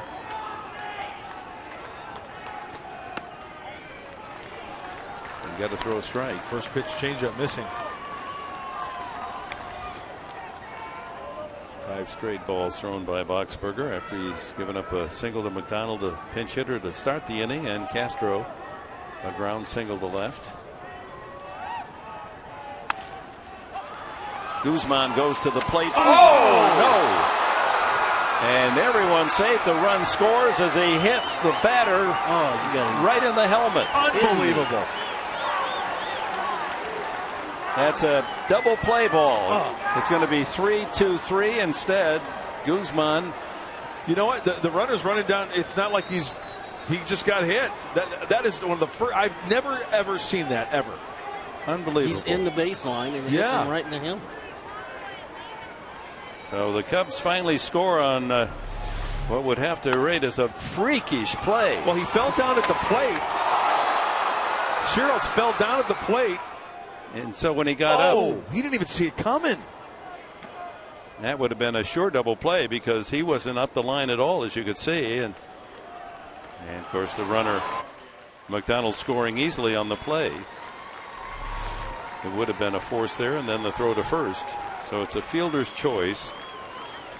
Boy, no RBI and an error to Guzman. You know what, guys? He is very lucky. It looks like this ball being thrown hits the helmet first.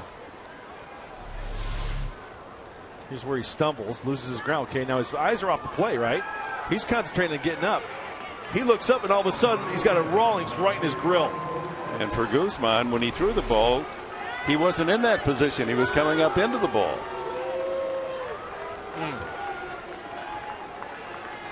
So 1-0 as the Cubs have scored here on what would have been a sure double play ball. It reminds me of the World Series in '7, whatever, Reggie Jackson. Standing in the middle of the baseline. When he moved his hip into the throw. Yeah. And he didn't get hit on purpose, but same result. And now Bogdan Savage hits a deep drive to right center field. Denorfia makes the catch, but tagging is Castro, and he'll score easily. And moving over to third is Rizzo. It's 2-0 Cubs. Bogasevich with the sacrifice fly. That would have been the third out. And we'd been on to the bottom of the 13th inning. But for a most incredible play.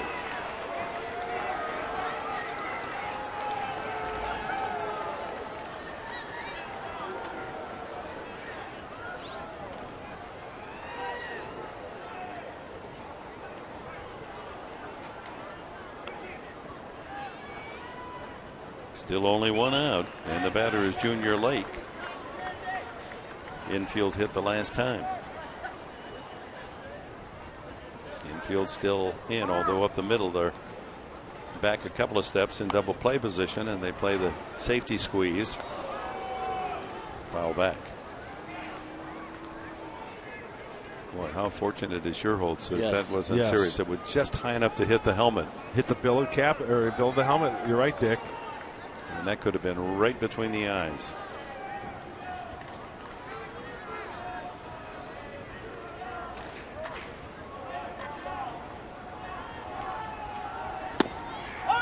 Oh, 1-2 to Lake. Well, if he doesn't fall down at home plate, I don't even think it's a double play. If he doesn't fall down, you know, he's twisted and kind of rolled his ankle on the swing. No, he would no way he would have gotten back to first. The ball was already at home plate when he was only 15 feet up the line. Swing and a miss, strike three. There's the second out of the inning. And we'll bring up Donnie Murphy, and the infield can move back.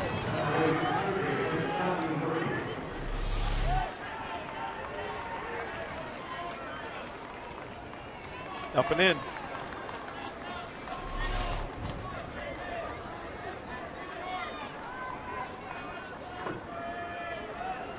My buddy's just, you can see the disgust on his face there. What a bad break that was. First and third, 2 outs. Murphy has struck out twice and popped up flied out. It's one of the craziest things I've ever seen. You know what? We didn't even see an argument there. I mean, Buddy didn't even. You can't. Nothing. Yeah, there's nothing you can do. Nothing you can do. It's just. It's like a runner not getting down at second base on a double play. I mean, you get in the grill, you're in the throwing line, you're in the throwing line. Had he been running full force, Guzman would have stepped out and had a better angle at the plate, but he didn't see anyone in his way when he threw the ball. And then all of a sudden, like a jack in the box, up comes Sherholtz right into the flight of the ball.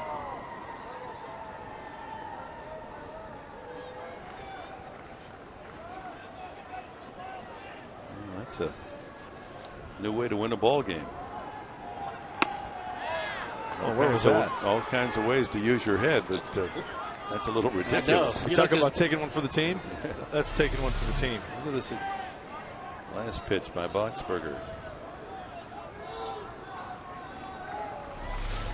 Pretty close on tracks. In fact, you know what? Not even pretty close. That's a strike. Fly ball right field. Denorfia circling toward the line.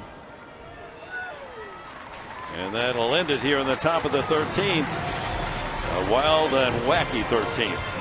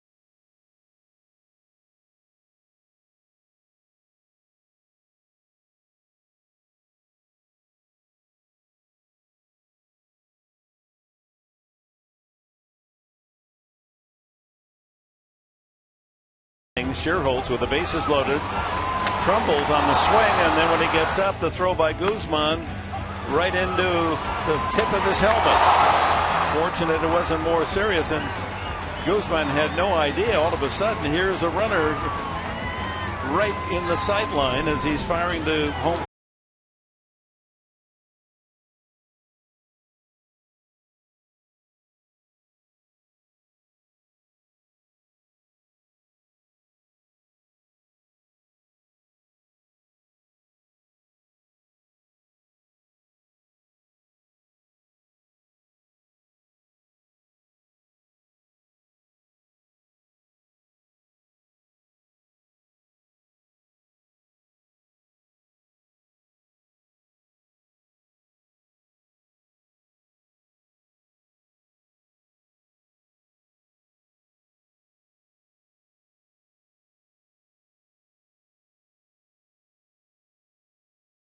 Two, and the Padres answer with 2.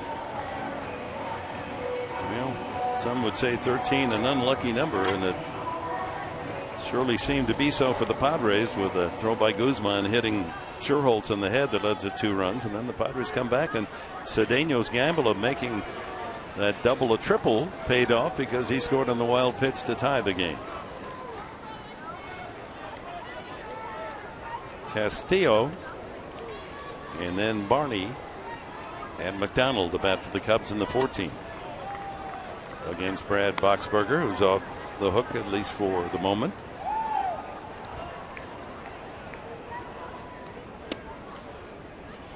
And he falls behind 2-0 to Castillo. 1 for 4 on the game, a single and a walk. A couple of strikeouts, fly ball to center. Venable right in position. Go down to Laura. What do you have for us? Well, Dick, just as we are all marveling at how bizarre that 13th inning was, so were the Padres in the dugout looking at each other, laughing, and even Kristen Norfia saying very loudly, that was ridiculous. I think that's only one way that you can put it. Now, I think Bud Black, somewhere over on the other side of the dugout, is probably saying to himself, that's baseball. One of his favorite phrases, guys. That's right.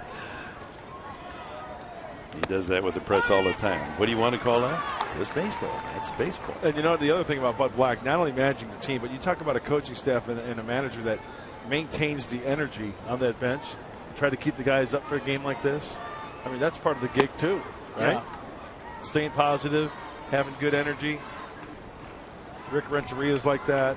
Buddy Black's like that. I remember when you were a kid, you got extra innings. That was, hey, we get to play more. Free baseball for the fans, right? Barney fouls it away, and the count 1-2 on the second baseman. After his big night last night, he was the offense in the 3-2 win. 0 for 4 with a walk today.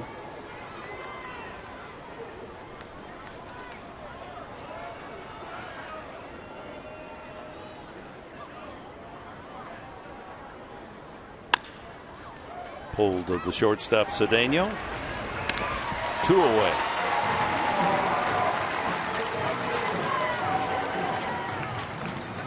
And that brings up Darnell McDonald, who delivered a pinch hit single to lead off the 13th to start the 2-run Cubs inning, and then stayed in the game for Scherholz.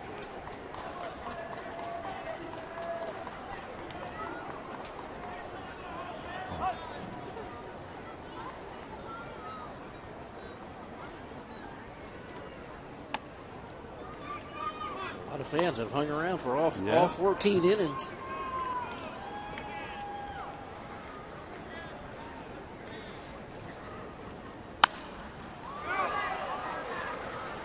And fans rewarded with a souvenir. There's a gentleman with a 44 in his back. The ball just rolled right to him.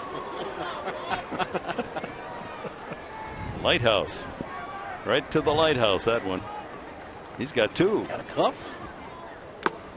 Foul tip, 1-2.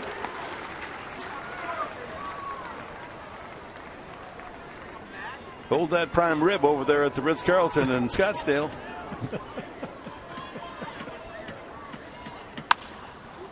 Fly ball. Then for Norfia. there, and it's a 1-2-3 inning for Boxberger. Bottom of the 14th, it's tied at 2.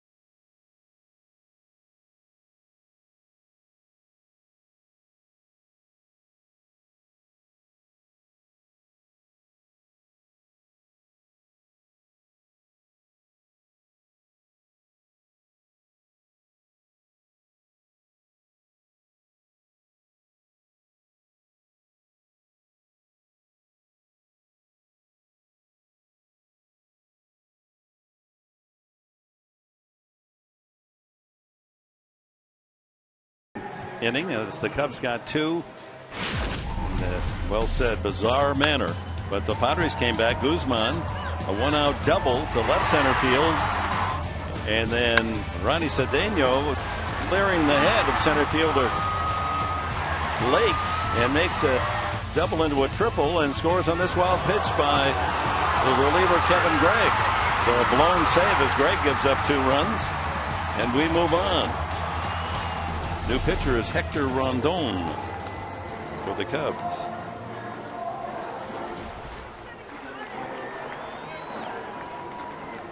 Rondon making his 36th appearance, a couple of wins, but an ERA pretty inflated, 5.73. 6 home runs in 44 innings. He'll face Nick Huntley, then Denorfia and Venable, who wants to be the Padres star here in the bottom of the 14th inning. 8th pitcher used by the Cubs, and a fly ball dropped by Castro, and safe at first is Huntley. Oh, that ball's got to be caught. What's happening? Check the alignment of the moon and Mars here. Oh, we've seen some weird stuff this afternoon. This ball off the bat, first I thought it was going to be no chance, right? It's over his head. But then I see Castro kind of swipe at it. They're going to call that a hit? Looked like a very catchable ball. And Nick was even, I think from Nick's perspective, he thought it was over his head because he started to make that little loop. Right. So he could turn first base. Well, you take it. Yeah, believe it. They call it a hit. Thank you, Mr. Castro. Denorfia swinging away. It's maybe one of those situations where you tell him going up there you're going to bunt, but take one swing. Get one, exactly. He took a shot at right field on that one. A single and a walk for Denorfia. His 7th plate appearance in the game. And he's swinging again. Watch out. Shot again. Will Venable on deck.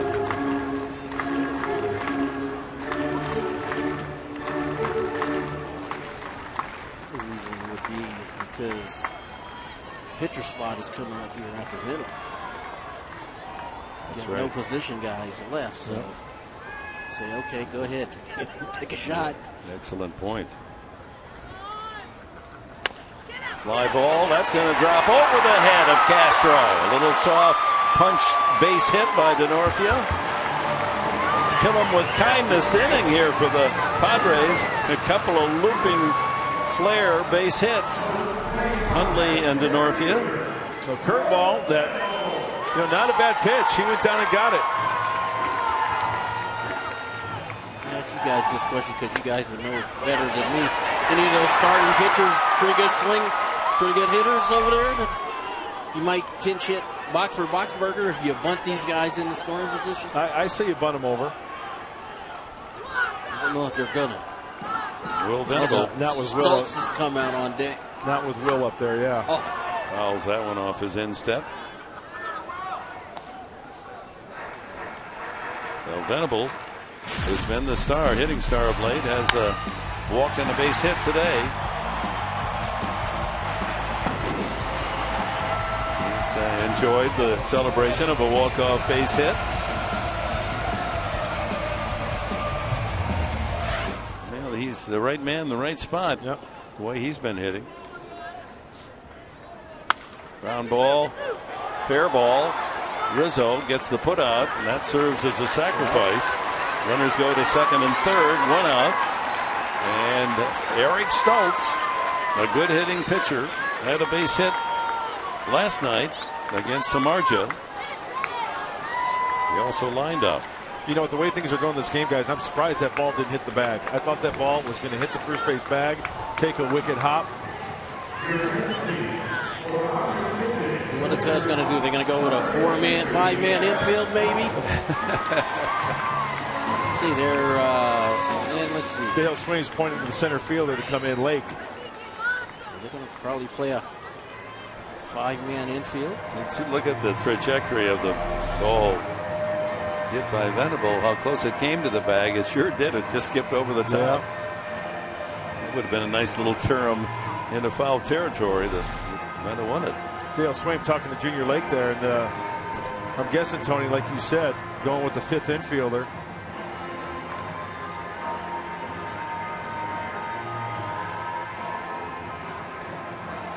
Next to Cashner, Stoltz, the best hitting pitcher for the Padres. On the season, he's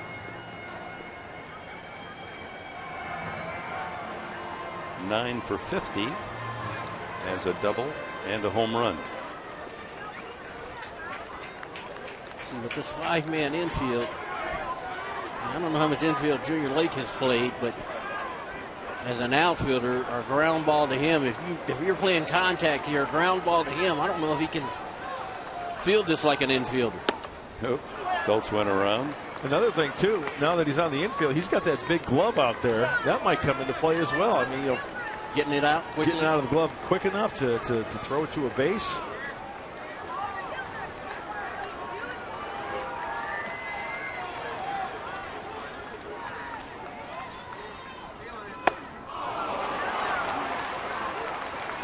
Quickly behind on the count, 2 strikes. Think about how hard it is for a pinch hitter to pinch hit. Now you got a pitcher coming up here hitting. With the game on the line. The game on the line, and he hadn't swinging a strike yet. Both of those balls are way out of the zone. Headley on deck.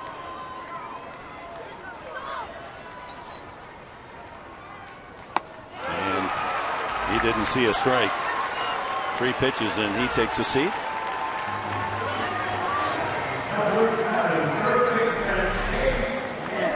There's no way I'm going to throw him a strike. He'll go up the ladder. Will they pitch to Headley? Or would they rather take their chances righty against righty? Guzman on deck.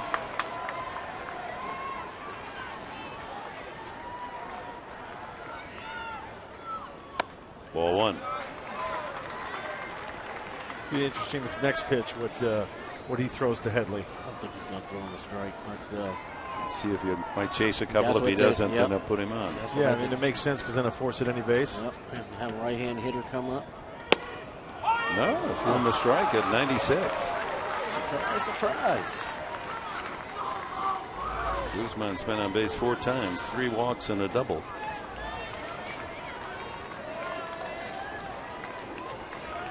Winning run 90 feet away, Nick Hundley.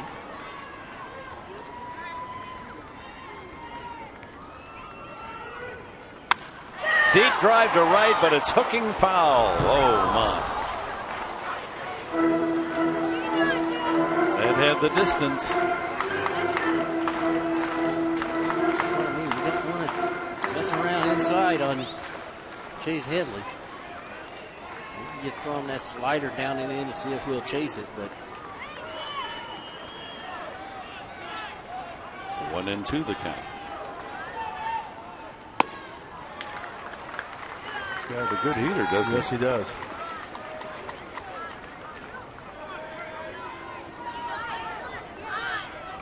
Huntley and DeNorfia with looping singles to open the inning. Ground out Venable to move them to second and third. Strikeout pinch hitter Stoltz. Now 2-2 to Chase Headley. In the dirt, 3-2. That's right, he didn't bite. Rondon can get that fastball to 97. If he tries to go up and out of the zone, maybe get a sailor off the glove. Back to the screen. I think he's going to come back with that same pitch. Yeah. I just can't see him challenging Headley here. Game on the line.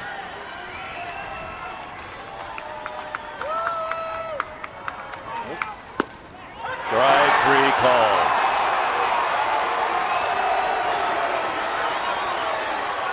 Headley in disbelief. And then Hoffman and others come and push him away. Let's see if that was a strike. Tailing away from Headley. Pretty good pitch.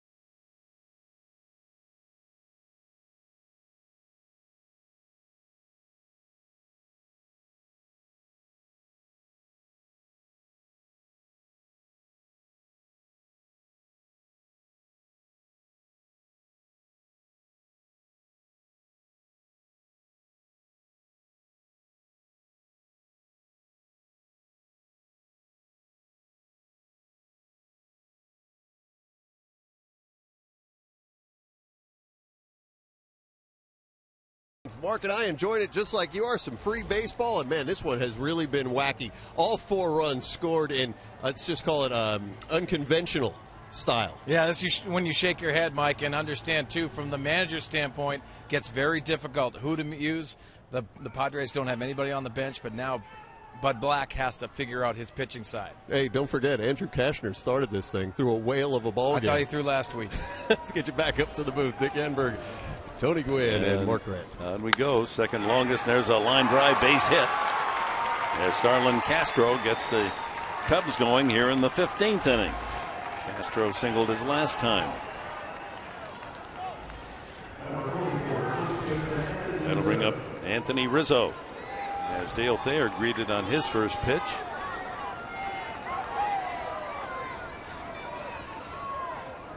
He worked the 9th inning, gave up a hit yesterday.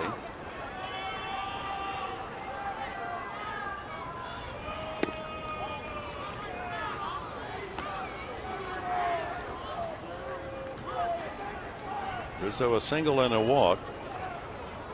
1 for 5.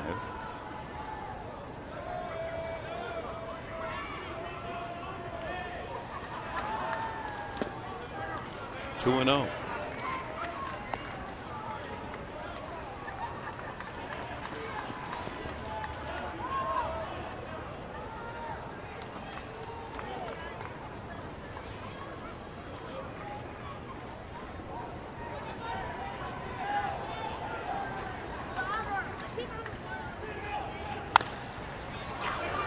pop fly back of home plate. Hundley won't be able to get to it.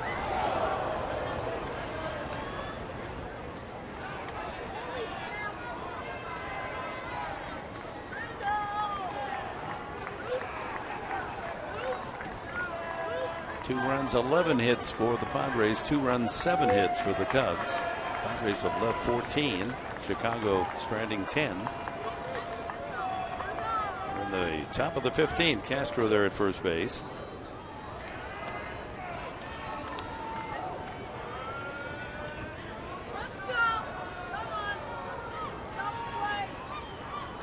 Game has moved past the 5-hour mark.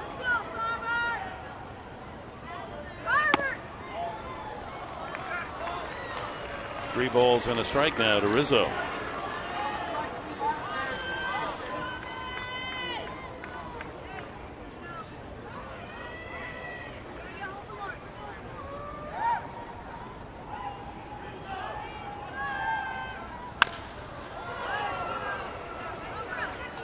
And a full count now to Anthony Rizzo. Got a pitch right in his power zone there. He did. Late on the swing. See if they send Castro here.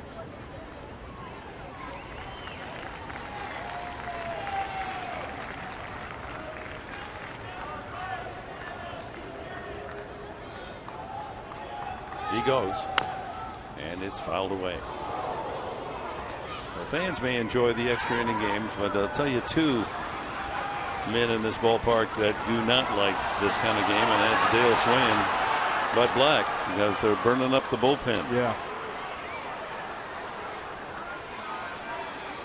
Thayer's the 7th pitcher used by the Padres. Rondon is the 9th for the Cubs. Rizzo delivers a base hit to left field, and the first 2 men on against Thayer here in the top of the 15th. About this 5 hours ago, Rizzo shown the ability to be willing to hit the ball the other way. There's a fastball out on the plate.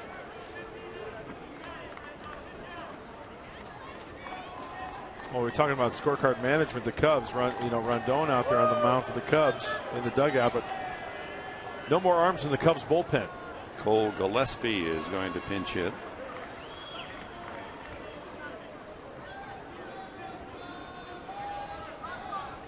With 2 on and no one out against Thayer here in the 15th.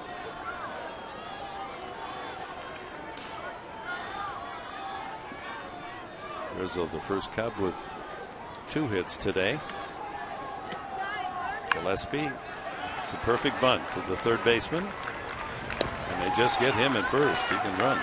No sacrifice bunt. 5-4 on the put-up. Squares it up, lays it down the line.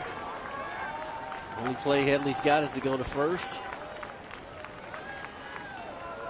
Padres had second and third, 1 out in the last of the 14th, but couldn't get that winning run home. Now here's the Cubs, second and third, 1 out.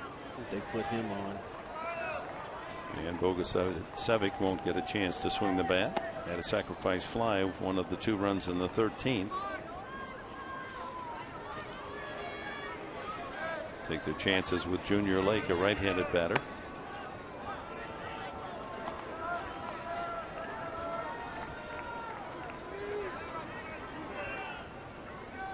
Time-wise, this becomes the longest game of the entire season for the Padres.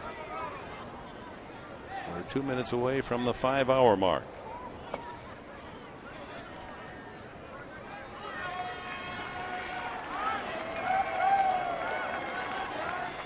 Well, that was the old mark, 4:58 against Toronto. I was looking over my watch. We've gone more than 4:58 here. I know I haven't done a whole lot of games, but I was like, wow, we're over the 5-hour mark. A meeting at the mound. Balsley going over the game plan with Thayer. Lake, infield hit in 6 at-bats. He struck out twice. And once again, probably just a little reminder from Nick Hundley, hey, you got to realize the comebacker, the 1-2-3. And if it's hit to Guzman at first base, don't hit him in the head.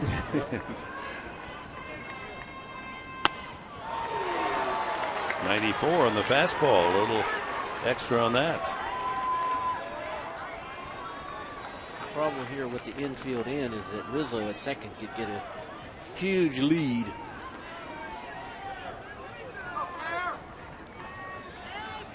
Base hit would equal 2 then. Just about. Another 94-mile-an-hour fastball, and Lake's in the hole, 2 strikes. And he's a third of the way off second base, right? Yep. All the infielders in front of him. Yep. Yeah, in fact, he can get off. He can get as far off as Cedeno is, or even Amarisa at second base. Just make sure after the pitch is thrown, you get back to second base. And the way you could pick him off is if the center fielder came in. Yeah. 2 strikes. Another fastball. After Lake, Donnie Murphy.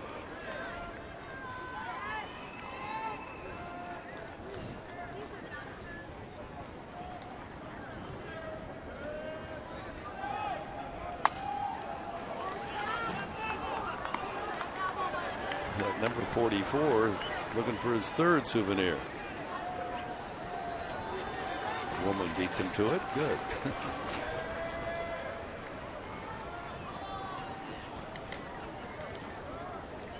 Huntley out to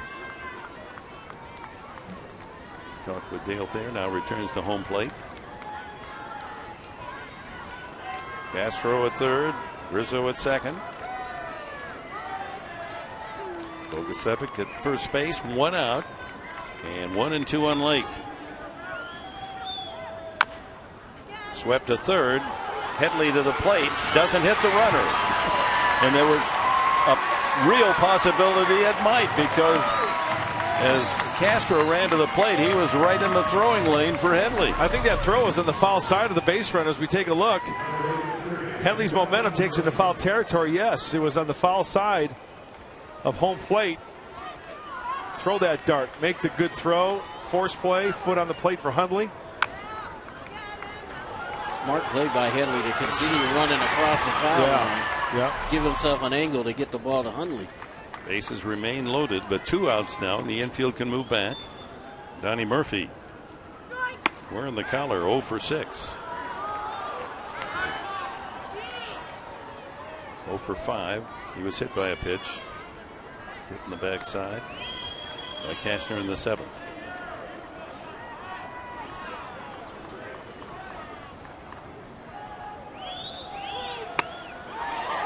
One and 1.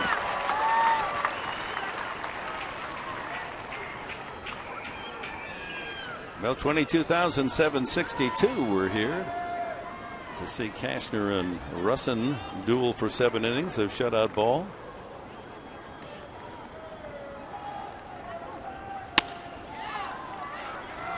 Fans say we've invested in this. We want to see who's going to win it. Yep. In case you're just joining in the Little League World Series, and for the consolation game, Tijuana defeated Westport, Connecticut 15-14. But our East Lake team lost to Japan in the championship game 6-4. Popped up back toward us. That might come in just off the grill in front of our broadcast booth.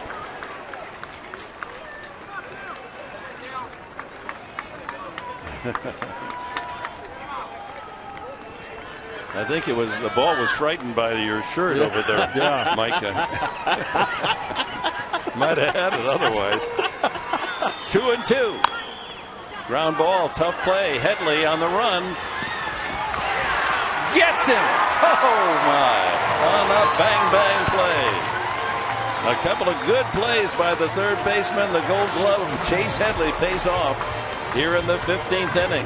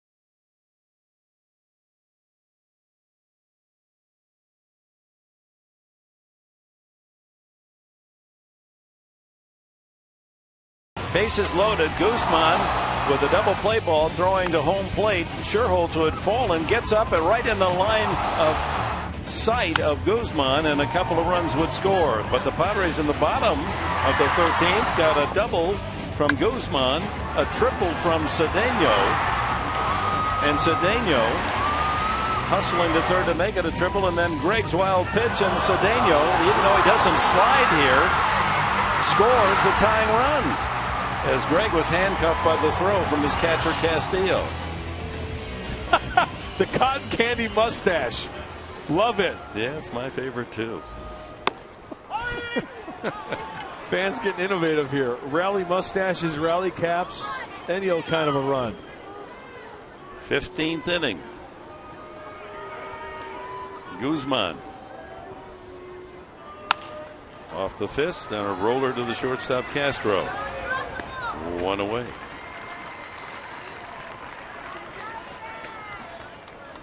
Logan Forsythe.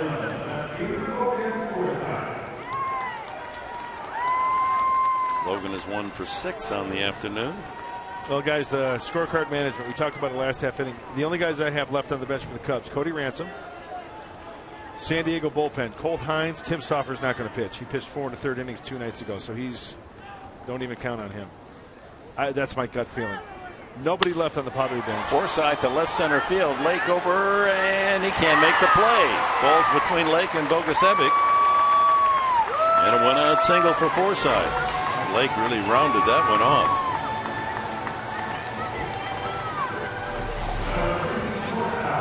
Four-seamer, Tony.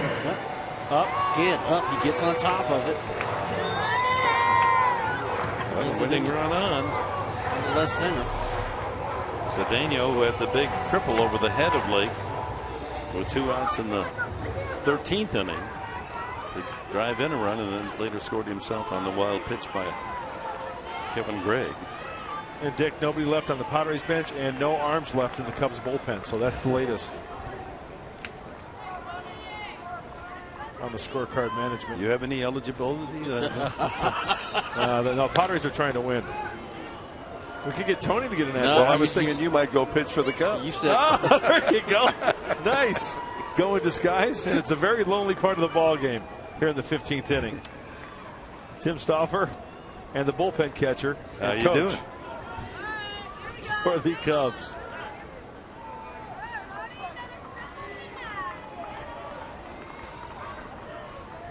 Cedeno with his first RBI as a Padre with that triple in the 13th.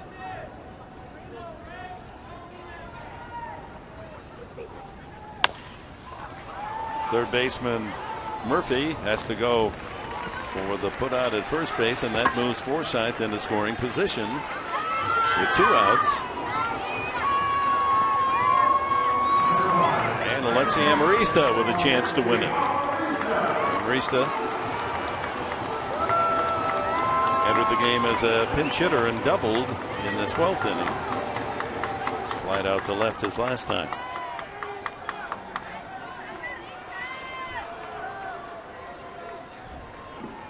And he won't get a chance to hit. They'll put him on intentionally. Padres are 1 for 16 today. Runners in scoring position after struggling through 1 for 10 last night. 2 for 26 in the 2 games.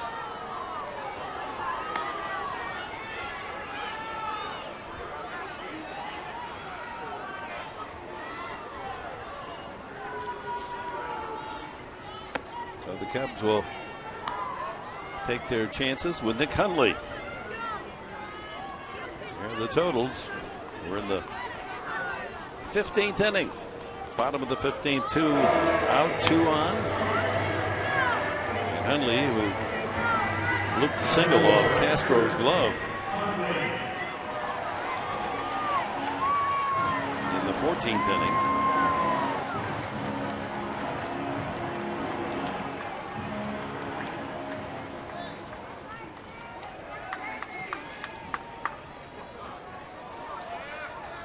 Hundley is 1 for 4. You guys ready to go home?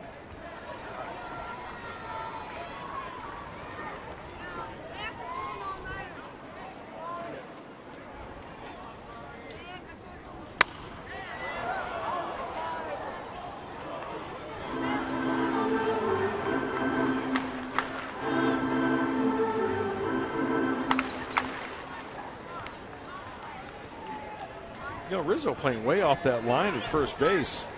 Nick Conley, you can see him trying to shoot the ball that way. That foul ball over the Padre dugout, but he hits one there. Game winner. Forsythe at second. Emery at first, 2 outs in the bottom of the 15th inning. A 2-2 tie.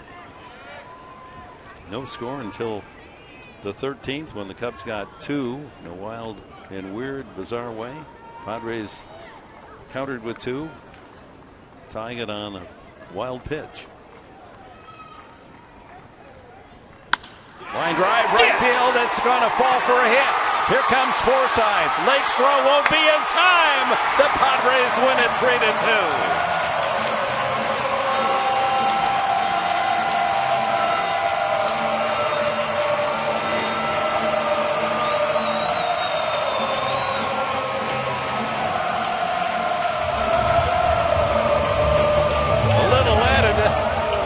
Celebration, not only because the Padres with a walk-off win, because Hundley finally ended this marathon. 5 hours and 13 minutes, 15 innings, and the Padres win it 3-2.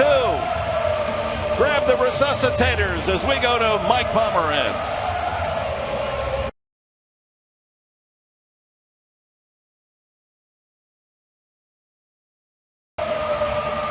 Well, I guess Mike and Mark have dozed off, so we'll just continue on. Nothing else for us to do.